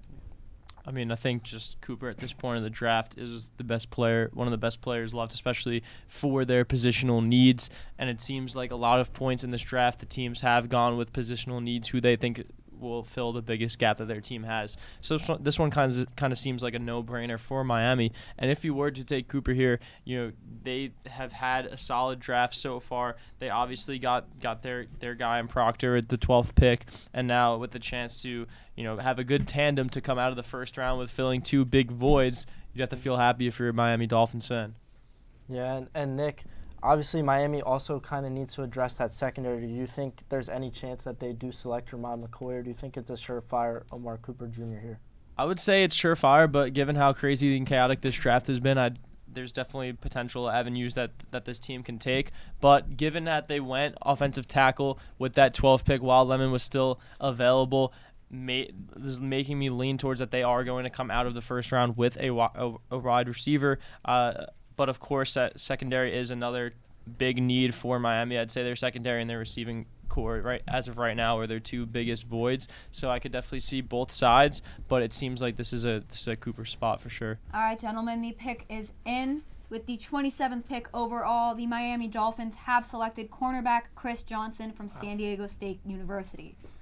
Yeah, I really like this pick. I know Jermod McCoy is definitely the cornerback I would have gone with personally. I think McCoy is the best zone corner in this, but that is not necessarily a dock to what Chris Johnson has done. Chris Johnson was an All-American. A lot of people don't really realize that. Coming out of the Mountain West, he does a really good job. He's one of the quicker corners in this class. He does a really good job in the slot. He jams receivers really well, and especially in the growing way that NFL teams are using their slot cornerbacks. You talk about teams like the Chiefs who have really exploited this as of recently. I mean, this is a guy who just jams people early. He uses his long reach to be able to do that. And this is a guy who had really good production. A lot of people didn't really watch too much tape on him considering what conference he plays in. However, when you look at what he did, 4 interceptions, 13 passes defended. Those are insane numbers. And no matter how you look at it, no matter how you paint the picture of his competition, this guy was for sure going to go in the first round. And I think it's a good pick. Still would have liked to see McCoy here, though. Yeah, I mean, we've seen Jermod McCoy fall mostly due to the injury. I know, Will, you had him mocked you had him in your big board as your 15th best player. I had him at number 12. And Jay had him inside the top 10. Yeah. So we see once again that McCoy falling off due to that torn ACL. But he's going to come back looking like at full strength. But, yeah, another time where Jermod McCoy falls down the draft board. Nick, your thoughts on the pick? Yeah, so if it wasn't receiver, like you mentioned before, Tyler, it was definitely going to be somewhere in the secondary. Mm-hmm. Cornerback especially, their biggest needs coming to the draft were tackle, wide receiver, and cornerback. So they filled one of those. Well, they filled 2 now of those 3 needs in this first round. So definitely, some key pieces for Miami. And when you look at someone like Chris Johnson, I mean, he's great in coverage. He's very athletic. He ranked first in athleticism and at his position in the combine. I had him as my 5th ranked cornerback going into this draft. So a good spot for him and a good home in Miami. His footwork is very clean. He's able to track the ball down. He has, a good work ethic. He, is very, very fast and agile. So that's going to be something that Miami could use to their advantage. And he can also play on the inside and outside. In Miami, but the Bills are officially on the clock. Is there somewhere that you're looking for specifically for this team with this trade down? Well, I had a whole rant a couple months ago on the Buffalo Bills as soon as we hit the offseason on the lack of wide receiver. Yeah. And, they went out and they picked DJ Moore up. I don't think that's really going to fix it. I think this is where Omar Cooper Jr. goes. I think the Bills need to address wide receiver, give Josh Allen something else to work with outside of James Cook and a couple games of Dalton Kincaid because he's very injury-prone at the tight end position. I mean, I've said it, already that this Buffalo team doesn't really have a lot of holes. I think that they should deter from offense. I feel like their offense is kind of perfect the way it is, honestly, how it's constructed. You bring in, not bring in because their offensive coordinator is now their head coach and Joe Brady, but I think that they should start to kind of mold that defense a little bit more. Caden McDonald, someone that could definitely fill a gap and a need that they have on that defensive line. They could also go edge. I wouldn't be surprised if they were to turn there as well. Those are a couple of needs. I think they might not, as we do have another trade alert. The Bills have once again decided to trade down with the New England Patriots, trading down from the 28th to the 31st, and the Patriots will also receive the 125th. Wow. So we stay. It's another in-division trade, and I mean, I guess Buffalo just really doesn't want this pick. They trade out of it once again the last 5 minutes. Their fans are probably not happy. Again, goes to show you how it seems like Buffalo has a lot of their pieces in place that they felt like they could get rid of this trade. But a need that the Patriots do have could be fixing up some upfront issues. They are also another team. They're coming off a Super Bowl appearance, so they there's not a ton of holes to fill. but at this stage of the draft, one of these later picks, kind of just want to give yourself a little bit more extra cushion. I could see either an offensive lineman or defensive front player in the front seven. I feel like those are one of the two areas that they could venture to at this point of the draft. Yeah, I think this is where it becomes Caleb Lomu time. I know we talked about him a little bit with some of the earlier picks in this, and I think this is one of the guys that's driven down the boards a little more than I thought he would have, considering the speed at which he plays with and considering his frame. He's very lengthy, and like you mentioned, the Patriots, where did they struggle a lot during the playoffs? It was defending Drake May, especially on the outside. Drake May was blindsided a lot throughout the playoffs, and this is a guy where no matter how fast your defensive edge rusher is, he's a guy who's able to keep up with them. He has really good size, and that's just not something that's going to happen. I am going to take this, and I'm going to applaud you for the first time mentioning this man's name, getting it correct on the pick. The Patriots have chosen Caleb Lomu, offensive tackle from Utah. I am impressed you got that because we have not discussed him at all yet tonight. Take it away with that. I mean, when you look at the way Utah has played the last few years, this is a team that really dominated in the Pac-12 before moving to the Big 12. And where did they start out? The offensive line. Time and time again, this team has been built along the line. We already saw Spencer Fano go off the board, and this is a guy who I see a lot of similarities in the way that him and Fano go. They run a package that not many teams throughout the country can do, where they often are seen rotating through the line to pick up defenders who have already got through. I mean, the speed at which they play through, I love this pick. Seeing what the Patriots needed to do along the offensive line, and you go out and you get the fastest offensive lineman available, not to mention someone with 3 years of starting experience at Utah behind one of the best offensive lines time and time again. I love this pick. Yeah, I'd have to agree with you, Will. I thought maybe he should have gotten drafted a little earlier. He was my 5th-ranked offensive tackle going into this draft. He has a great frame. You mentioned his speed, very athletic, has great hands. There's a lot of positives to associate with Caleb Lomu. And it seems like the Patriots in the last couple of drafts, they have gone out. Offensive lineman is something that they have targeted over the past few years. And, they are a team that has a couple hits and a couple misses in the draft, but it seems like Lomu is one of the safest options at this point. And like you mentioned, again, with the whole being able to, keep Drake May in the pocket with a clean pocket, that's going to be one of their priorities. He's an MVP caliber player. You saw last year how great he was performing, and that's your franchise MVP over the next decade or so. So you want to make sure that you provide him with comfort and to be able to succeed. All right, gentlemen, I am going to interrupt because the Chiefs are on the clock, though it's not that sad because anytime I don't have to talk about New England is a day I'm happy. We are going to take a quick break and come back with Chiefs information. See you all soon.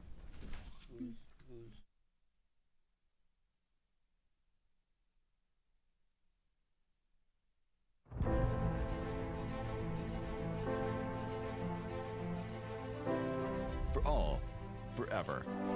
A promise that began 170 years ago and still guides us today. A legacy of knowledge, faith, and transformation. Born of vision, built on community. We are one university with one mission: to create an immensity of future good. As Mother Seton once hoped, to prepare minds, to open doors, to lead with compassion. This is Seton Hall. Driven by purpose, united by faith, reason, and possibility. And now, a campaign to elevate every Setonian, for all, forever. A historic goal to touch every corner of our university and every member of our community. We prepare leaders through scholarship. We enrich education through immersive experience and global reach. We strengthen our cornerstones with academic excellence, research, and faith. Because every gift touches every student, today and for generations to come. For opportunity, for discovery, for community. Join us in shaping the next 170 years. For all, forever. A campaign for a greater Seton Hall. Welcome back, everyone. I'm going to jump right into it with the 29th overall pick. The Kansas City Chiefs have picked defensive lineman Peter Woods from Clemson. Let's talk about it. Yeah, this is the Chris Jones replacement, guys. He's getting up there in age. I compared Caleb Banks to him a couple picks ago, but that is not to shorten the talent of Peter Woods, a guy that we've been talking about in this draft for as long as the 26th draft has been in cycle, and he is a super talented guy that was on a Clemson defense that really underperformed last year. So I am very excited to see how he fits into this Kansas City team and a Steve Spagnuolo defense that loves to blitz.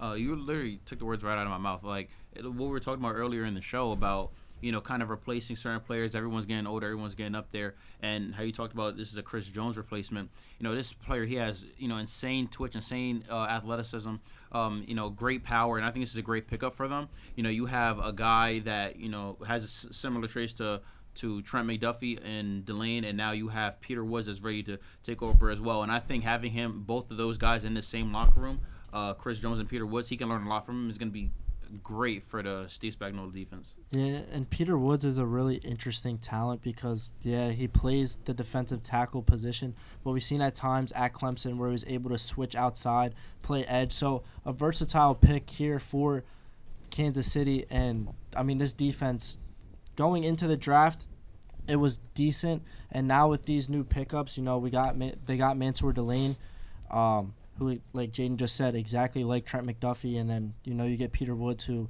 is very comparable to Tyler, Chris I'm going to cut you off. We have another late-round trade to announce. The Jets have traded up to 30, and the 49ers get the 33rd and 179th trade.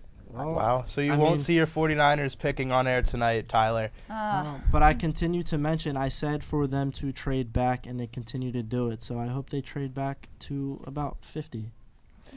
I think when you look at this, it really looks like the Jets are trying to make a swing for the fences here. This is their third first-round pick. I think that I've only seen a couple teams in my entire lifetime pick 3 times in the first round, one of them being the Giants back in 2019 with Jones, Lawrence, and of course DeAndre Baker at this 30 slot. So it's very interesting to see a New York team come up, and they're really trying to swing for this. So this is completely unprecedented for me. I had them trading up for Ty Simpson, but obviously he went at 13. So I'd like to hear from you guys first what you think they'll pick here, because I need to figure it out for myself. I think it'll either be McCoy or Denzel Boston. You could get a big guy out there. You drafted Kenyon Sadiq earlier in the draft, and you give you a 2 tight end system, and now you get yourself a big guy on the outside. He can run routes well. He has great hands, great strength. So I think that would be a good pickup for them. But if you're not, thinking offense and you need something on the defensive end to at least hang your hat on, you got to go get Jermon McCoy. I think Jets' 30th pick is in. According to our researchers, the New York Jets have picked wide receiver Omar Cooper from Indiana University. I don't want to sound like I'm lying, but that's exactly what I was just about to say. I was going to say, go get Omar Cooper. Yeah, you got Kenyon Sadiq earlier at the 16th pick, but you still needed a wide receiver, and you need a playmaker to figure out something for this offense, because this offense has struggled for a long time. You need a receiver paired up with Garrett Wilson, and I think Omar Cooper Jr. fits that mold perfectly. I'm going to go off on a limb here, and I'm going to make a quick prediction after this pick, because I'm very satisfied with how the Jets have done this draft process in the first round. I think that the Jets can realistically go 10-6 with their schedule next year and make the playoffs as a wild card as the number 3 team in the AFC East. Just based off of the selections they've made, I think they've done a spectacular job this process. So I'm very impressed with the way that they have handled this situation and they've handled this draft. I think also another part is because when they did take Sadiq with the 16th pick and Lemon was still on the board, perhaps this is righting a wrong for the Jets. They felt like they had to trade up in order to grab their second receiver to pair up alongside, like Tyler said, with Garrett Wilson, who obviously Garrett Wilson isn't going anywhere. He's their cornerstone of that franchise, and Omar Cooper Jr. on the other end of the field gives them that sure-handed, big, tall, athletic receiver that can go up and grab some balls, in contrast with Garrett Wilson. And again, the quarterback position is a little uncertain there. Gino Smith, as of right now, will be the starter in New York. So potentially they're just trying to add on to this receiving core to kind of ease Gino Smith. Hopefully they'll get back a playoff version of Gino Smith like you saw a couple years ago with Seattle, with the Seahawks. But it seemed like Cooper was the best player available here, and wide receiver was always the position that the Jets are going to target in this round one, whether it was Lemon or a slipping perhaps Jordan Tyson with that 16th pick, if it were to come to that. Yeah, and I think that Omar Cooper Jr. is also a great fit because in college we saw him at Indiana a lot. just tearing up zone coverage. This is exactly what I think he's going to do at the next level as well, because Garrett Wilson's going to be shadowed by the number one corner by every single team they face. That's without a doubt.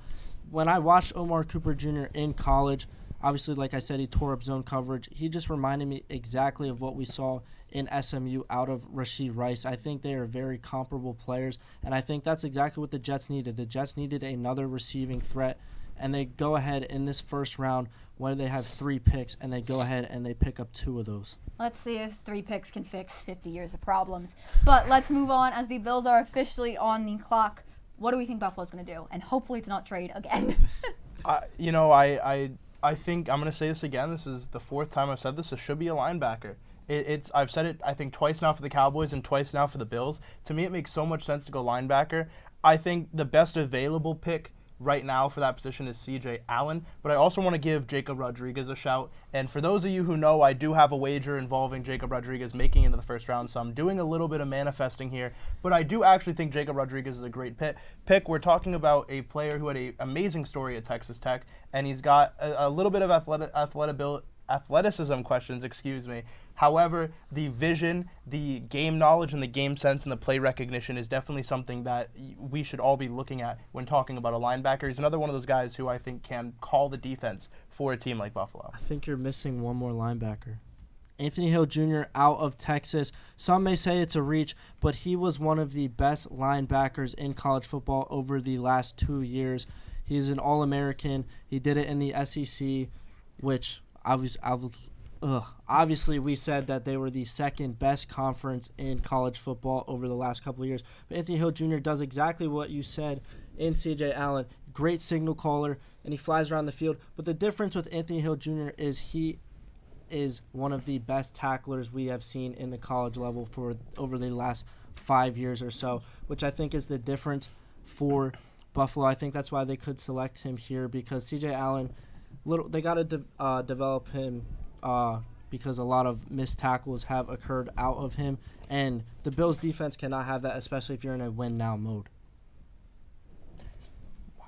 And I think another name to really throw out there is even Emmanuel Pregnon. I think when you're talking about the Bills, their interior O-line is something that they really need help with. And so Emmanuel Pregnon, I think, is one of the best interior offensive linemen available. He's my number 4 interior offensive lineman behind, obviously, Ioane, as well as Basantis and Connor Liu. However, it's definitely important to be said that the interior I'm offensive line going to cut you help. off, because as much as I was joking about the Bills trading down once again, they have decided to do it. We have another trade with the Tennessee Titans, and the Titans are officially picking on the clock. What are we looking at for Tennessee? The Bills have been such a frustrating team to mock for because I knew this was going to happen. Not 3 trades in a single draft. I knew they were going to trade down. And I just think C.J. Allen would have been such a perfect pick here. And you're throwing that away, and I hope that C.J. Allen does go off the board within the next 3 picks, because he's a very talented player and he deserves to be in the first round. But you've just got to wonder what exactly the vision is. I understand they're collecting more first-round picks, but this is a team that really needs to get a couple more guys. The Josh Allen window is closing. Drake May is here, and he is here to stay. And right now, the window of the Josh Allen era is closing, and closing fast. Dan Campbell. I don't think the Bills are ready to accept that yet, but the Titans have taken their pick. What can we do in Tennessee?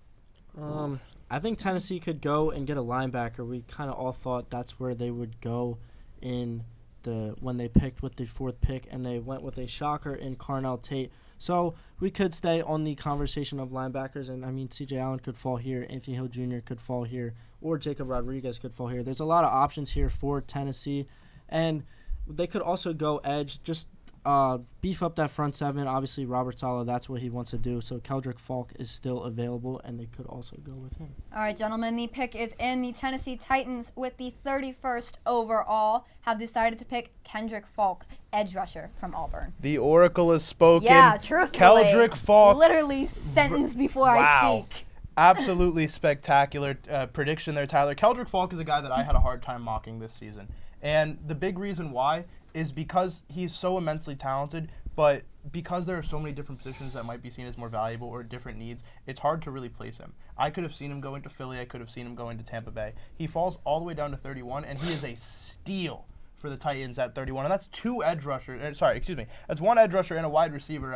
I'm still so Arvo Reese brand from pre-draft, but that's a talented edge rusher to pair alongside that defense, and I think the Legion of Bald is very happy with the selection. My thing is with Keldrick Falk, I don't really know how much we are going to see him as an edge rusher because he is very big, but he does kind of lack speed, which, I mean, obviously not every edge rusher is going to be fast because he stops the run. So I could see them using him more as an interior lineman, more of like an Eric Armstead role, which Robert Saleh also had him at the tail end of his 49ers tenure.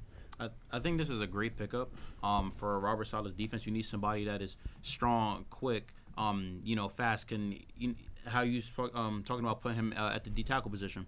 I think that's exactly what he needs. Another versatile guy in this draft, and this draft is filled with a whole bunch of them. But I like this pick for him.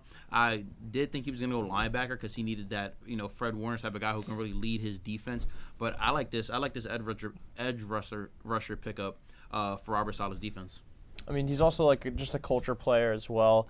He's always praised for his accountability, his character, his leadership with this program, and he has a good frame. Obviously, Tyler, you mentioned the speed might be a little bit of an issue, but he does make up for that with his strength, with his able to get around the block, with his ability to get around blocks, his toughness, mental ability.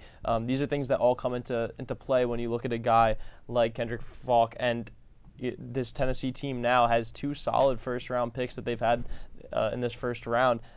Obviously, Tate was a great pick. Maybe not for 4, but the quality of a player that you're getting with a need that you needed to fill at wide receiver, and now you get someone that can play off the edge. And I keep having to think of the Legion of Bald now in my head, which I don't know if I necessarily want to correlate the Titans with that, but this is a team that has a whole new coaching staff this season. They're, in a division that is honestly competitive at this stage this season. This past season, they were the only team, the Titans, I believe, that were pretty much out of playoff contention by the later stages of the season. So this is by no means necessarily an easy division to play in.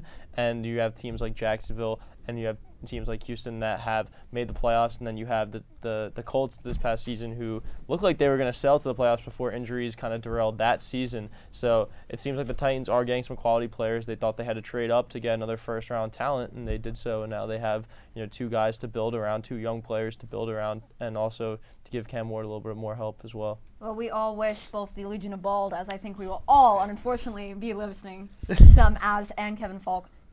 Kevin? Where did I get Kevin from? I'm sorry. Going off Tennessee. They're great. Have fun out there. I do want to jump to our 32nd pick with the Seahawks as we round out our first round. They are on the clock. What do we look for from our Super Bowl champions? Well, first of all, ladies and gentlemen, thank you guys for being with us throughout this, because this has been an amazing time. We're finally at the last pick. It feels like the pinnacle of the night.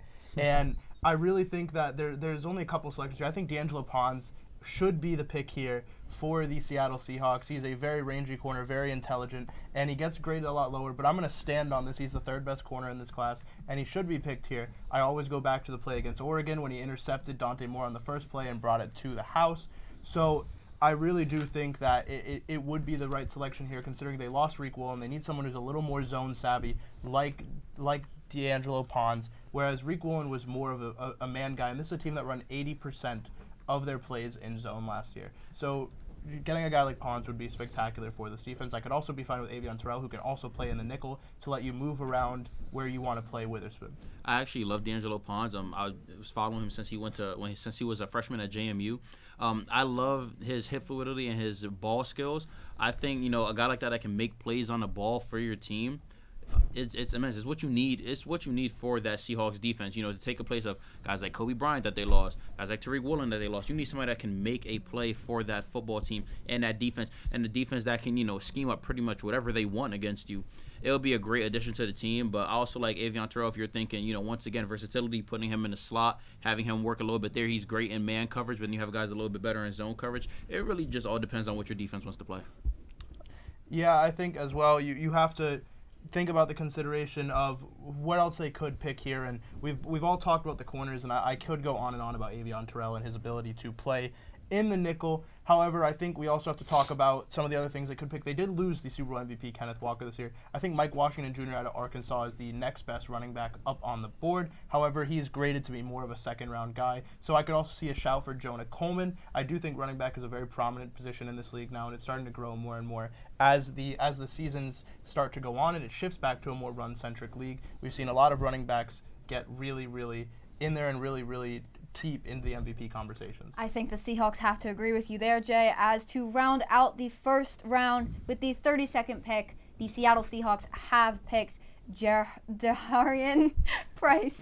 I'm so sorry with the names. It's getting late, gentlemen. I mean, I don't know how, don't fact check me, but is that the first time 2 running backs from the same exact school have been selected in the first round?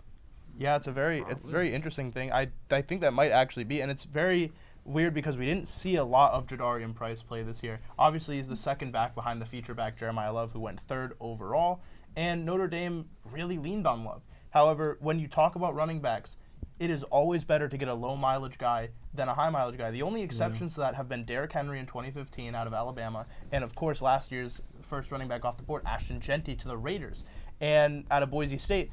And those are the only 2 guys who I have seen where they have transcended mileage, and mileage meaning how many times they've been hit, how many snaps they've taken and received the ball.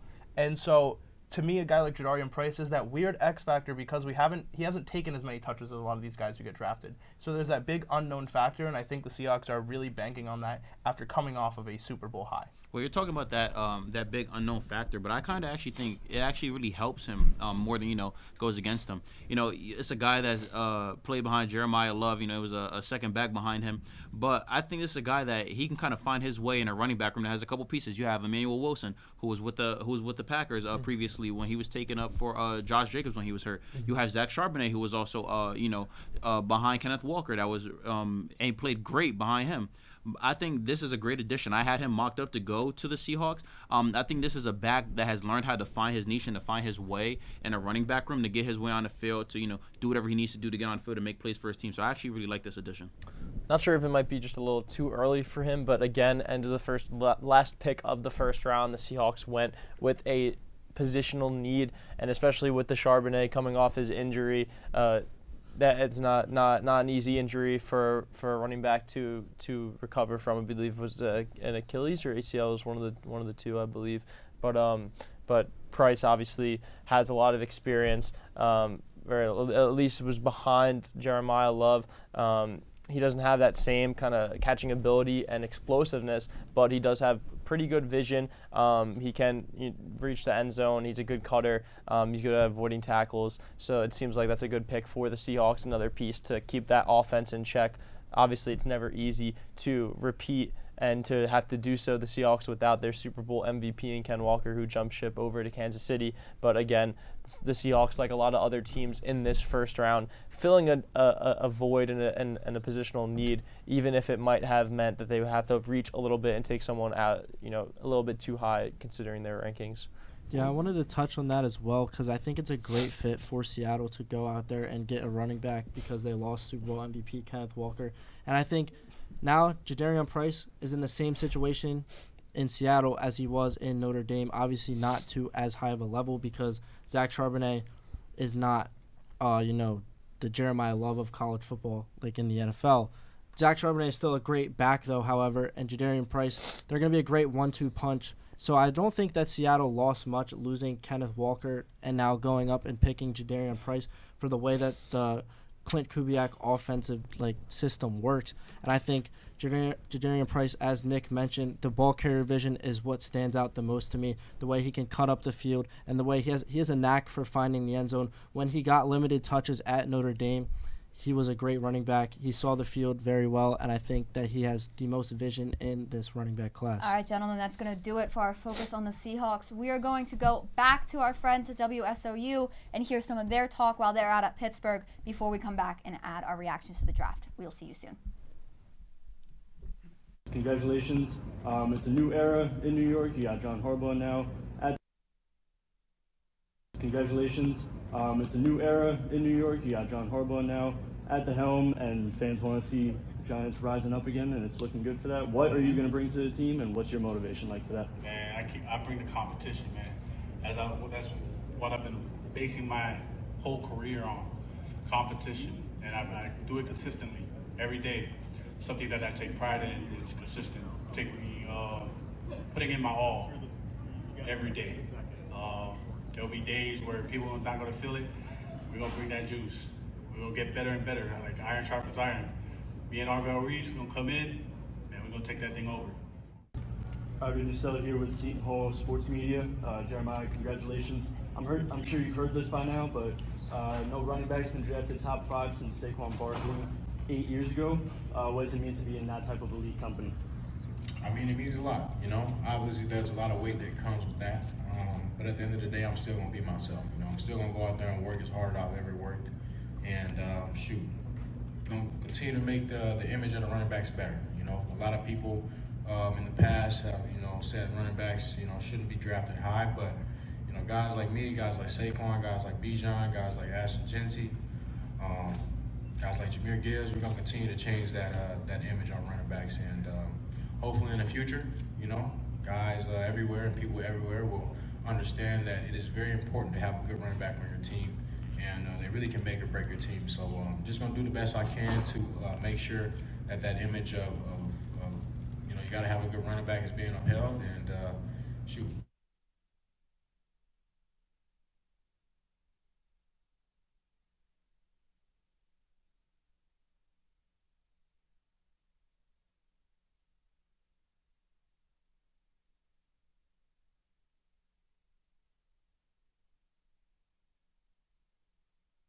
Welcome back, everyone, as we jump into our reactions with tonight's draft. I want to start, Tyler, at your end, from the college side of this. Who won this draft? What prospect should be most proud of themselves tonight? I mean, as a whole, who won the draft would be the NFC East. But I think the player who won the draft is going to have to be Ruben Bain Jr.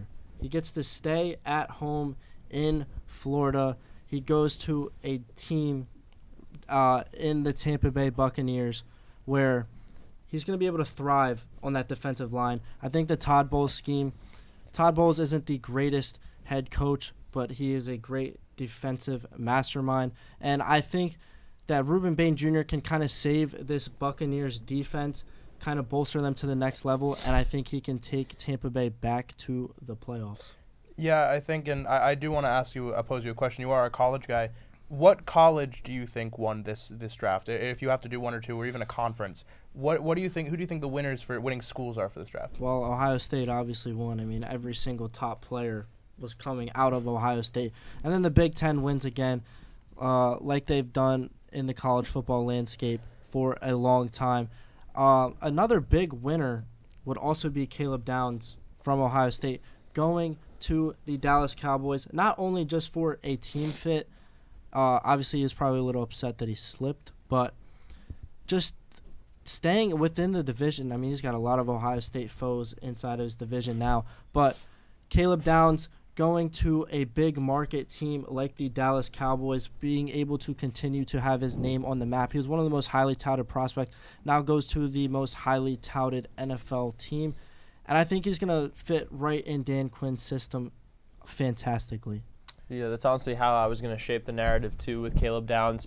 You know, one of the most hyped-up players going into this draft, and now he's going to a team like the Dallas Cowboys that seems to always have the hype around them, whether or not it's, you know, coming off of a good year or not. Obviously, they didn't even make the playoffs this past season, and again, you have the delusional Cowboys fans who will say this is our year, but regardless, the media is always covering America's team, and it seems like Caleb Downs was one of the, you know, America's players heading into this draft. So it's almost fitting that he is going to go to Dallas.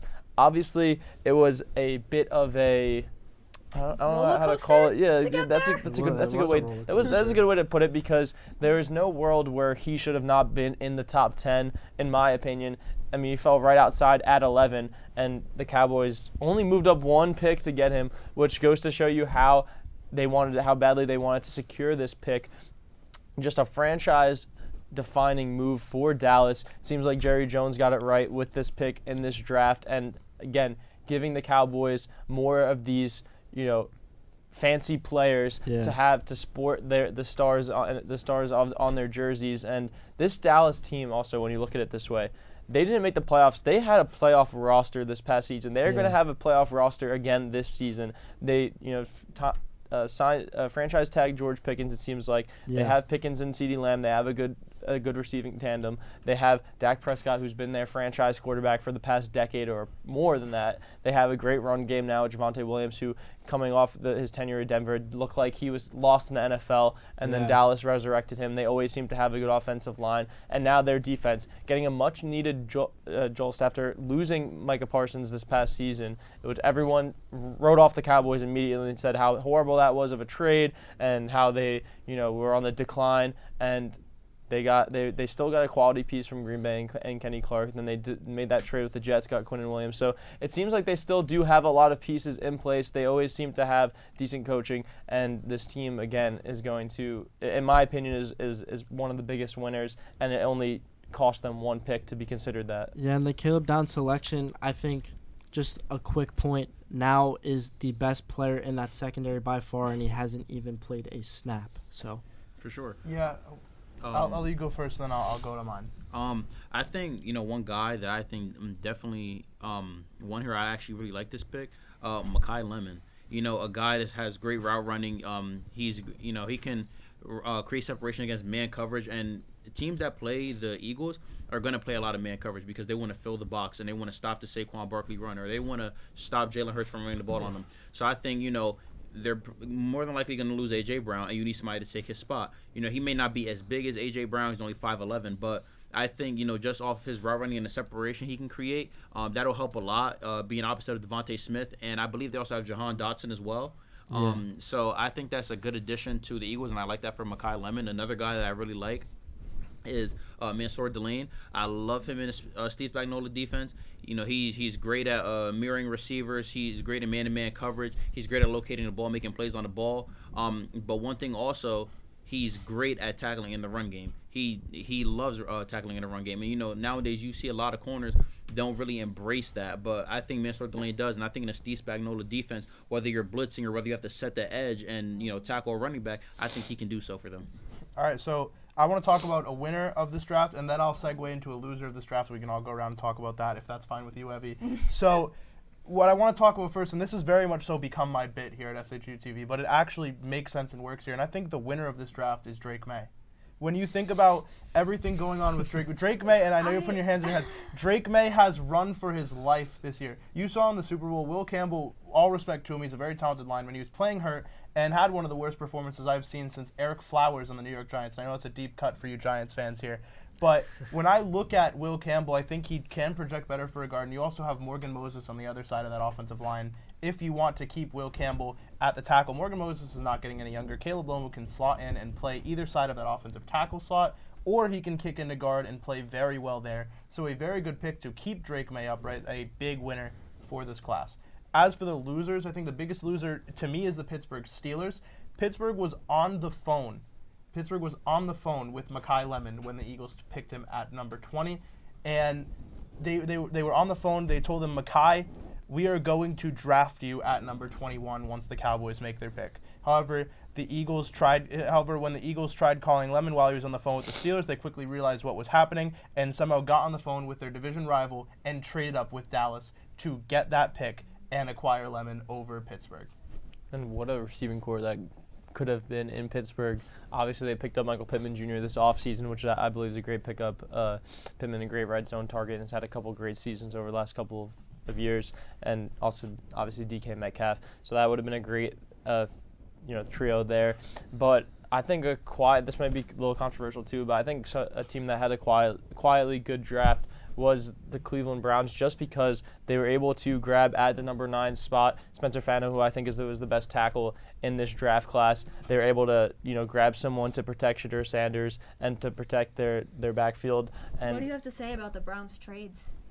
I mean, I think it worked out to their advantage. They had the 6th pick. They probably would have settled for Fano at that spot. They were able to trade back, gain more capital, and still got Fano at 9, and then going over to that 24 pick, getting Casey Concepcion there. He might not have been the best receiver available at the time, but he is someone that is fast, that can catch a long ball, and that's exactly what this Cleveland Browns team needs, someone that has that immediate burst and separation, can be elusive and, create a lot of damage. This Browns team does not have a lot of weapons out wide. We talked about that a lot. Them and the Dolphins, I'd say, probably two of the worst receiving cores in the NFL, and both of these teams were able to go out and to grab some pass catchers. But the Browns, I think that this was a sneaky good draft for them, given where they were picking and given, like you mentioned, how they were able to trade back, gain more capital, and still choose the guys that they wanted.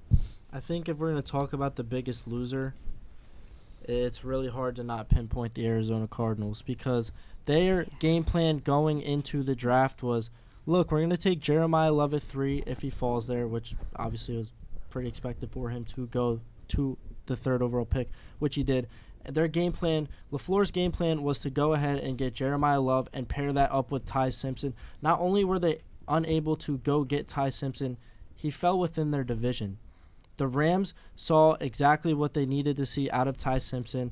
GM Les Snead told Ty Simpson about 4 months ago in front of his parents, saying, "You are a first-round talent at quarterback," and then made his dream come true. Took them with the 13th overall pick. So I think Arizona is the biggest loser there, because not only did they not get the guy that they ultimately wanted in the end, but he also went to their division rival. Before we started looking at the draft itself, we talked about Arizona possibly trading down. Do you think choosing to stay at the 3rd is what hurt them here? Yeah, I think it's a missed opportunity. You wanted Jeremiah Love, but I think if you went ahead, probably traded with either New Orleans or Kansas City, because Kansas City proved to be hungry in the draft, making a lot of trades, or even Dallas. I could have saw Dallas trade up for Arvell Reese, but I think Arizona just wasn't aggressive enough to go ahead and get the guys and kind of stick to the plan that they wanted to portray. So I think that's really what hurt them. When we talk about some more losers, I do want to touch up on the Miami Dolphins. I do think that they did reach for Chris Johnson at, I believe it was pick 29, Absolutely. At 27. I think Chris Johnson was a reach, especially with Jermod McCoy, Avion Terrell, and D'Angelo Pons on the board. And on top of that, you have Caden Proctor, who, as much as I love him, I do view him as a reach, because they need NFL-ready guys right now. Caden Proctor's a project. And as much as I think Caden Proctor can be something in the NFL, you also have to realize that they need someone who can start right now and protect Malik Willis right now. There's going to be a lot of struggles and a lot of problems with Proctor for the Dolphins. All right, gentlemen, we are going to take just a small break to thank our crew at the end of the show. We're going to turn it over to them and take some time to meet them, for who it would not be possible without them. Take it away.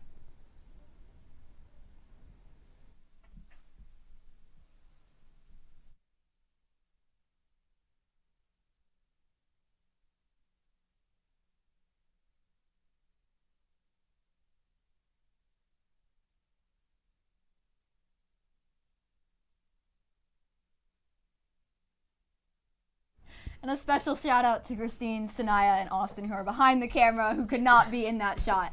But let's move back into our reactions here. I want to talk about individuals in this pick. We were often talking about who we were expecting to go and how difficult this draft was to expect. How many people got snubbed tonight? I mean, I'll go first, and I feel like I could name 20 or 30 guys right now, but to save you guys the time, because I know all 4 of you would like to go to sleep at some point tonight, I will only mention a few. I think the big one for me was Jermod McCoy. I know the injury concern has been a lot of it. I've talked about my gripes with people not liking injury concerns, but at the end of the day, Jermod McCoy's injury looks to be worse than Will Johnson's was last year, so I understand the fall. I think the big one for me is Avion Terrell and D'Angelo Pons are both first-round guys. C.J. Allen's a first-round guy, and I'll also throw in Jacob Rodriguez, all guys who I think deserve to have a shout tonight and should have been drafted on this stage. I think another name you all were throwing around a lot was Omar Cooper Jr. and what he could have been doing, especially in the latter half of this first draft. So anyone want to add on that? Well, Cooper was drafted tonight. And I believe so, right? Yes.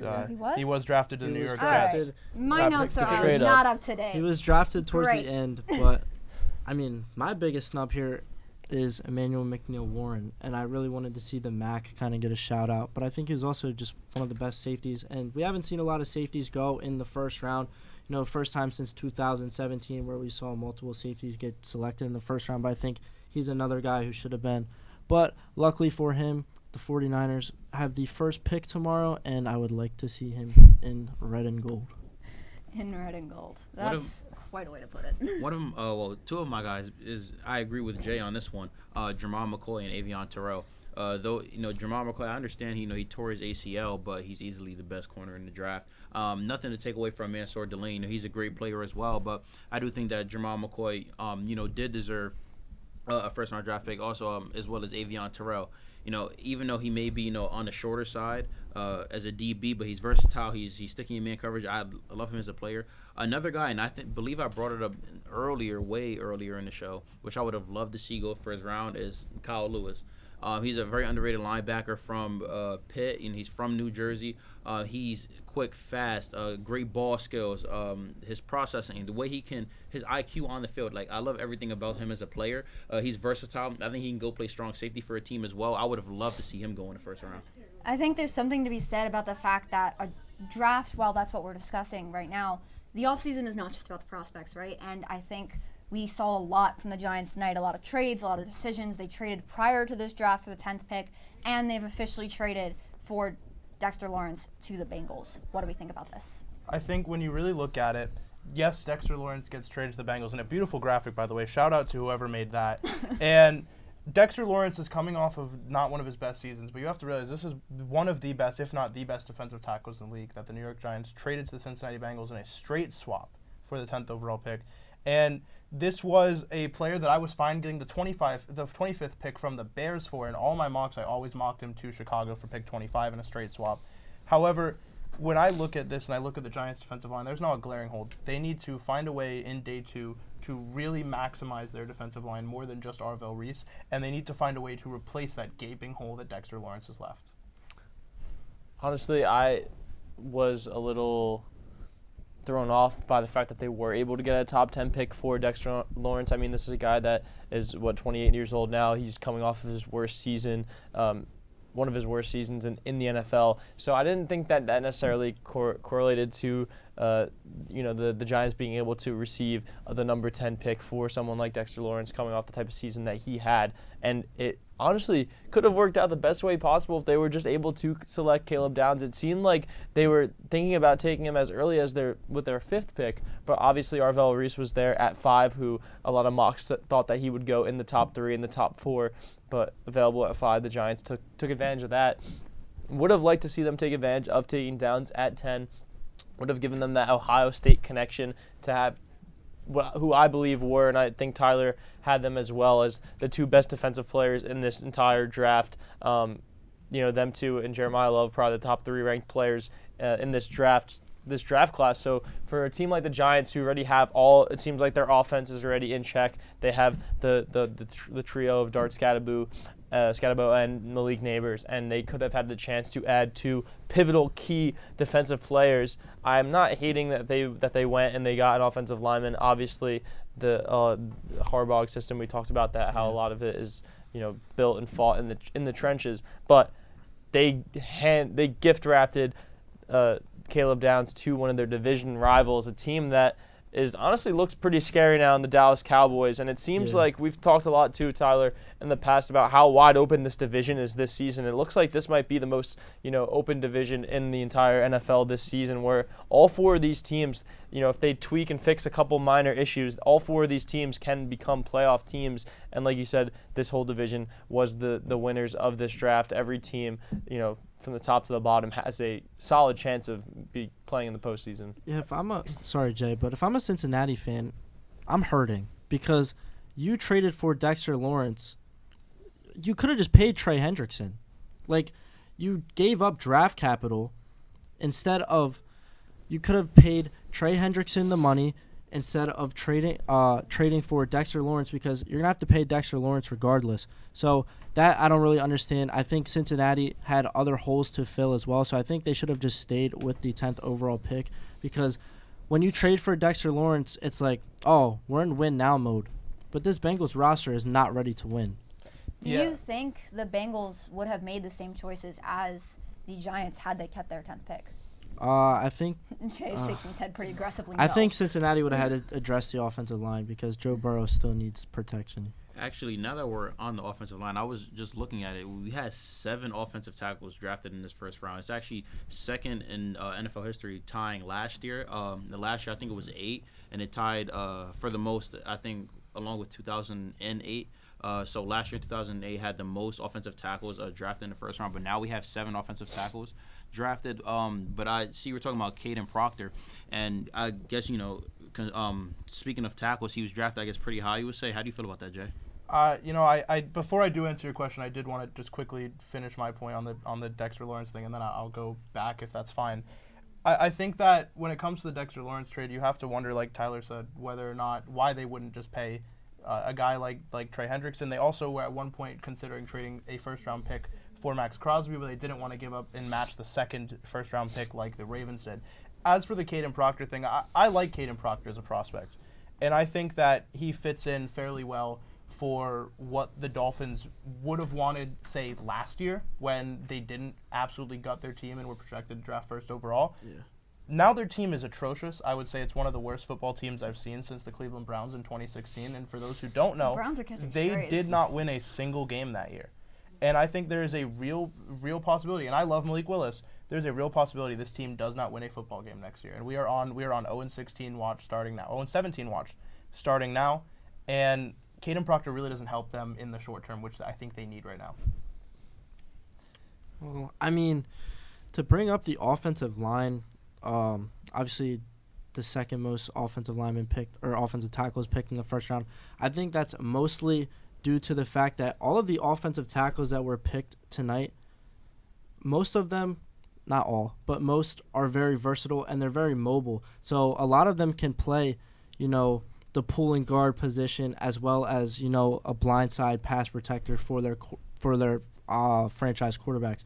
So I think that's a large reason why we're seeing offensive tackles get selected so frequently in the first round. We are going to take a quick break to talk to our friends at WSOU back out in Pittsburgh. We will be right back to wrap up the night.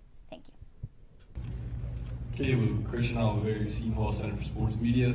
How bad do you want to beat your older brother when you guys step on the opposite ends of the field? We just talked about it. We was like, oh yeah, we played it. He was like, we played the Cowboys this year. I was like, yeah, you're gonna have a problem. You're gonna have a problem. But I'm excited. I'm sure my parents are excited as well. So that'll be great for them. But yeah, I'm just worried about playing football. So we'll focus on the first game. I'm just blessed and excited to be here.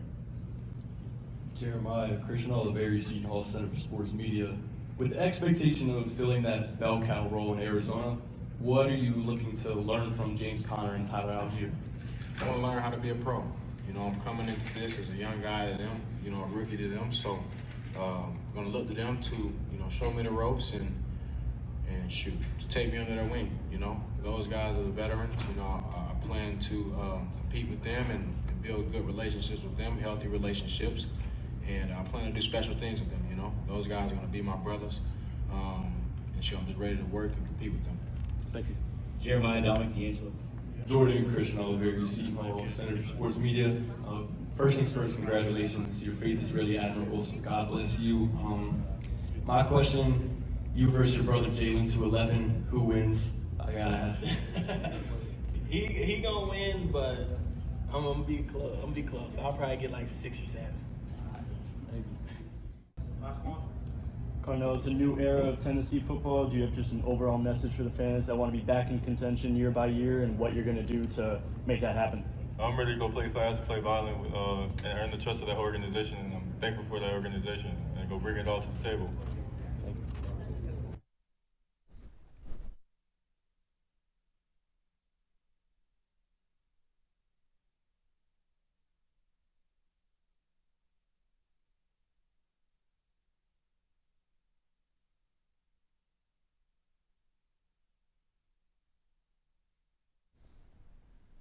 All right, that is going to wrap it up for tonight. I want to say one last time, of course, thank you to our crew. Thank you to all of our anchors. Jay, thank you for leading our conversation. Jade and Nick, thank you for joining us. I know this is not your normal specialty. And I want to say thank you to Gabe and Manny, who are currently not on the panel, but they have been, as well as Will, who is our other college analyst. We have really put together quite the show tonight, and I'm very proud and thankful to be part of this with all of you. That is going to wrap it up for us here at SHU TV for our first ever Draft Night live coverage. I'm Evangeline Mendon, and have a good night.